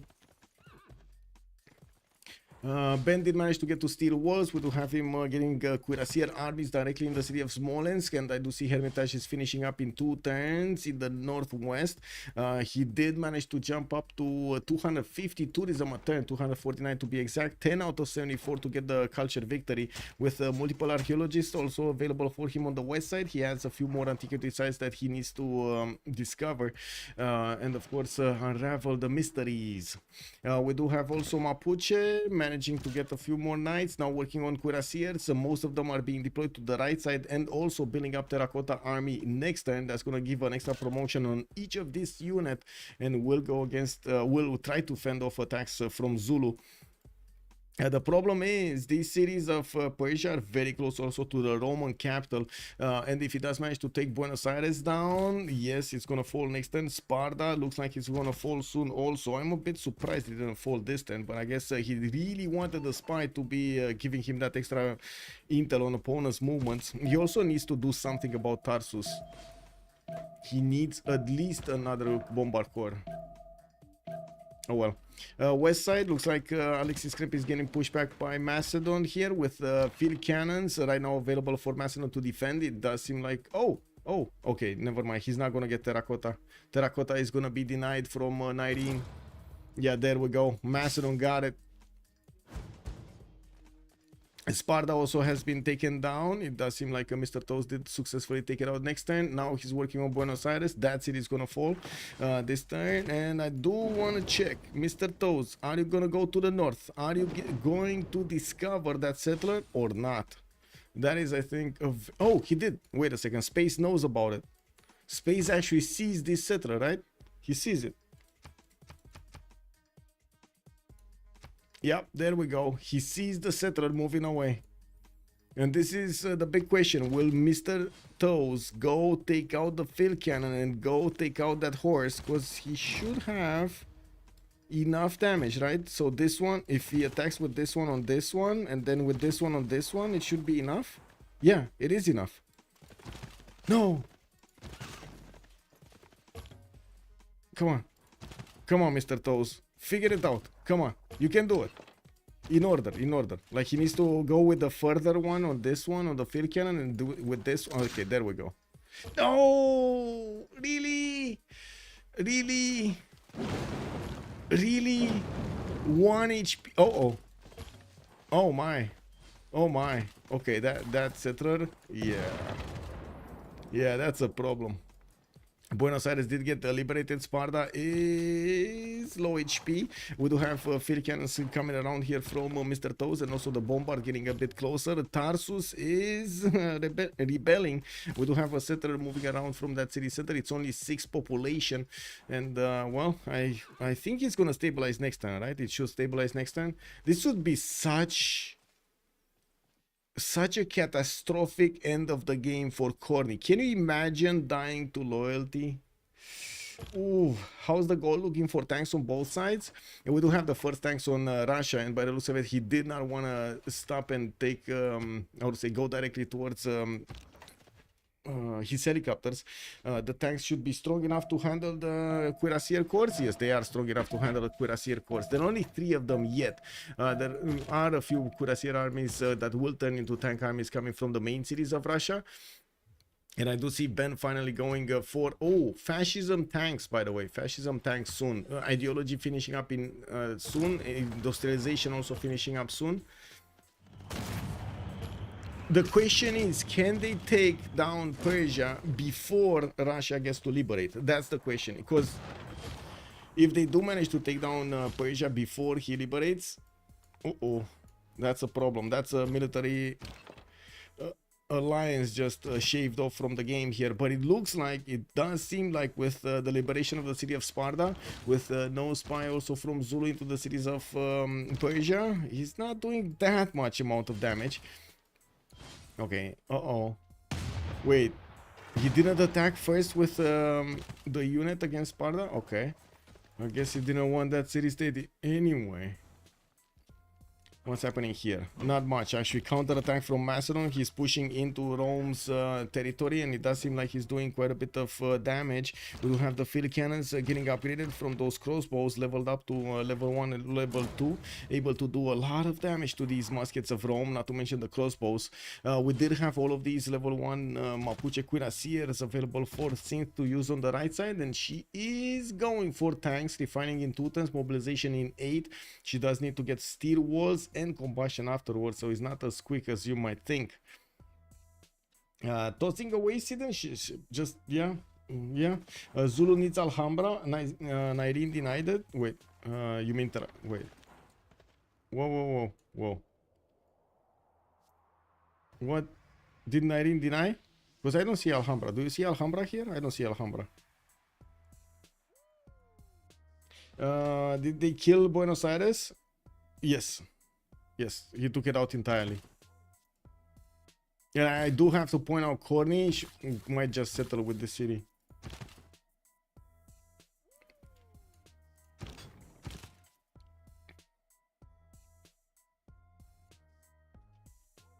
Can they invest gold? Not really. They cannot invest gold to get one of the bombard cords, and I do see that Zulu doesn't have any bombard cord in the queues.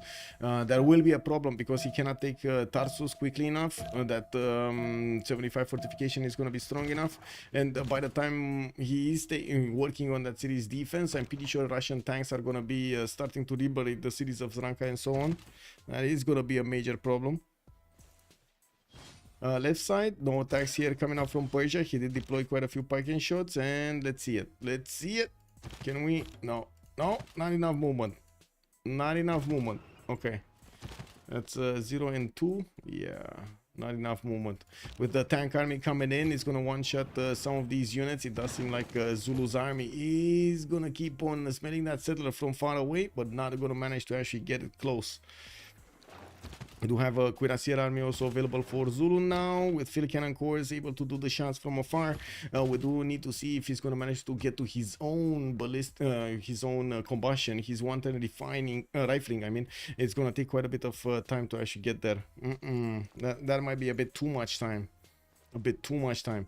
Wait, did Khornie actually not move this settler for some time, or what happened here? Because I think it came out a few turns ago, right?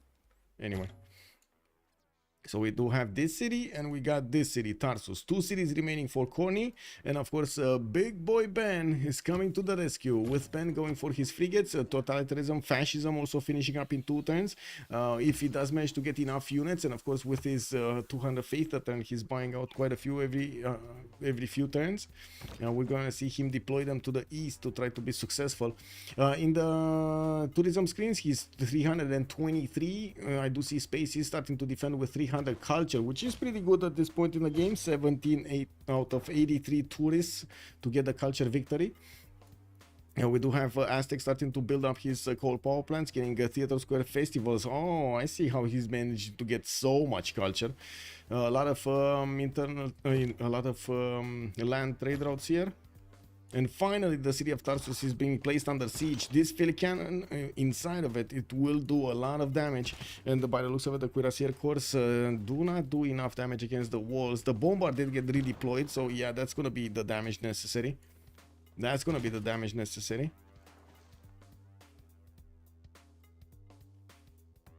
It's all about the settler. All about the settler. Do we have here something? Yeah, it looks like Macedon is actually pushing back Alexis Krempp with a lot of strength, and Alexis Krempp is starting to lose his ground. We do have Alexis on 100 points of production, while I do notice Nyreen is on 121 on Macedon. Both of them are kind of the same size, 55 and 45, not that big of a difference at this point. Although it does seem like with the extra size that Macedon has been acquiring from taking out units, he's managing to push back Alexis Krempp with his cuirassiers and field cannons. Yeah, that's it. That's one player taken down from the game. 4 versus 3 situation. That is going to be a major problem for Peter, trying to get the culture victory. It does seem like a lot of tourists will be shaved off here. That's a problem. No military alliance for somebody. Who lost the military alliance? Quickly, who lost the military alliance? Military alliance on Rome. No, sorry. Military alliance on Rome. Mapuche, no military alliance. Wait. Yeah, Mapuche, no military alliance. Mapuche, no military alliance. 4 versus 3 situation, guys. Fascism in 3. Yeah, it's so back and forth, but I think COC is cooked right now. Let's see. Let's see. I mean, these tanks of Russia are definitely gonna do a lot of damage. It's all about the timing here. Let's see if they're gonna manage to actually go and chew through Aztec defenses, Zulu defenses, and of course if Zulu is gonna manage to get to his own tanks. I doubt it though. He's 9 turns to steal. That's a long time, man. That's a long time. Also, Zulu with his units, he might actually go and try to pillage some of the tiles of Rome, trying to get to the actual capital city of Rome.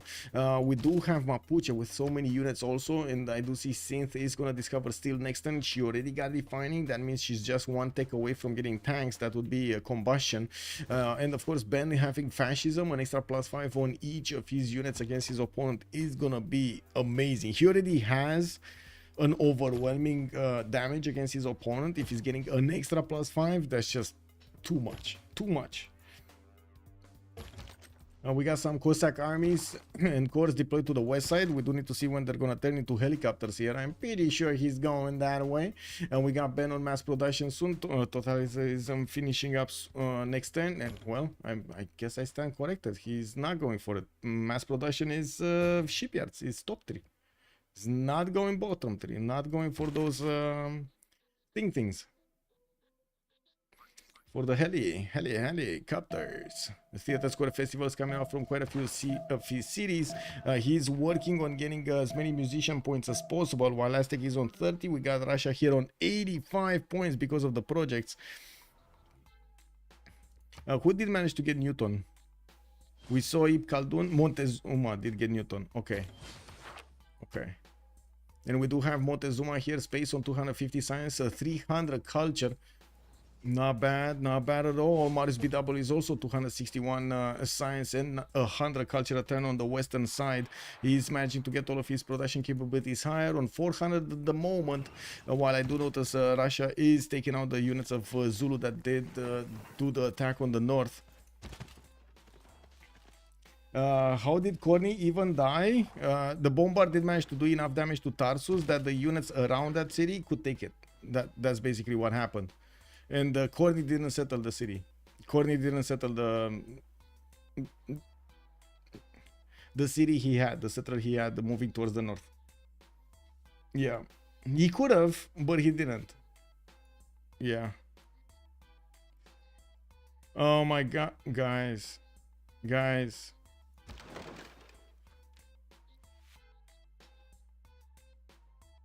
Look at this. Are we giving a Civ6? Is this confirmed? There's no Geneva. I mean, he's not moving that caravel anywhere. He's just not doing anything with it. It got fleeted up and he's not doing anything with it. Would the city have survived or just been taken anyway? It would have been taken anyway. Vigo starts. Because it wouldn't have had the steel walls immediately and the Cuirassier Corps would have had enough damage to take it down. Civ6 era score, yeah. Waste of gold. Woo! I mean, there are some era score for that, like the fleet. You do get the extra core and the extra era score. International budget. Yeah, Cardiff surround. Oh, he moved it out. He moved it out, but in the wrong direction. Space, you know, you need to go right. You need to go right, man. Oh. Man, I gotta say we only have like 2 confirmations for the Civ6. I need 3 if we need to go for this. There is no Geneva Convention. If there is no Geneva, exactly, the hunter, you see, yeah. Since they don't get golden kick. Okay, let's see what's happening. Nyreen trying to get in there, see what's happening. How much of a military does Rome have? And it does seem like Rome only has a few of these muskets alive, which are probably gonna die to the field cannons here. We don't have that many units from Nyreen either, so yeah, he's going to need to make do with what he has here. Ooh, okay. Zulu's military is all clumped up to the west of Gordian, and I think the question is he going Wrangel Mapu? Is he actually going Wrangel? Oh my God, he's going Wrangel Mapu. These are all the tanks this is where the tanks are going to be upgraded here from synth. Combustion in 2 turns, mobilization in 4. Also, I gotta say, tanks from Russia are not moving yet quick enough towards the south to try to do some damage here. Anyway, he can't liberate anymore because the cities, the empire got taken out entirely. He can't liberate anymore the cities of Khornie that got taken out. CS wars and politics, yes. Okay, there we go. Zulu is finding a target, a juicier target in Rome. And of course, we're going to need to see Mr.Toes deploying a lot more units here towards the south. This one gonna... no. Okay. I was wondering if that one got a promotion, but I think the Cuirassier got a promotion. Yeah. Okay, level 1 spy here. Do we have any level 2s anywhere? Zulu would need to redeploy his spy somewhere, and I don't see it in Rome's territory at the moment. I just see Macedon has a spy here. That's it. Does Russia have a spy in Montezuma? No. Does Russia have a spy in Zulu? Yes, he does. He has in Kangela. Okay. Why is Ben researching suffrage? Does he not want fascism?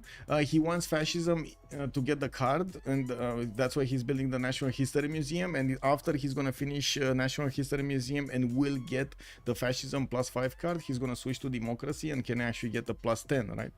There are 2 cards. You get 2 cards. Fascism, legacy, and what was it? There was something from democracy. Something with anyway, I forgot the name. Tanks go vroom vroom. Yep.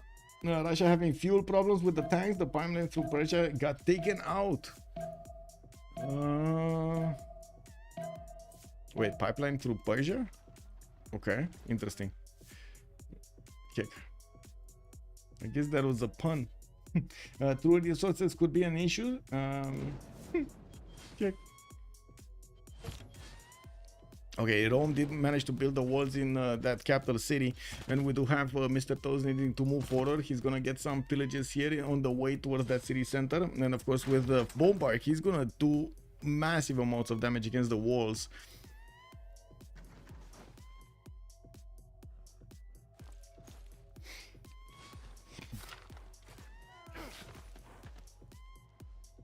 I see.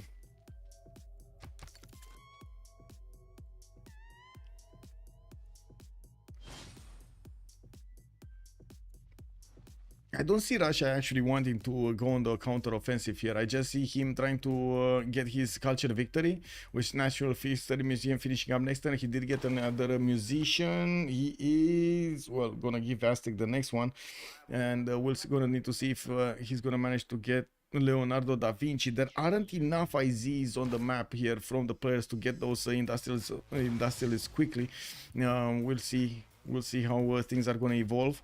It does also seem like Alexis Krempp did stabilize the defense against Macedon. He's not going to lose cities, but he did lose a lot of tempo and gave Macedon a bit of gold from his mines. While I'm pretty sure Mr.Toes pushing in from the northeast is going to be a major problem here. We do have the bombard doing the damage against the city of Rome, and that another capital might be taken down by Mr.Toes. Did he just... Wow. Wow. Okay. Sure, build a road, bro. No, I guess that city already had a road anyway. That tile, I mean. Okay, Ben sending his tanks to the east. Where's the caravel?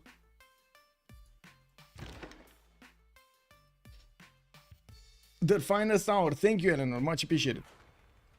It's back in the city of Xochicalco.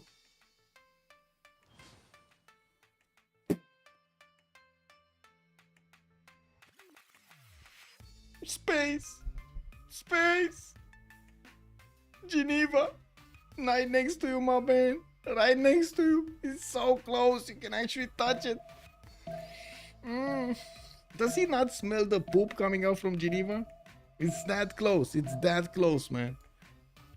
He should be seeing something in the water from Geneva, you know, some like weird plastic bottle coming out from Geneva, or one of those message bottles, right? You just send it on the seas. Kick W, man. Exactly, just click auto explore and it's gonna be there at some point. Anyway, yeah, looks like the city of Rome without its walls is trying to fight back. Zulu is going to need to get a few more tiles, and it looks like he forgot to move out the Cuirassier Corps before he promoted it. We do have Zulu milking as much as possible this territory to the northeast of Rome, and I do have to point out Cynthia is gonna need quite a bit of gold to get the tanks upgraded. They don't have gold. They don't have gold. And Mapuche has so many tanks that are just waiting to get their upgrades, but they don't have gold. Oh my god, guys, it's HOH doing this? Or is it Ben doing this? Is it Ben doing this or HOH doing this? Because I mean, Ben over here with 375 tourism, he's still gonna need quite a bit of time. He's barely the fifth of way there. He's 20 out of 106 tourists. And we do have space managing to get that 143 that defense over here with 105.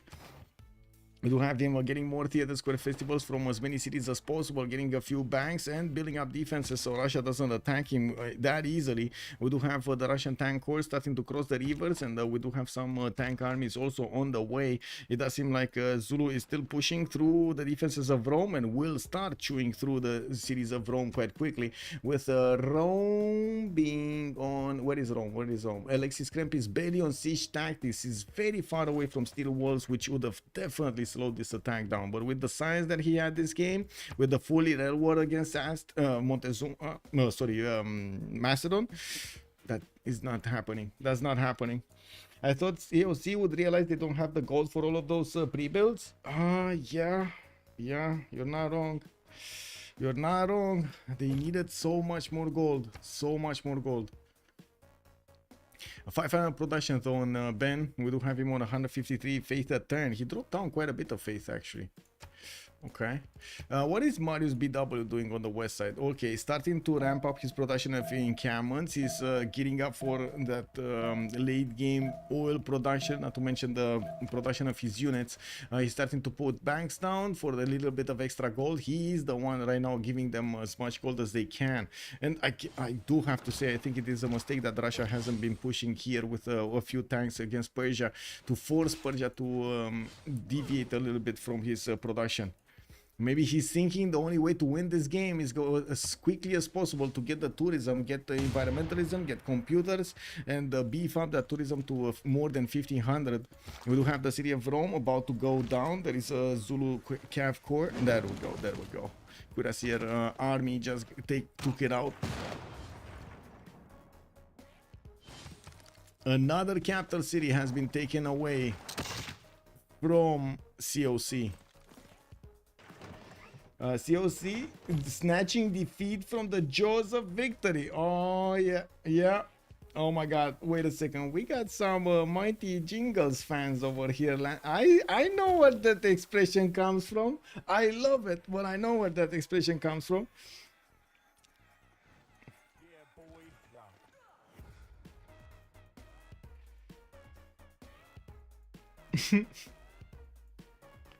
I mean, he's a very cool dude, man. He's a very cool dude. The Mighty Jingles, amazing.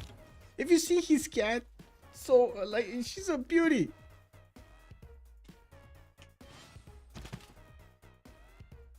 That's the second time I see Khornie just rolling and Ben having a hard carry. Yeah, Ben is doing his best over here. Like, you know, it is what it is. Extremely consistent player.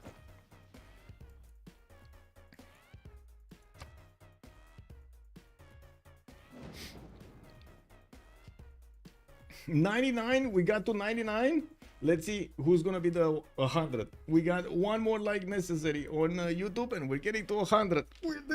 We did it, chat. We're doing it, just one, it's gonna happen. I trust it's gonna happen. It should happen, it not might, it should happen. There we go, 100. Woohoo, we did it. 100 likes on the video.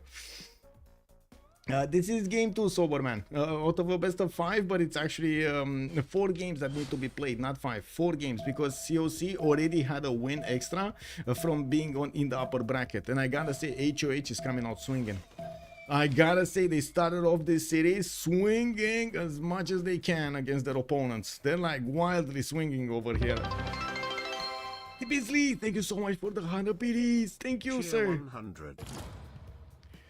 Antium got the walls. Achillea trying to get the walls. We got Mr.Toes with a few of these cuirassiers that will do the damage. And we got Muzdrat also dropping another 100. Thank you so much for the biddies. Thank you. Helicopter from Rome did get upgraded from... oh my god, they're killing Rome. They're taking out Rome, trying to get out with settlers. Alexis Krempp on his last legs over here, trying to run away from his mainland. The thing is with this helicopter, it should beef up the city's defense a little bit. Yeah, it's 84 strength. Even the cuirassier corps have problems actually dealing the damage right now. This is a massive boost of defense for Rome. Zulu is MVP this match. Yes, I agree. Zulu, Mr.Toes did awesome. Taking out Persia next to him, he did amazing. Let's see the tanks. Line infantry corps get 2 shot by the tanks of Russia with fascism. Do we have any stronger unit? No, not yet. Can he get any strong, like infantries? Can he get infantries? No, he's getting wait, he's getting replaceable parts. Oh wait, he's getting infantries. Kick W. He's getting infantries. What is it here? Replaceable parts. Next turn he's gonna get infantries. Infantries should hold tanks, to be honest. That's what I was looking for. He should hold tanks.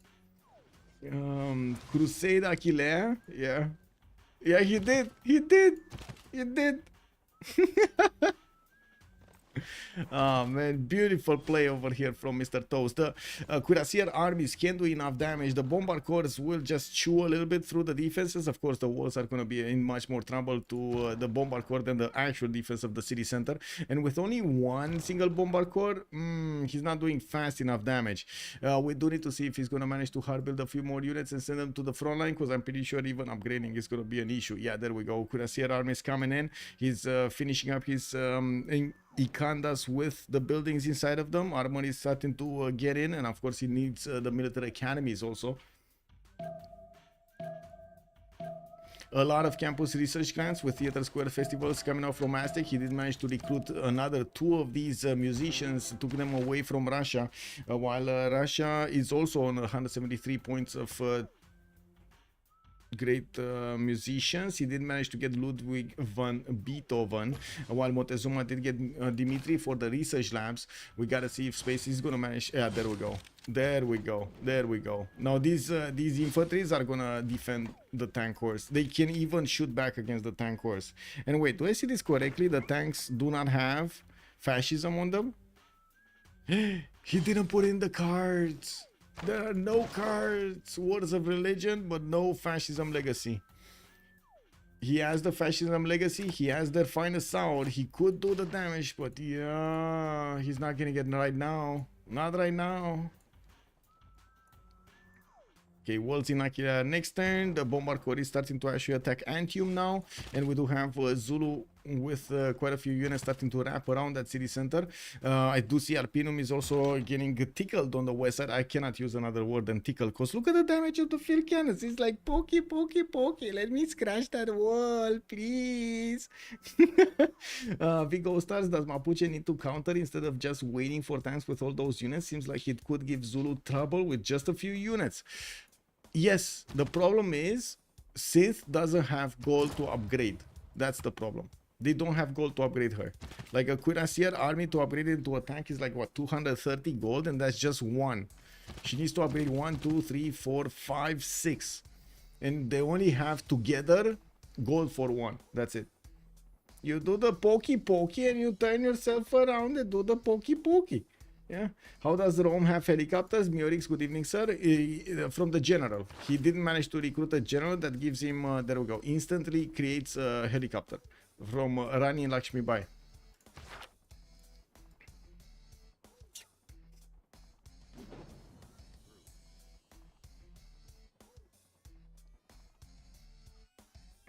Okay, tourism, 27 out of 116. No, okay, nothing happening there.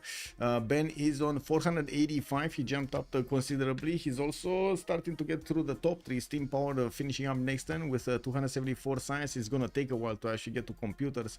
675 culture is gonna put him quickly to get environmentalism, which is gonna be a massive boost, 50%. Now with his rock bands actually starting to pop off, he's going towards the Mapuche cities to try to play them. I do have to point out, usually you do need quite a few special spots for these rock bands. You can't only rely on good campuses. You do need some wonders, you do need some theater squares, and a lot of the times you need a lot of them actually. Let's see the rock bands play. I'm really curious what the rock bands are gonna do. Asylum history, we got space rock. We do have here blonde stones. Okay. By the way, this is probably one of the few wonders that doesn't do anything for the rock bands. It really doesn't do anything for the rock bands. The blonde stones are a ghost to 11. Okay. Did they manage to trade over the ocean? I don't think so. No. Man, they didn't even manage to find Geneva. Vlad K, can you imagine this, sir? Can you imagine Geneva has a galley 1 tile away from Chempoala and they never managed to see it?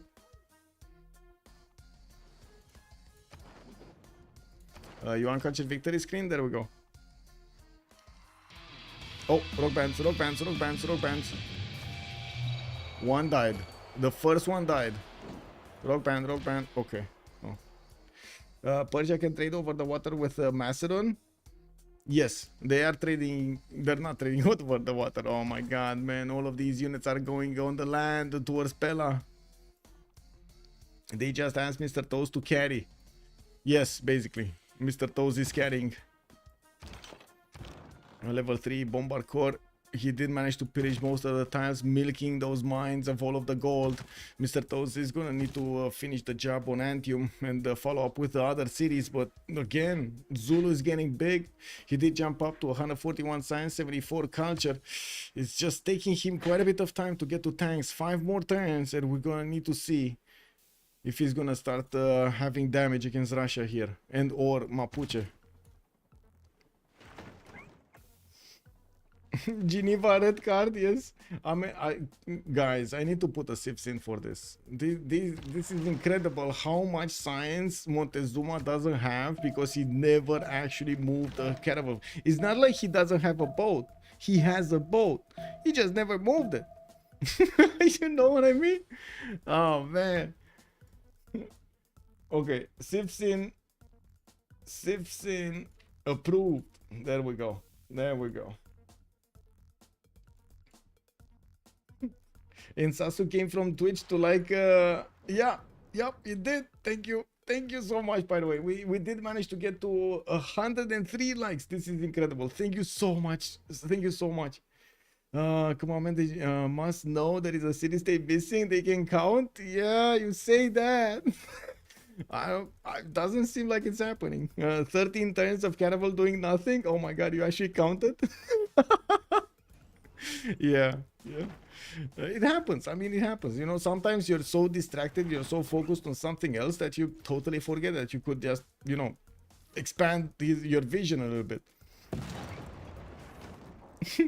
How much gold has HOH banked up to upgrade tanks to Russia? A lot of it. They have thousands. And I do see Mariusbw is actually upgrading something here. He's upgrading tanks. Okay. Well, it's not like he's actually gonna do that much with them, right? They're only tank corps, and Russia has tank armies and soon will have helicopter armies. Ben is trying to get to computers though. He needs to. Not to mention he needs radio so he can get all of those broadcast centers going. And that one actually did get quite a few album sales and tourists, but still 30 out of 120, very far away from getting this. Ben is managing to get 729 tourism, and this should be before environmentalism and or computers. That's a lot of tourism before. Still not quick enough. This is when Zulu actually needs to get going, right? He's not that far away from getting combustion in 2 turns, and also Montezuma is starting to get aerodromes down. Montezuma will probably try to go for jet bombers, and Zulu is gonna carry with the land units. If we're gonna have this combination between the 2 players, Russia should go down. There shouldn't be a way for Russia to defend jet bombers plus tank armies from Zulu. Sajui, hello there, sir. By the way, good evening. What does the caravel do exactly? So the caravel basically is a water unit, right? It's the only way to actually enter the ocean and discover what's going on, and also kind of the only way to actually get to islands. The only thing that he needed to do with the caravel is move it here, not even outside of his borders, just on that border. That's it. He could have moved it here and he would have seen at least 1 galley from Geneva at some point. He never moved it. Do we get to see nukes? We might. Let's see. It's the first ocean going boat. That's also through Vidgo Stars. Yeah.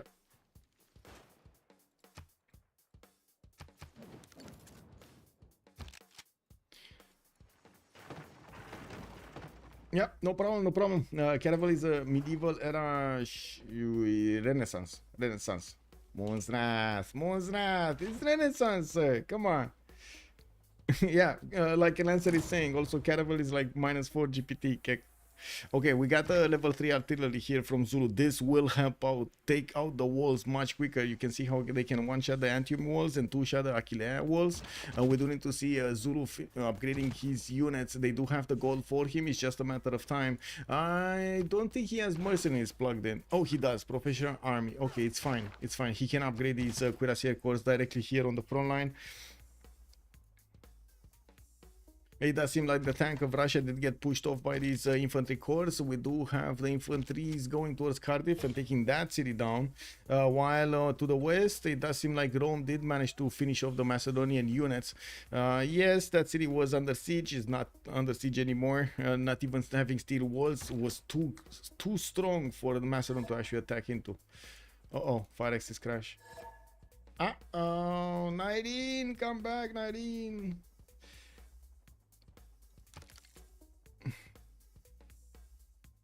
I think we might need to relobby here.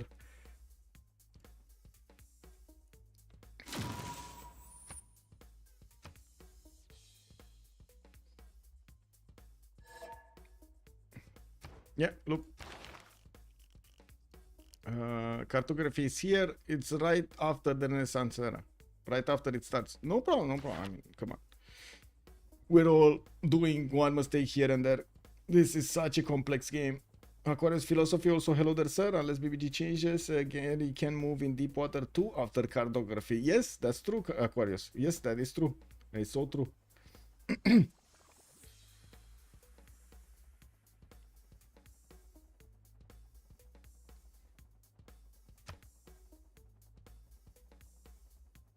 When does Geneva get cartography? That is a very good question. Can you imagine if a turn 100 plus we see this galley just popping next to Aztec?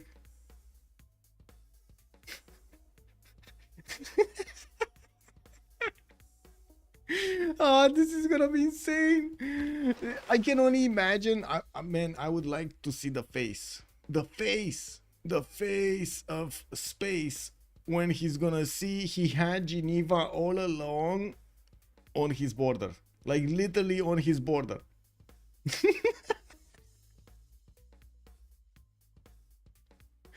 Oh man, this is gonna be funny.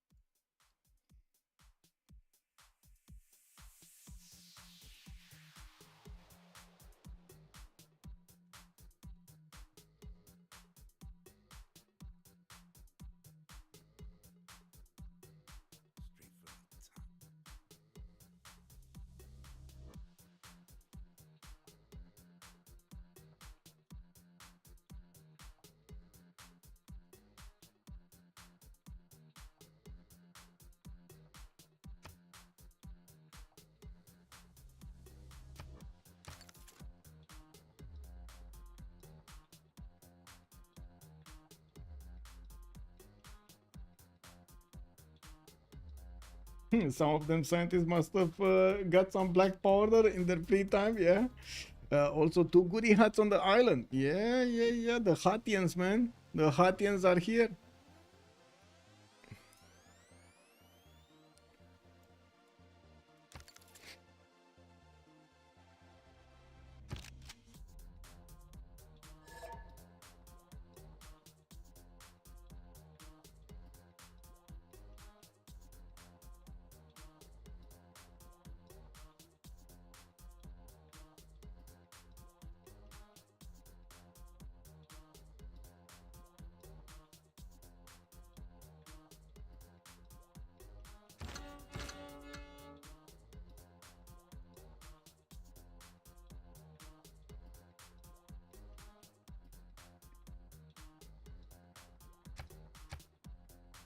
Big question here if Ben can actually get what he needs. Big question if he can get what he needs. He's at the bathroom now. He's coming back.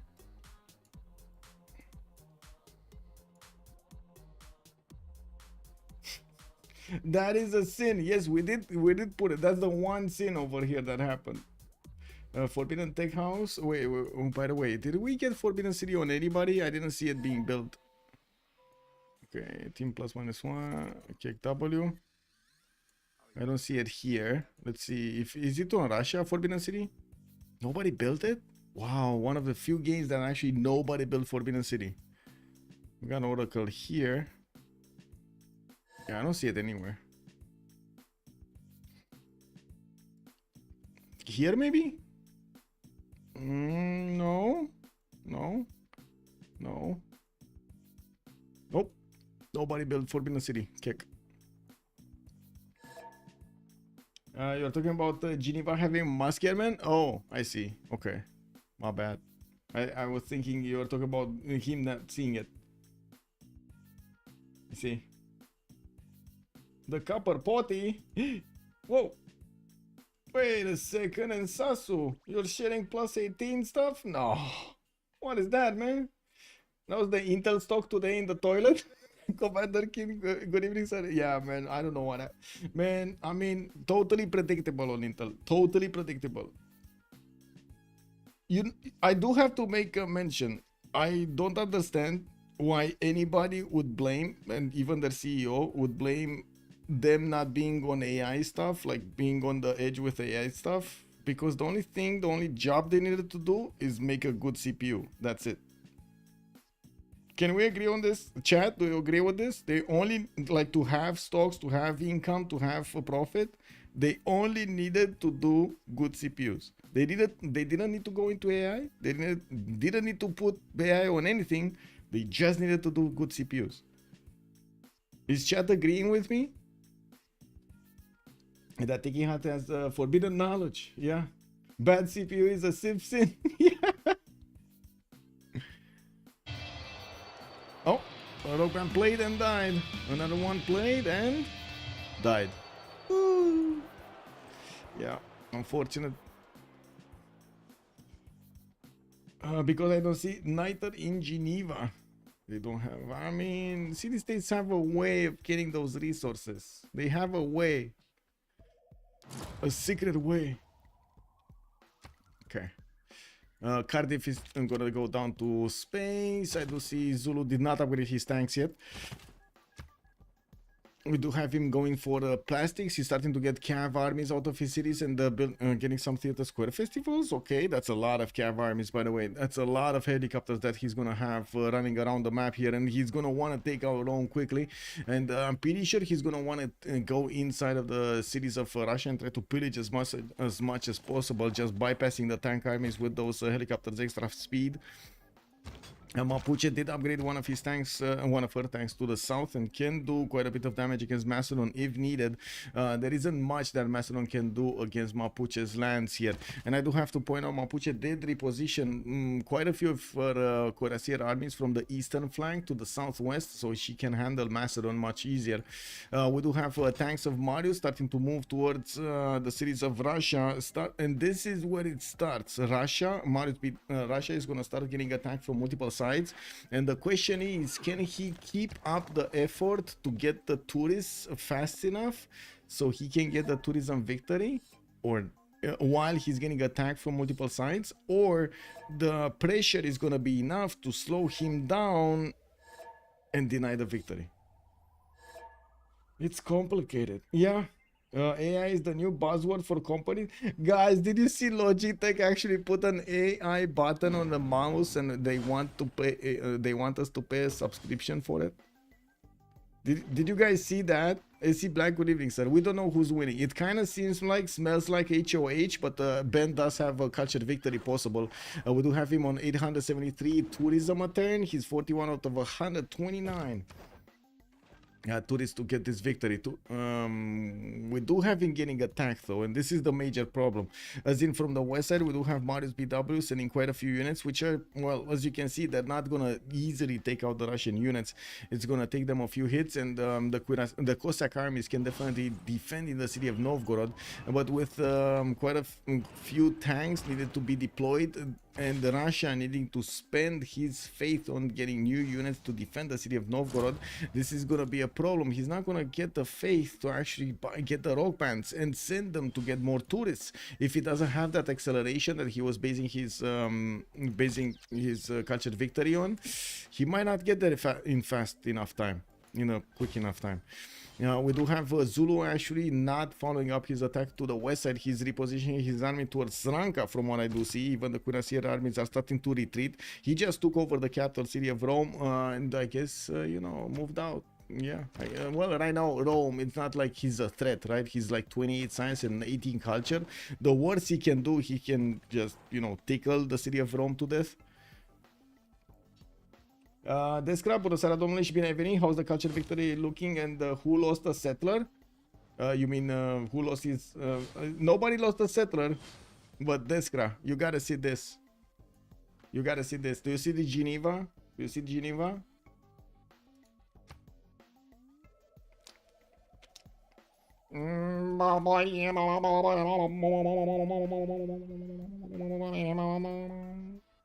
This is a Civ6. It's not like he doesn't have a boat. He has a boat. It's just standing here for the last 20 turns. He's gonna be so mad. Yes, he's gonna be so mad. It's gonna be unbelievable here. Anyway, Cynthia did get settled. Looks like Alexis Krempp did manage to get the safety settled out. Now we do have a few units from Zulu trying to see what's going on here in Mapuche's defense. He needs to GTFO out of there. Tanks of Zulu did also get upgraded and he's gonna start pushing Russia. I do have to point out there's not enough gold to go around to upgrade units from both Mapuche and Russia. They need to be extremely careful with this since we do have upgrades on the left side and Mariusbw is starting to get through some of the units here next to Novgorod. We're going to need to see if Marius is also going to follow up with some artilleries. I don't see him having the ability to take down city walls, and this is going to be a problem. He's taking out the funds from Russia, taking out those mines next to Mount Kilimanjaro. This ship drives me in. I'm far away from a pro. Necro fan, good evening, sir, and welcome. Yeah, that ship. Yes. Imagine everybody here in chat. It's probably having a little bit of a meltdown because he didn't move that boat. And I'm pretty sure even if he is watching himself, he's gonna have a bit of a meltdown. Not moving that boat. I'm pretty sure of it. Total Unipo, if they manage to lose, unlikely he will bite his elbows for not going east with the caravel. Yes he will. Yes he will, sir. Okay, what do we have here? Tanks not moving. We do have tanks upgraded from Mapuche. Okay, they do have like 50 gold between them. Ben did manage to get environmentalism. He's on 1324 tourism. Did he get computers also? Because I do see him moving back to plastics, and I do see he is starting to put aerodromes. He's getting those broadcast centers everywhere and trying to actually push back these tanks of his opponent. But it looks like those Cossack corps will have enough. Yeah, they will have enough to fend off attacks for a few turns here. And that's just what he needs. Although the biggest issue will be trying to fend off attacks on the left and on the right at the same time. National Park did get upgraded here for Nizhny Novgorod. We are in the next era. Let's actually see Heroic, Dark Age, Normal Age. Mariusbw, 2 arms, Heartbeat of Steam, and Reform the Coinage. We do have space on 2 arms, Heartbeat of Steam, and Reform the Coinage, basically the same. On the other side, Ben is on Reform the Coinage, and he's managing to get a total of 114 gold a turn. Now with 600 production, 154 faith, and 650 culture a turn. Only 223 science though. Synth is also Heroic Age, 2 arms, Heartbeat of Steam, and Reform the Coinage, while Zulu did go into a Dark Age here. It looks like Mapuche is not going to have an extra +5 against him. This might be a problem. This might be a problem because Mapuche lost his Golden Age anyway. He lost his military alliance because Khornie died. 4 versus 3 situation here. Anyway, we got the World Congress to take a look at, and then we're gonna see what's happening. Let's go for wine.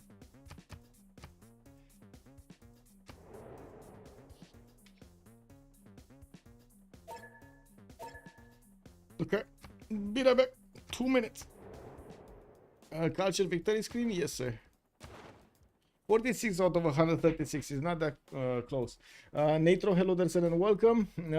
Chill Brains 96. Ben got a scientist? No. No. He got Alan Turing though. He's trying to get Alfred Nobel, but deploy is not gonna happen. Darth also, how did Zulu roll over? Oh, you gotta see it, bro. You gotta see it. I need to get to toilet. Toilet, big toilet.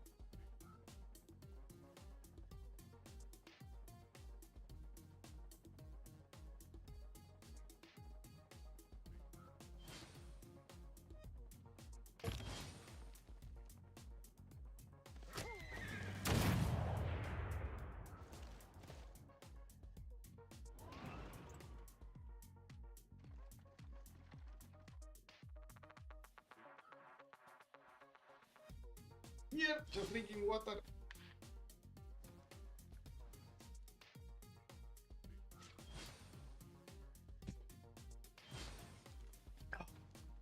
Nor forbidden. Is that a sin? That's a good question. Okay, let's see what's going on here. Next attacks don't seem like they're happening. With finally, artillery is actually getting levied from Mohenjo-Daro, upgraded and being sent to Novgorod. We don't have them cored up. It will take quite a few hits to actually take that 105 steel wall city. And with aerodromes being put down, and of course Ben having enough science to get to his environmentalism didn't get up. So 1400 tourism. We do have him 52 out of 146. Finally, the countdown timer to victory did start up. It's taking him quite a bit of time, and of course with Zulu starting to get in the borders of Russia, we do see at the moment he's heavily losing this fight against Russia. 2,000 tourism from that rock band. Unfortunately he died, and I do have to say Ben doesn't have a lot of faith to spend around and waste over here on the rock bands. I think that was his last one. Didn't he just buy one here? No, that was his last one. That was the last rock band. That's a major problem. That was the last rock band. Montezuma. Yeah, there we go. There we go. He's starting to get the infrastructure going. We do have him getting radioing too. And I do see capitalism coming out soon. He needs that aluminium.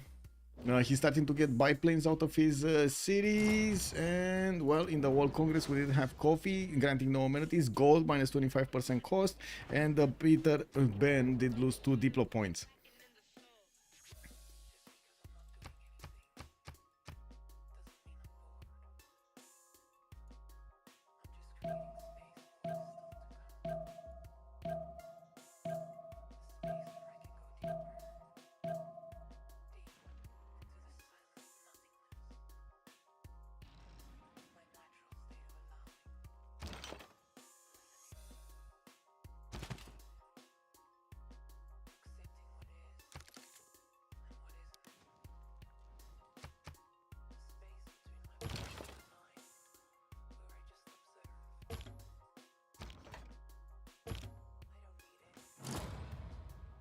Okay, let's see. Uh-oh, cultured victory imminent. 64 out of 146, 47. Look at Ben go. Victory in 10 turns. Well, I mean, that was with the Rock Band playing last turn. He's on 1888 tourism, 1888 tourism, and of course Ben is gonna get his synthetic materials in 2 turns, capitalism in 2. While he did finish his aerodromes, he didn't get to upgrade his aluminiums yet, and by the looks of it, it's gonna take a while to actually get the biplanes. He can't really afford to buy them directly, and this is going to be quite a problem. We got units from Zulu starting to get in. They do have a major damage discrepancy versus the Russian units. That is a major issue, and Zulu doesn't have enough units altogether. He does need to get his cav armies onto the front line and upgrade them into helicopters. I think he doesn't have the upgrade button. Synthetic materials in 7 turns. Nobody actually did discover that technology for him to get boosted. That's I guess more time for him to get all of his units out. You see the cav armies coming out in droves from his cities. Okay, Macedon is starting to get a bit more gold going. He's only on 69, but Macedon, he's on 144. I mean, Mr.Toes is 69, Space is on 150, and Mariusbw on 223. Novgorod is starting to get tickled down, and we do have these artilleries benefiting from a balloon. This is going to be amazing, much easier to shoot the city from 3 tiles out without giving that city the possibility to attack back. I think, wait, I must have about what is Aztec bonus right now. I think it was +4, it might be +5. Let's see. Okay, he did manage to get fascism, intel, and +5. +5 for the luxury attack bonus. Yes, that is more than enough for his jet bombers. Space 4 turns for advanced flight. Okay, he's going bombers, not jet bombers. Oh, well, I guess he does want fighters. Kick. What is it? 285 science. It will take him some time to get to jet bombers.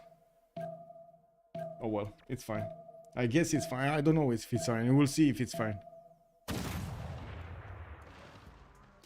Statue of Zeus in Puel Mapu. That's gonna give a few free units here for Mapuche to benefit from. Tank armies in 7 turns, getting hard built from the city for Huili Mapu. Looking at the production capabilities, since they managed to jump up to 377, while I do notice Ben is on 600. We do have Mariusbw on 565, and Space is gonna be 436. Let's see what's gonna happen here. This is very important. How many shots does he need to do? A lot of them, right? He needs to do a lot of them against the city center. Yeah, a lot of them. A lot of them. Oh, he's even moving away from there. Okay. Culture victory is almost halfway there. 72 out of 149. Ben, 1952 points of tourism on Ben. Okay, I guess the big question is, can Space start attacking quick enough? That is the big question. Can he get enough bombers and fighters to start attacking the Russian units or not? Because at the moment, all of the Zulu units are stopped over here by Russia and Mapuche. Russia and Mapuche combined are stopping the Zulu army. And not to mention, Russia is stopping the Persian invasion on the west side. Yeah, Gadley. Necrofan also, there is a little question from me. Does the minus gold cost from Congress affect the upgrade cost of the units? No. It's only buying units. It's only the buying of units with the gold. They need to kill Russia or HOH. Will still lose this. Yes, they need to kill Russia. They need to take him down. No problem. I think it even says, right, the producing or purchasing military units using the chosen currency type is minus 25%. It's not upgrading units.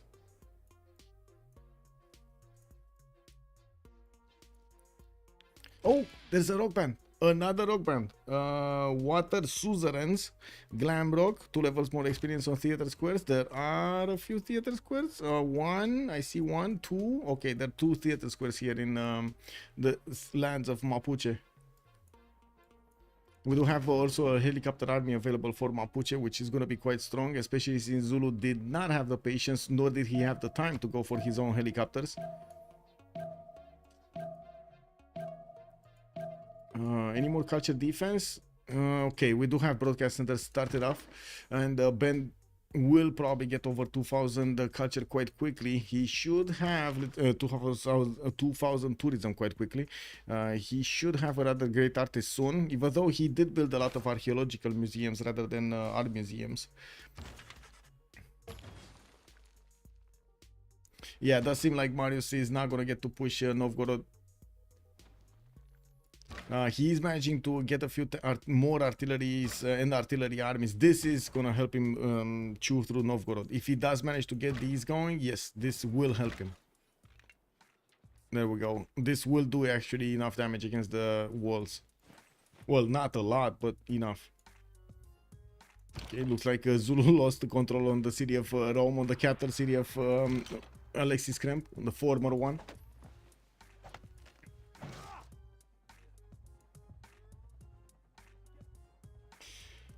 1.8 in tourism, he might be able to pull off a culture victor, but I would be surprised if he does. Yes, I mean, I think he wants to know the answer to that question as well. I assume Russia has finance hour plus fascism. Yes, yes, he does. Yes, he does. He's prepared, man. It's Ben. He knows exactly what to do, right? It's not like he's in the first rodeo. 17 out of 163. Okay, we still don't have him on halfway there. Oh man, the defense over here on Montezuma is amazing. We do have the fighters starting to show up, and they're starting to be deployed on the west side. The biplanes will need to return and get the promotions going, or deploy in the cities of Zulu in the borders to actually get the promotions going.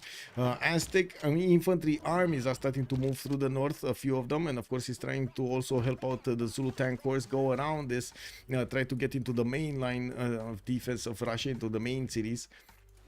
While from the west side, we're going to see Marius starting to get closer to the city of Novgorod. We are just a few seconds away to see what's going to happen. Water Suzerains did play, did get 80 album sales, should be around 1,500 tourism. We'll see how much it changes here. We'll see it soon.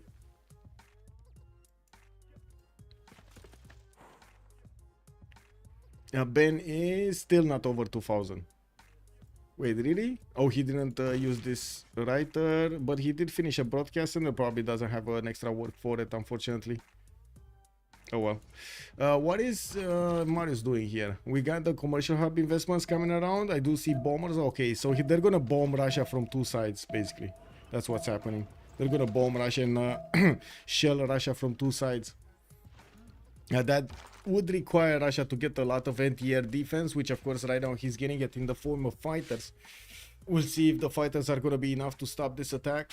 With Governor Victor also deployed in Novgorod, he's going to get the possibility to go for the anti-air initiative, which is giving him another 25 points of defense on all of those anti-air guns, which is amazing, by the way.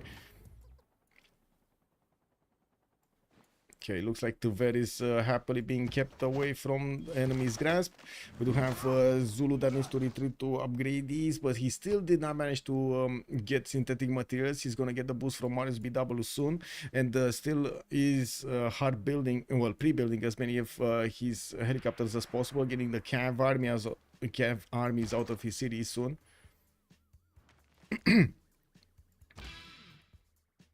Okay, this one has movement. Let's see where it's going. Let's see where it's going. He should be going around here, right? He should be going there. Or is he just gonna play on the +4 campus? He might play on the +4 campus. Zulu with shipbuilding may find Geneva before Aztec does. Oh my god, man. Oh my god, Geneva got a caravel.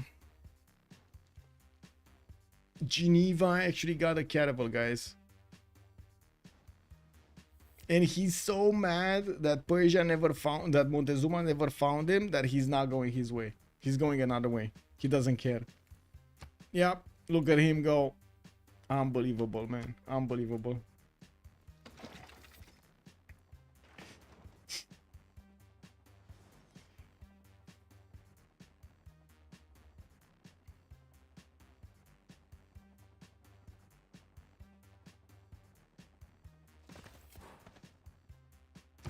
Okay, more of these pipelines coming in. A lot of military engineers for space to create that infrastructure to get quickly to Russian territory with his units, reinforcements, not to mention getting the airstrips going into this neutral land, so he can keep on paddle jumping his units on the front line. On the west side, we do have Persia clumping up his units to make the defense on his artilleries and of course start his offense against Novgorod, although Russia did put a biplane right in front of the city of Novgorod, blocking the access to that city center. These artillery armies are going to be able to shoot from 3 tiles out with the help of the balloon. I'm actually very surprised we got a balloon in Ispahan instead of being on one of the units of Persia here. Wait, is he worried that biplane is going to pop it out of the sky? He might be. Well, that's a counterattack. That was fast. Oh man, these tanks with finest tower, garrison commander and charge and everything, these tanks are doing so much damage to Persia. So much damage. Anything here? Helicopters from Mapuche, not doing enough damage against the infantry armies. Yeah, well the helicopter armies will do, but there are not enough of them. And Zulu is trying to get in and start pillaging tiles with his tank corps, dragging all of this army along with him. Okay, let's see capture victory. 1952, he's still 1952, 98 out of 172. That means he did go over the halfway line. Computer says 13 turns. Doesn't seem like it's happening. If he doesn't manage to get like 1,000 more tourism from somewhere, it's not happening. Shopping malls coming in soon though. Moscow and St. Petersburg, and I do see another neighborhood here in Kazan. Shopping mall in Argalansk, Smolensk, another neighborhood, Yaroslav, another neighborhood. Looks like it's gonna be shopping malls all the way for the tourism.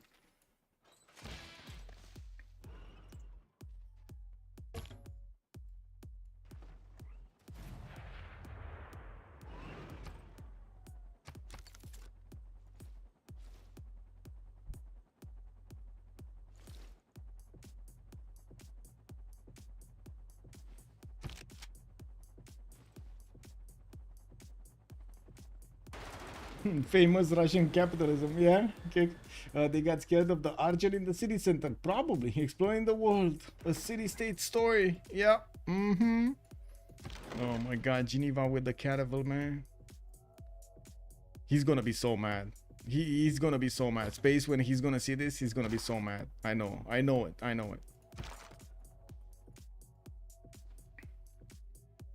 Wow, blizzard coming in to improve the fertility of those tiles. It's not enough that he had Mount Kilimanjaro in that city center. He's gonna want more. Artilleries are starting to shell the cities, the encampment, and I do see that Russia will have to double shove these artilleries quite easily. It's not that hard.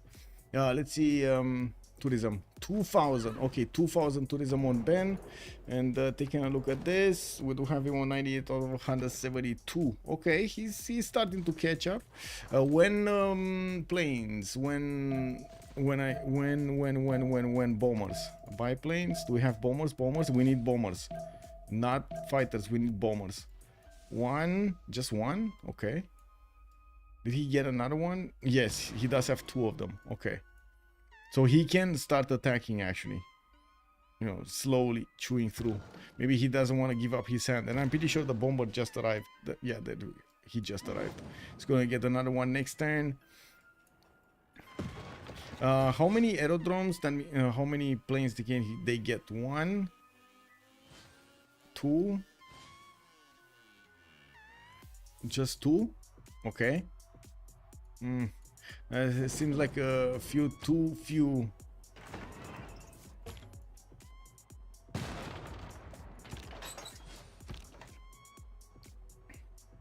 Oh, I see they switched the military alliance. Mapuche is going to have a military alliance with Russia right now. So that means Rome is not going to have one.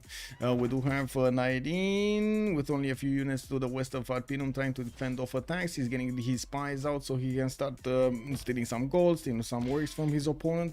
While Russia is trying to get the rogue bands playing, we're going to need to see if he's going to be successful in getting the tourism from this one.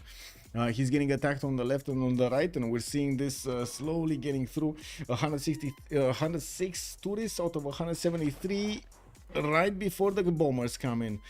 Ben did go up to another 80 points of tourism to 2080, and well, we're going to see if he's gonna manage to get a good anti-air defense with the fighters coming out from Novgorod, and also with him getting attacked by the bombers. He might have a bit too much on his plate to chew. Did Space find Geneva? No. And neither did Geneva find him, by the way. No. Yeah, it's still there. Geneva got a Geneva might actually come in. He might come in with the caravel. He might actually get to Aztec's borders. I'm starting to think Ben's going to pull this off. It might happen. It might happen. Don't get me wrong. It might happen. It wouldn't be the first time that Ben sneaks in a culture victory like this. Although this blizzard destroyed a lot of his tiles here. Improved quite a few of them, but man, his districts... Oh my god, look at these. His districts, man. Mariusbw stealth tech in 4 turns. We're gonna have the stealth bombers appear soon, and I do have to say his 2 turning bombers in the city of Hangmatana only has a single airstrip. No, 2 of them. Actually, aerodrome, sorry. This is airstrip or aerodrome? Aerodrome, no? Kick. Airstrip. Never mind, it's not an aerodrome. This is an aerodrome. Kick. Oh well. Was that his GMC that got pillaged on Ben?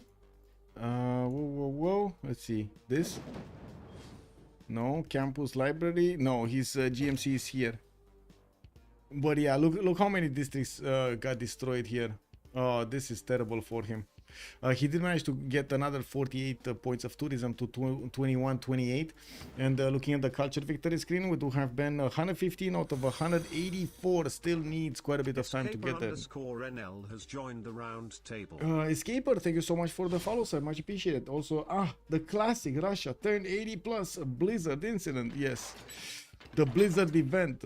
The Blizzard event. Classical. Okay, I do see Zulu did manage to get to his helicopters, and now we do see him starting off on his upgrades. They do have enough gold to actually fund all of the upgrades that he needs, and I do have to point out they will have, oh my god, significantly more gold than COC in the next part of the game. And they kept on banking on this in the last few turns. No retake over here of the city of Rome. Nobody wants that city. We do have shopping malls coming out from quite a few cities of Russia, while he's getting the fighters out to fend off attacks on the southwest. I'm pretty sure Persia will need to get to his jet bombers if he wants to keep on pushing his opponent like this. Jet bombers are much more likely to not get damaged when they're attacking through anti-air guns, through fighters, than the normal bombers. That was another one. Water Suzerains did get to 160 album sales. Okay, it shouldn't be that big. Maybe like 118 or something out of 180. Luma, so unlucky. Yeah. Oh, he got it. He got it. He did get it. Finally, he sees Geneva. And look at him putting one in. One envoy in there. Mariusbw, man. He did it. There was space. Still didn't get an envoy in there. Oh my god. War department coming out next turn. Of course, we did have fascism monastic for quite some time. Theater square festivals, new amphitheaters also getting built. He's trying to put up as much of a defense as possible. I don't think it even matters what great people are getting acquired, other than maybe some more of those musicians for Russia. That's it.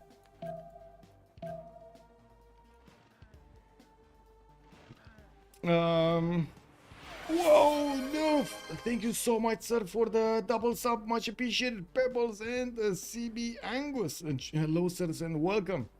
Geneva did it. Yep, Geneva did do it. What are your expectations for the game tomorrow? For the FFA finals? A lot of war and a lot of good strategies. We're gonna have so much brain power in that game, so much experience in that game.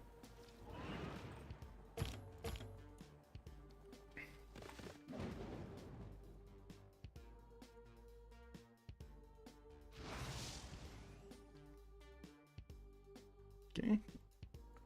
Ben dropped down to 177 science, by the way. We do have him on 2172. He did get more. I do want to see his amenity. Oh, look at the amenities of Russia, guys. I think we know where this is going. This is a problem.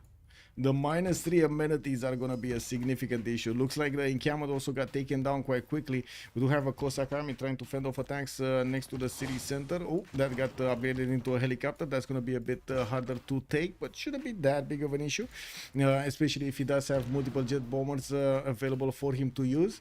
On the right side, since he did get jet bombers technology, space should be, well, soon Mariusbw is going to get it. He's going to boost space also to it.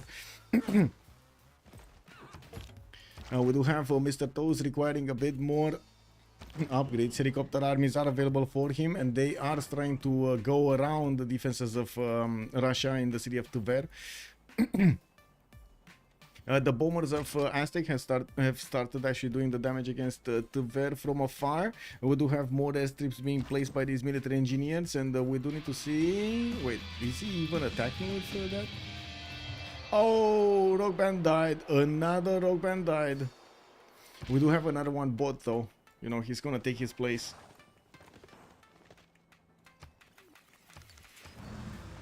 $130 out of 186 tourists for Ben. He's getting very close. 2172, still 2172. I didn't see, so I see the fighters. I don't see a bomber here anywhere.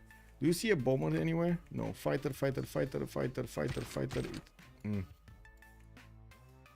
Bombers, there we go.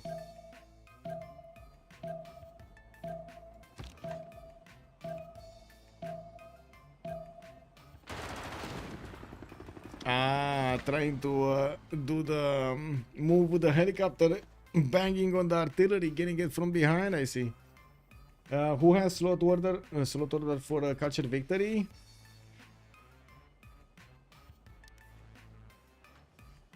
Oh, Ben is second to last slot. Yeah. Okay, counterattack from Mapuche. That seems like the Zulu units are not going to be able to handle that heat. We do have more attacks being done to the west side, and it does seem like the fighters are chewing through that defense. Okay, very nicely. Quite a few Zulu helicopter corps, and I did hear a lot of bombers moving, or something is moving. Let's see. Did they manage to do the attack here? No. No. Did they just move or upgrade or something? No. Okay, interesting. Didn't you hear a lot of planes? I heard a lot of planes. Like, well, a lot of planes, like 2 of them. Oh, they moved here, that's why. Okay, 3 bombers. Okay, 3 bombers. Well, that should be enough to take out Tver next turn. Should it be enough? It's 103 strength. Anyway, we'll see. Should be very close to enough. No more rock bands. There is one more rock band. He just got one, yes. Why did his amenities drop? Is because of the war awareness that's happening, because he's getting attacked by multiple enemies, and he's losing units or losing tiles or something, doing damage to his opponent, and this is happening in his territory. He's losing his amenities, and that is gonna slow him down significantly.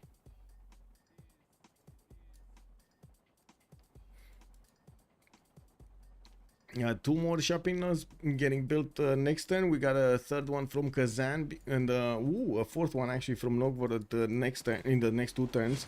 We do have also more helicopters from Zulu getting upgraded on the front line, and he's hard building as many as he can. But now that he did need to switch from cavs to helicopter armies, it's gonna take a lot longer to actually get them hard built. It's a lot more production that needs to happen there.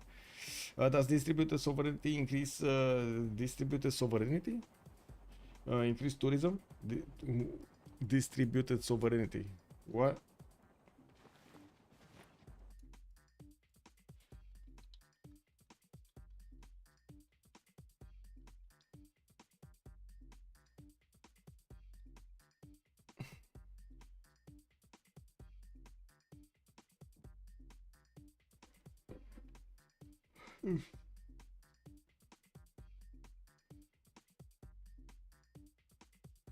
Oh, from the information, and I see. I see. Digital democracy. I mean, Ben is in democracy just. We're gonna need to see if he's gonna manage to switch. I don't think it's gonna matter though. I really don't think it's gonna matter.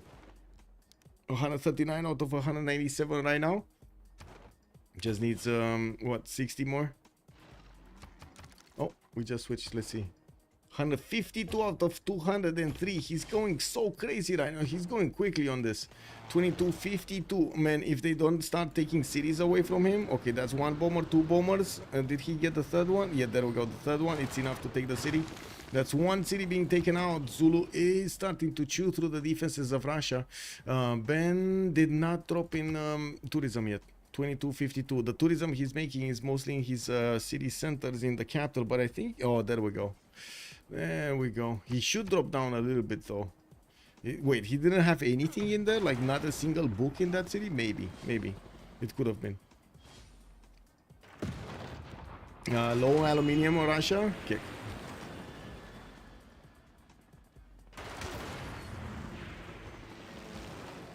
Mapuche doing her job of actually trying to slow down his opponents from taking over the Russian cities. Novgorod is about to be taken out by these jet bombers. We do have them upgraded here, and they don't have yet the ability to move because, well, they just got upgraded.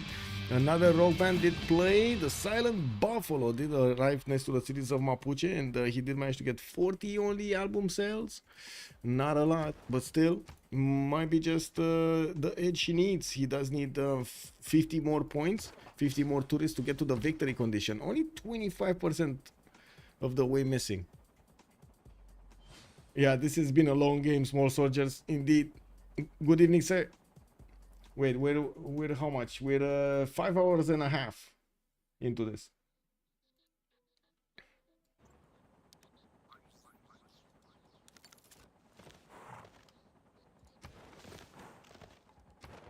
Well, computer says 7 turns, and I do have to point out Aztec will need a bit of time, like a turn between moving these bombers further towards the cities of Russia. We do have Novgorod and Vilnius that are able to be taken out, and I'm pretty sure there's going to be, well, a bit of a drop in tourism, but it might not be sufficient enough to slow down Russia, especially with the shopping malls coming around from everywhere, and of course his main tourism coming around from his main cities like St. Petersburg, Smolensk, Moscow, Kazan. These are his core cities. With the jet bombers able next turn to start attacking the Russian units, we do need to see if they're going to be successful in doing the damage against the city center of Novgorod. I do notice also Persia is taking a bit of a smash down from the Russian helicopter. He just got punched in the face here. The artillery army will need to retreat and somehow, well, get his wounds back. Heal his wounds, I mean. Oh, low aluminium monastic also, not only on Russia. Kick W. Kick W. Usually it's over in under 70 turns, yes. 75% culture victory, yes. 161 out of 210. Looks like the defender is putting quite a bit of effort into this. He's still keeping Ben 50 points away. Aztec doing God's work. We got Ben 2184, dropped down a little bit in tourism, not too much, but he's still a little, might cost him the game here. Like every point counts of tourism at this point, at this moment of the game. Every point counts. Okay. He's gonna put a few more of these ski resorts. He does have at least 2 more that I can see that he can put down. Yeah, 2 more.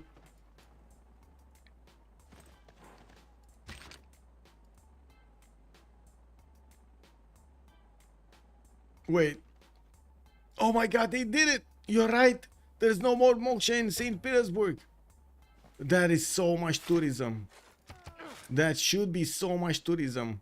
I don't think we see it right now. The computer, or at least the drop-down menu, still says 2184. It should be a lot lower. I'm pretty sure it should be a lot lower. Still says 2184. It probably will update next turn. Moksha is massive. Like the Moksha 4th promotion, this curator, the 100% tourism from great works of art, music, and writing in the city. In the case that he already has his National Museum with 4 musics, and also he has a Hermitage in that city center filled with books, filled with artworks. He has his archaeological museum in the theater square. He has everything, more music. Like that should be like 500 tourism right there. Or something like that, 400, 500 tourism. If that happens, it might be the game right there. If he's dropping down next turn so much, it might be the game right there. Can you see how many turns left until he can put it back in? It's at least like 3 turns, I believe. I cannot see it. I cannot see from his perspective. Breaking news, also good evening, sir, and welcome. Yeah, that did definitely hurt. Clythian, hello there, sir. Defense looked like it worked. Feeling pretty over unless Diplo win cheese. It's neutralized from 10 turns. So no Moksha for 10 turns. With a spy, ice cream. With a spy. With the spy mission. Yeah. Oh. Wait. They're actually getting to attack directly St. Petersburg. Okay, not a lot of tourism drop. 2204. Wait a second. Actually, Russia didn't have the first promotion for Moksha? Or is it somewhere else and we didn't see him move? No, he's neutralized. Kick W. Okay, this is weird. Am I the only one thinking he should have dropped down in tourism? Kick. Anyway. Let's see what's happening here. 174 out of 217. Okay, he's catching up. He's catching up and actually overtaking the defender. Space is 1,000 culture a turn, and he's getting as many of these theater squares as he possibly can, building up hangars for the aluminium, and of course using the jet bombers to get closer to Russia. Well, at the moment he does only have bombers. Yeah, he just moved them here on the front line on the west side. And I did notice Persia is directly attacking the capital city of St. Petersburg with the jet bombers. He will keep on pounding on that, and there is a possibility for maybe a unit or 2 from Persia to last move, first move, go through the lands of Persia with a helicopter and arrive next to the capital city, or even like from the right side, maybe we'll see something. Rock Band did play. Another 40 album sales got acquired here.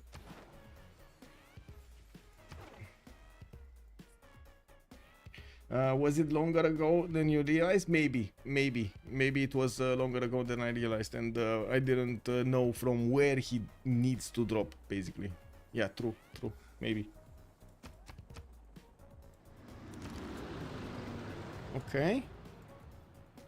It's in Novgorod, the next one getting attacked here, and we do see the bombers managing to get the defenses up to half HP. 4 of them are starting their attack runs, while Zulu's units are just waiting to pounce on that city center and raise it to the ground. That will have a national park and 2 of these, and of course a full-filled theater square. That's going to be a lot of tourism being taken away.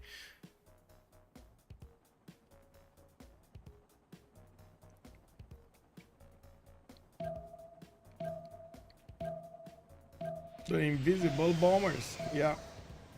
Yeah, exactly. Total Unimodular. The culture victory games are quite something.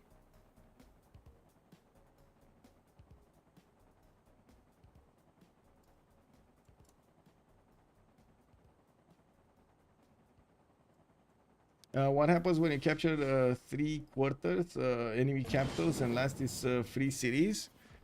You need to capture the free city also. You need to have all capitals of your opponents. You don't get the domination.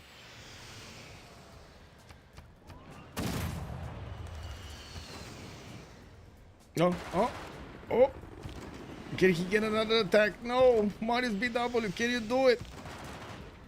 No, my god, that city is on 1 garrison health. One. Oh man, if only Marius would have actually attacked the city center first with the bombers and then moved in with his unit. If only. Yeah, that was so close. St. Petersburg survived with 1 HP. It's 1 HP. Nizhny Novgorod did get taken down, and I do see Russia did try to, well, get a tank army right next to it. Zulu is gonna start chewing through the city of Vilnius soon, and of course Ben did lose a bit of tourism from those works. We do have him deleting the city center and of course dragging the Mapuche army next to him. Another rock band did play, even though it might not be enough. 184 out of 232 looks like it's still 52 points away. Well, 48 points away to be exact.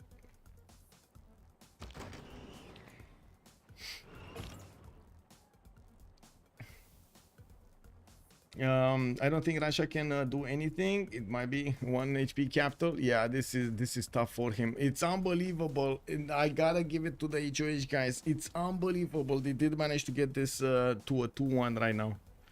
HOH showing up very strong in the finals. I mean, they put up a very good season, don't get me wrong, an incredible season for them from the CPL Premier League going into in the CWC with the finals.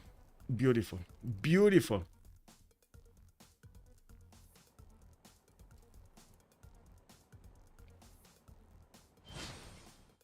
Okay, Zulu, theater squares. Did they actually choose Geneva? No. Everybody got probably a point in there. Space and Marius did get a point in there. Okay.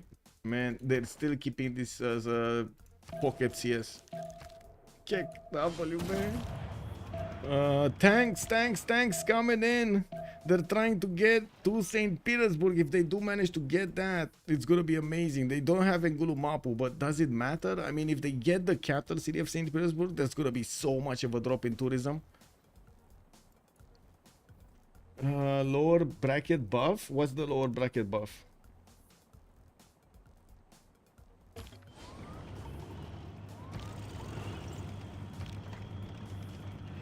Okay, looks like Persia cannot really get in there.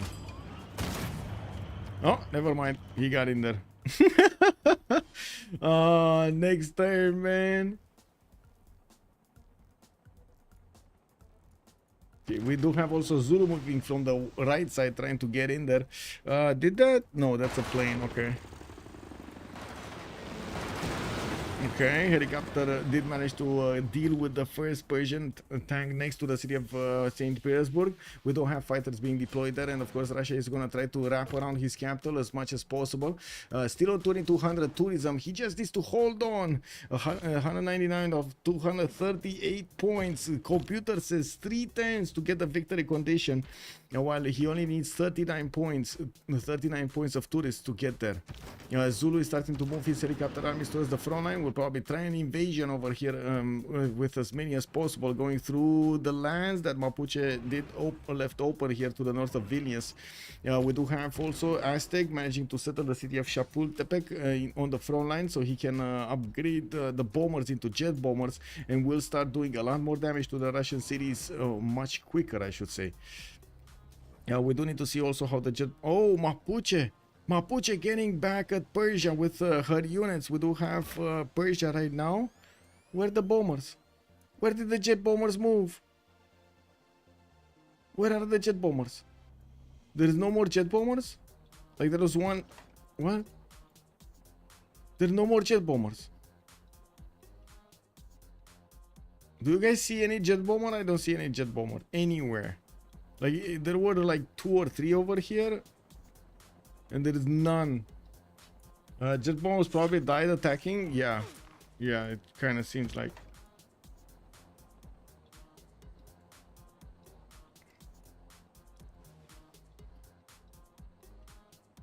Well, it doesn't seem like they're gonna take the capital anytime soon. This is gonna be amazing. If they do manage to actually keep it like this, it's gonna be incredible. But in get the culture victory even in this one. Search for it, TV Torok. Good evening, sir, and welcome. I don't think the search works as intended, but I guess we can try it out. Jet bomber search. Let's see. Unfortunately, the search engine while using the spectator mode, it's not working as intended. Wait, what happened? That is so cringe. What? The pocket blue CS. Yeah, no problem, TV, no problem. We would really love to actually have that search feature. We didn't find a way to actually make it work. There was a bit of a compromise. If the spectator mode search function would work, you could actually click on units as a spectator and start moving them with the buttons, like move to. Basically, the move to button would actually move units on the map of everybody. The world finally discovered Geneva. Yeah, they actually dropped a lot of envoys in there, getting the suzerain, and of course getting quite a bit of an upkeep in size, or uptick in size, I should say. Composites coming out next turn, and the planes, the bombers of Aztec are gonna need to start chewing through the defenses of Russia, even though there are a lot of units from Mapuche defending this. Ben is on 2200, okay, 209 for 249, still needs 40 points. Doesn't seem like he's getting it at the moment. Doesn't seem like he's getting it at the moment. The more time it takes for Ben to actually defend himself, to get to the culture victory, I mean, and defend himself, the easier it will be for Persia, Zulu, and Montezuma to take out his cities. So right now, for example, Novgorod doesn't have a defense anymore. Mosha, yes, is establishing in St. Petersburg in 2 turns, and we will probably see Novgorod being taken out. Moscow following up next, because all of the Russian defense is around the capital. The culture victory only went up by 4% in the last 3 turns. True. Why not drop bombers on units? Well, they are, if they have enough of them. Oh, I do see Zulu is trying to get around with a helicopter army. He can't get in there. There's no single tile that he could actually get in there. All of the tiles are covered by at least a unit or something. We see the wall of units also from Mapuche getting ready next to Vilnius. While the jet bombers have not started their attack runs, we should see them starting off soon. Oh, he doesn't have movement on the majority of them. Probably attack something. I don't know what, but he attacked something. Maybe Puen Mapu? Yeah, maybe he attacked Puen Mapu, because, you know, that's a tank army that can take that city.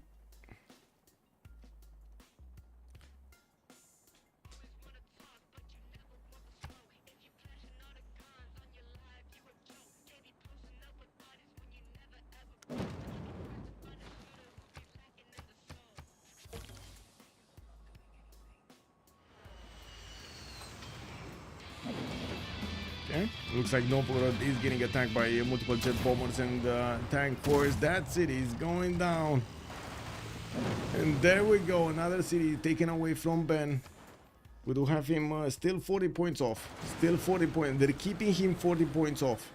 I gotta say, Space here with 1200 culture doing amazing work to keep that culture victory away from Ben. While we do have Zulu, Mr.Toes, trying to find every way in, any way that he could get to the Russian capital. Vilnius getting bombed by Montezuma. Zulu does have a helicopter army right next to that city center, and it looks like Mapuche is not reacting to this. Zulu just took away that city with Mapuche defense next to it. Wait, is Synth sleeping or something? Maybe she was thinking of something else. Maybe, I don't know. Maybe she was getting something to drink. I don't know. But that was quite weird. First time I see culture victory defense being taken seriously. I mean, that's how you do it. You actually need to be serious about it. Yeah. If he's not gonna be taken seriously in CWC finals, I don't know where it is gonna be taken seriously. You know what I mean? Valkyrian also, good evening, sir. Rome rejoined the empire. Oh yeah, he did. He did. Alexis Krempp very happy with himself here. Yeah. He got that city back.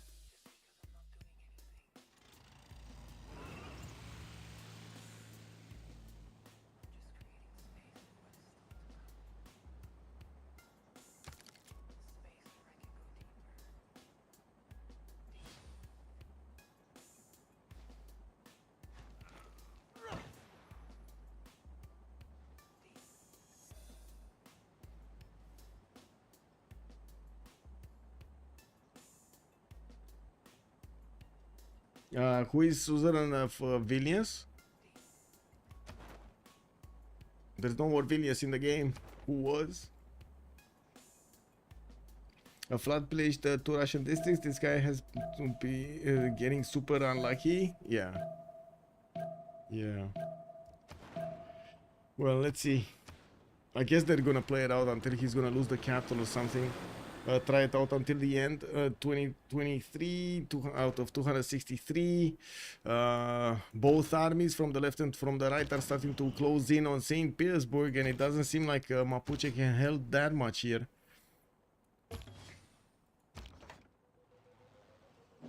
Wait, do we have reformed the coinage here on Cynthia? We do, and on Russia also. So these traders are actually defended.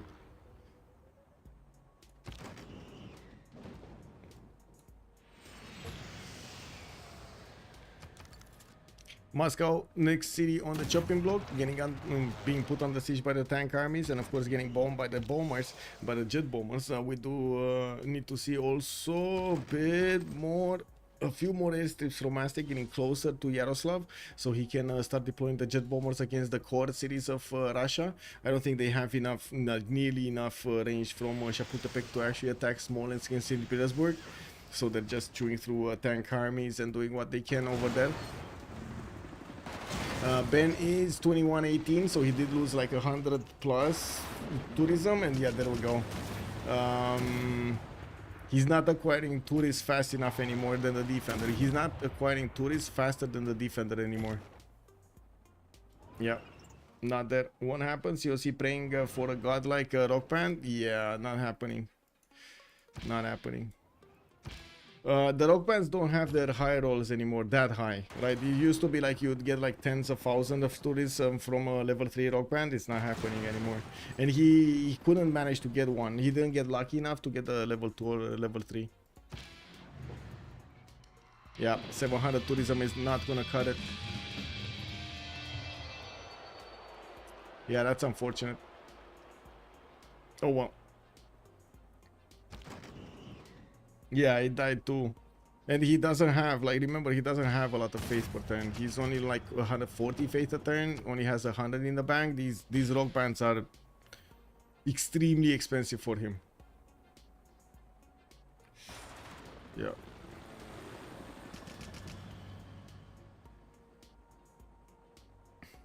Yeah, very good try. Very good try. It was, honestly, it was their only option.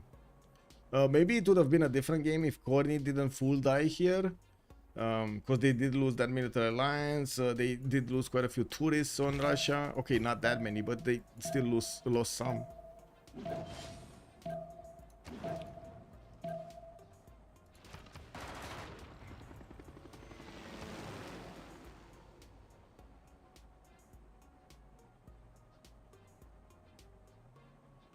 Yeah, it did slow down.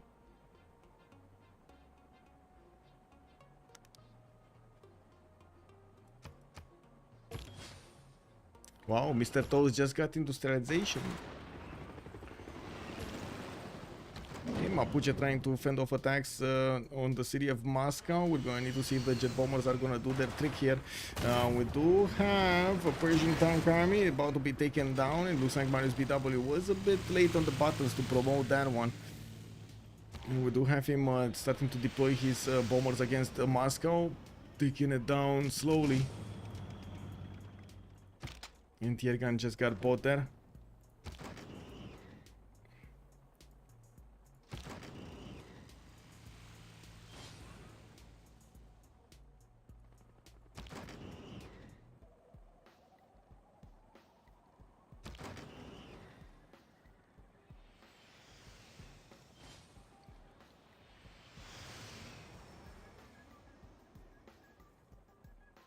Okay, looks like Yaroslav is also gonna be next up on the chopping block. Those jet bombers of Aztec are shooting it from afar, and also, well, a Zulu helicopter army did try to get in. Another rock band from Russia, the Flaming Country, is going towards the south, and it does seem like the computer is giving us a heads up. We do have 39 more points for the capture victory to happen, but we've seen this before. And just kept on happening. The difference was kind of the same. Does Cyrus have jet fighters? No, he only has fighters, or at least that's the only one I've seen. Let me see. War department from Persia. I don't see jet fighters. I just see him investing as much as possible into jet bombers, and I think this is the correct way to go here. You need to attack the city centers more than you need to attack the units. And he just doesn't have artillery. It's like, yes, he does have a few of them, but they die so quickly to the units of his opponent that they're not useful enough. Yeah, refusing to roll over and die. Yeah, that is good. That is good. I mean, it would have been totally possible for Russia to get the victory here. If he wouldn't have had so many slowdowns, if a player didn't die for him and so on, even with actually Khornie dying, he could have still had a really good chance of getting the culture victory. You've seen how close he got. So close, so close. Sometimes I ask myself, how is a half-torn country leading the culture, the world in culture? Yep.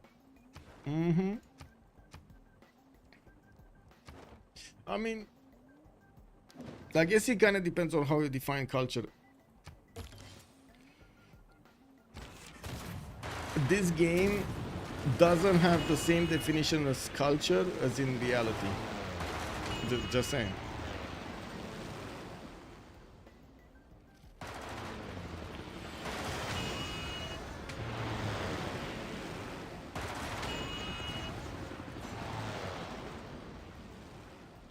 Funny Civ win con, yeah.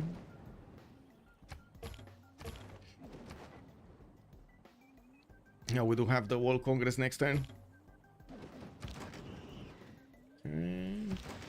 Bomber started attacking against Yaroslav. Ben is still 2000 tourism, but he's not getting closer. 254 out of 297. Of course, we did have space managing to get that defense going very nicely. 1154 going for him. I do see Persia did manage to take out the walls of Moscow, and Yaroslav also did lose its walls, although he doesn't have enough strength from the helicopter army to take that city down entirely.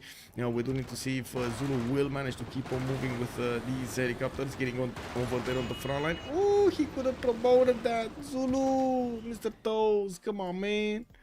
Look at the buttons. Click on the buttons. Ooh, Aztec actually getting a few rock bands of his own in the lands of Zulu. Because why not? You know, you gotta do what you gotta do. CC at break, it might happen. It might happen.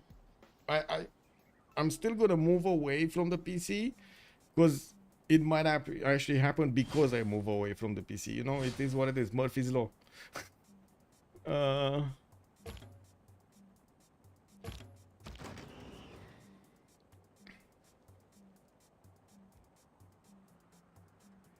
Sasu doesn't know who wants to win. Kick.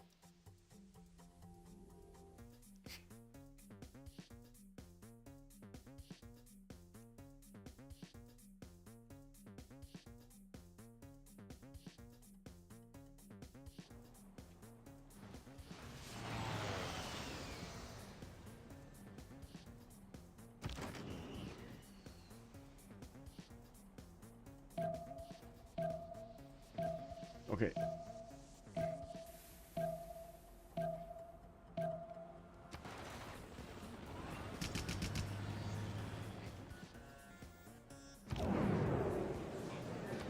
We would have had more games if either one, actually, because it's tied and it's a best of 5.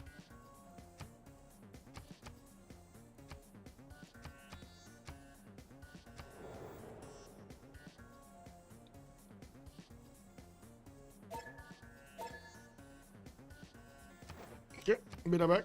2 minutes. Yeah, we're gonna have one more game at least, yeah. Next game is Sunday on 1700 GMT.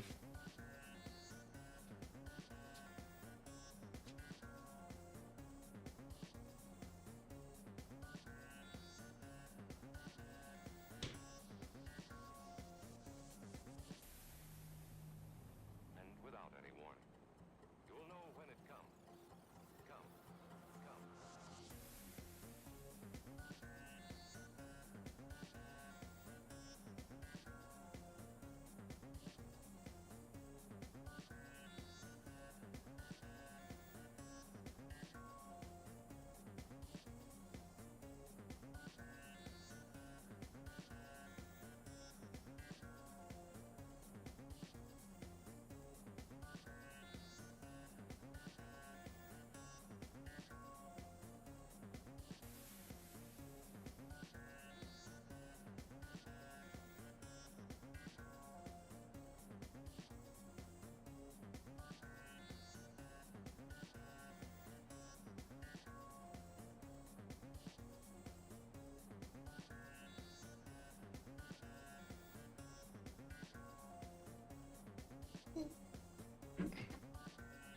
Well, they did not CC during the Congress.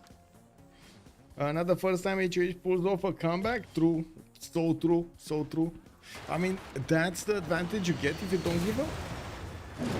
Okay, Moscow got taken out. Looks like also a raise to the ground immediately. We do have Ben 263 out of 298, and I do see him on 21-26 tourism turn right now. But we do see the Persian helicopter armies getting close up in person with the city of St. Petersburg. I don't know why he got that artillery core in there, but I guess it is what it is, keeping the tile intact. The tank corps will need a bit of support from those jet bombers if he wants to take out the city of St. Petersburg.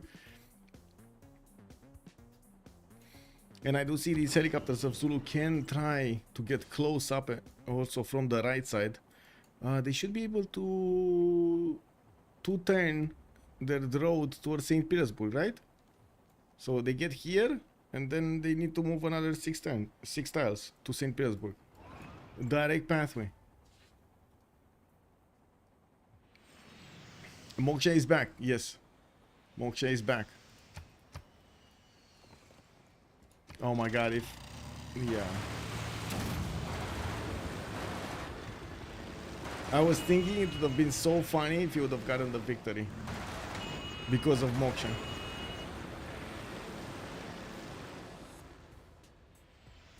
Oh no, he didn't get that one there. Anyway, there are 2 units from Persia available next to St. Petersburg to take over that city center. It should die next turn. Let's see. It should be taken out next turn, I mean. How many jet bombers are available? 1?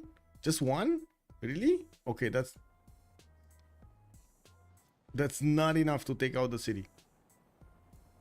Like, these tank corps don't have enough damage, not nearly enough damage to take out the city center, and the fighters are gonna chew through them very quickly. Helicopter armies are also gonna die quickly next to that city center. Do we have jet bombers moving here? They can attack Smolensk, Yaroslav. Can they reach St. Petersburg? 2, 4, 6, 8, 10, 12, 14, no. 16 tiles. Was this 15 to attack? Isn't it 15 to attack? It's just 1 tile too far? Kick. The true carry behind the scenes. I think the Blizzard played a role. Yeah. Blizzard played a role, Spice played a role, Offense did play a role. Like, I do want to point out, even if the Persia didn't actually manage to do damage to Novgorod, the fact that he started pushing Russia slowed down those amenities. That's the thing. That's why he pushed. He wanted to force Russia in a situation that he started trading units, so he gets that, I would say, so he does manage to actually get that advantage over his opponent, lowering his amenities. How come Portugal and Rome spawn next to each other with the land closing their sea from Japan? Are we talking about the same game? Moksha got neutralized again? Yes, it did. Again. Oh man, he just got it in there. He just got it in there. Yeah, doesn't seem like it's happening, guys. Well, we'll see. We'll see. We got quite a bit of a defense here for St. Petersburg, and yes, the Rock Bands are still playing in the south. Did we get? No, it died. Never mind. The Rock Band died. It played and then it died. And still 30 plus 40 tourists actually. And that's a GG right there. No way to get the victory. HOH gets a 2-1 against the COC on this Pangea Classic Ridges in the second game of this best of 5. Unbelievable from both teams, I gotta say. Ben not giving up until the last moment. The Synth trying to help him out. Fend off attacks on both sides. We did have on the right side Khornie being smashed down by Zulu, by Mr.Toes. Aztecs muscles were just popping out of his shirt over there, trying to actually get that culture defense. And on the left side, we did have Nader Shah, no, sorry, Cyrus trying to get the bombs going against the capital city of Moscow of Russia. He did manage to chew through the defenses and got so close to take over the city of St. Petersburg. GG to HOH, amazing. GG to both teams actually, amazing game. We do need to move to the debrief and we're gonna need to wait for them to join. Just waiting for everybody to get in.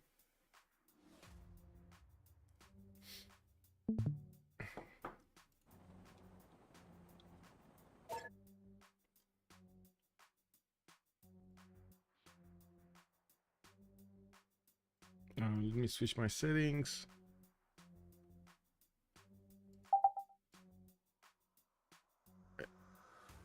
This.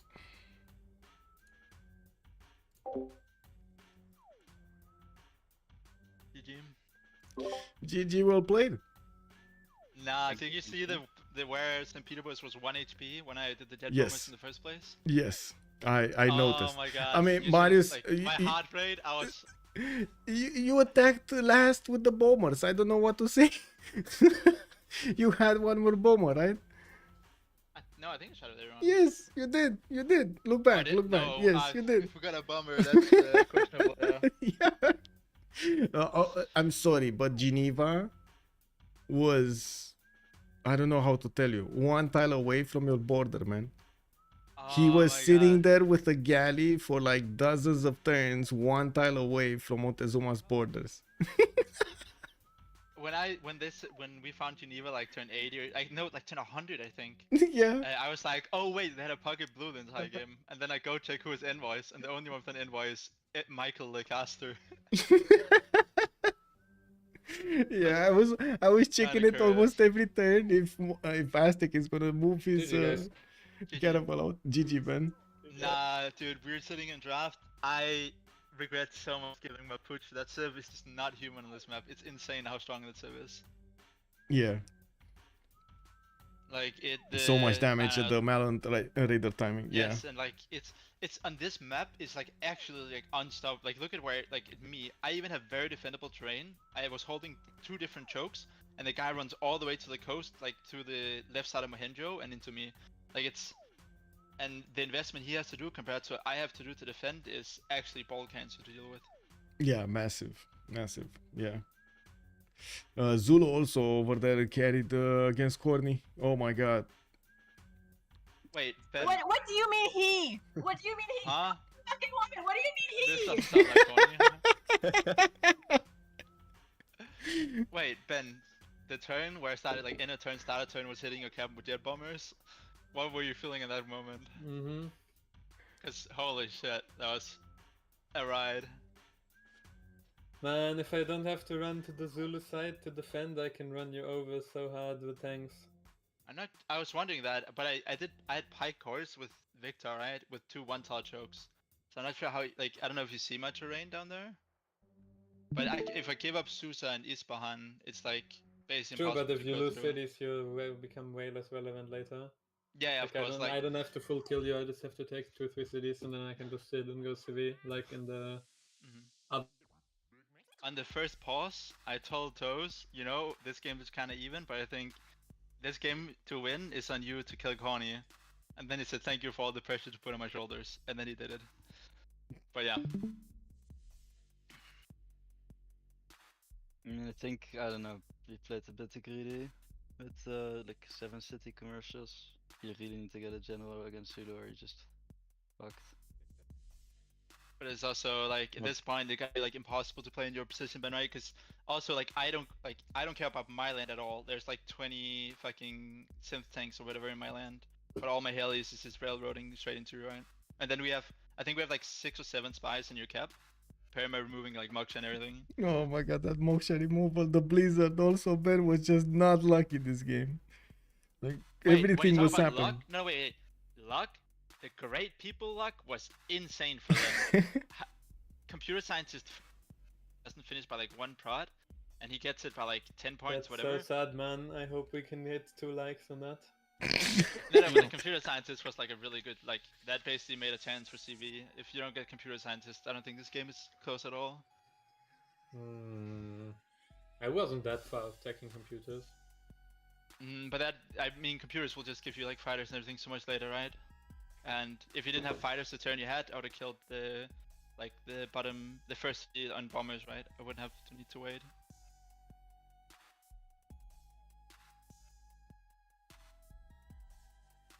I don't know, but literally all my Rugmans died. Like I didn't have one level up, and like over half of them died after playing one time. But you're also very low faith per turn, right? You how many rug bands did you buy in total? Like 200, or like, I mean, depends, later less because I had no amenities, because I couldn't run amenity cards anymore. I mean, I also had to, like I didn't have to, but I failed for general, which would have been like 2 more rug bands as well. I think that was really, I thought we were the one unlocking the journals, so when I looked like a turn, and then it was like 270, and then you guys took the last 2 same turn, that made that my tanks were never doing anything. So when I rammed my tanks into you, that was like just to try and destroy your amenities, because my tanks were never doing anything. I mean, my amenities were like so dog water already because I had to stop running all the amenity cards to run all the chosen cards.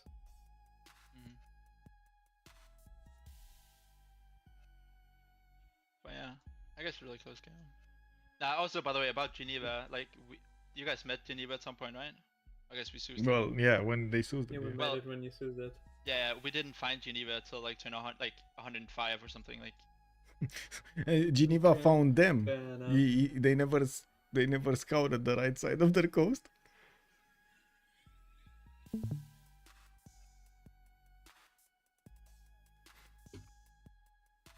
Okay, guys, GG, good night. GG, well played. From casters.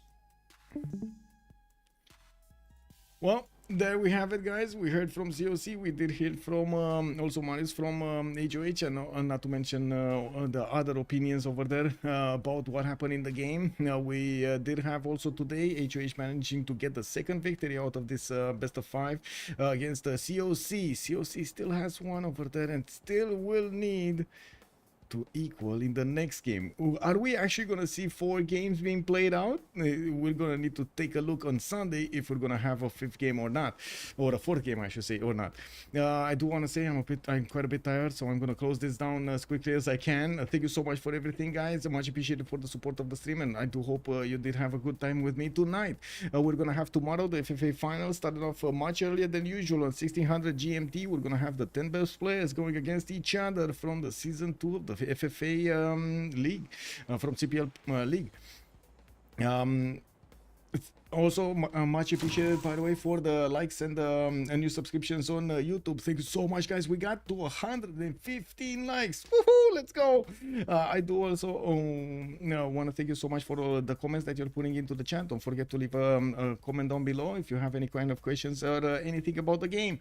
Take a look also on, if you want to take a look on my schedule, you can check it out on my Discord, !Discord in Twitch chat, or look at the description of the video down below. The VOD will be saved in just a few hours. It's probably gonna get in there, get out there on YouTube.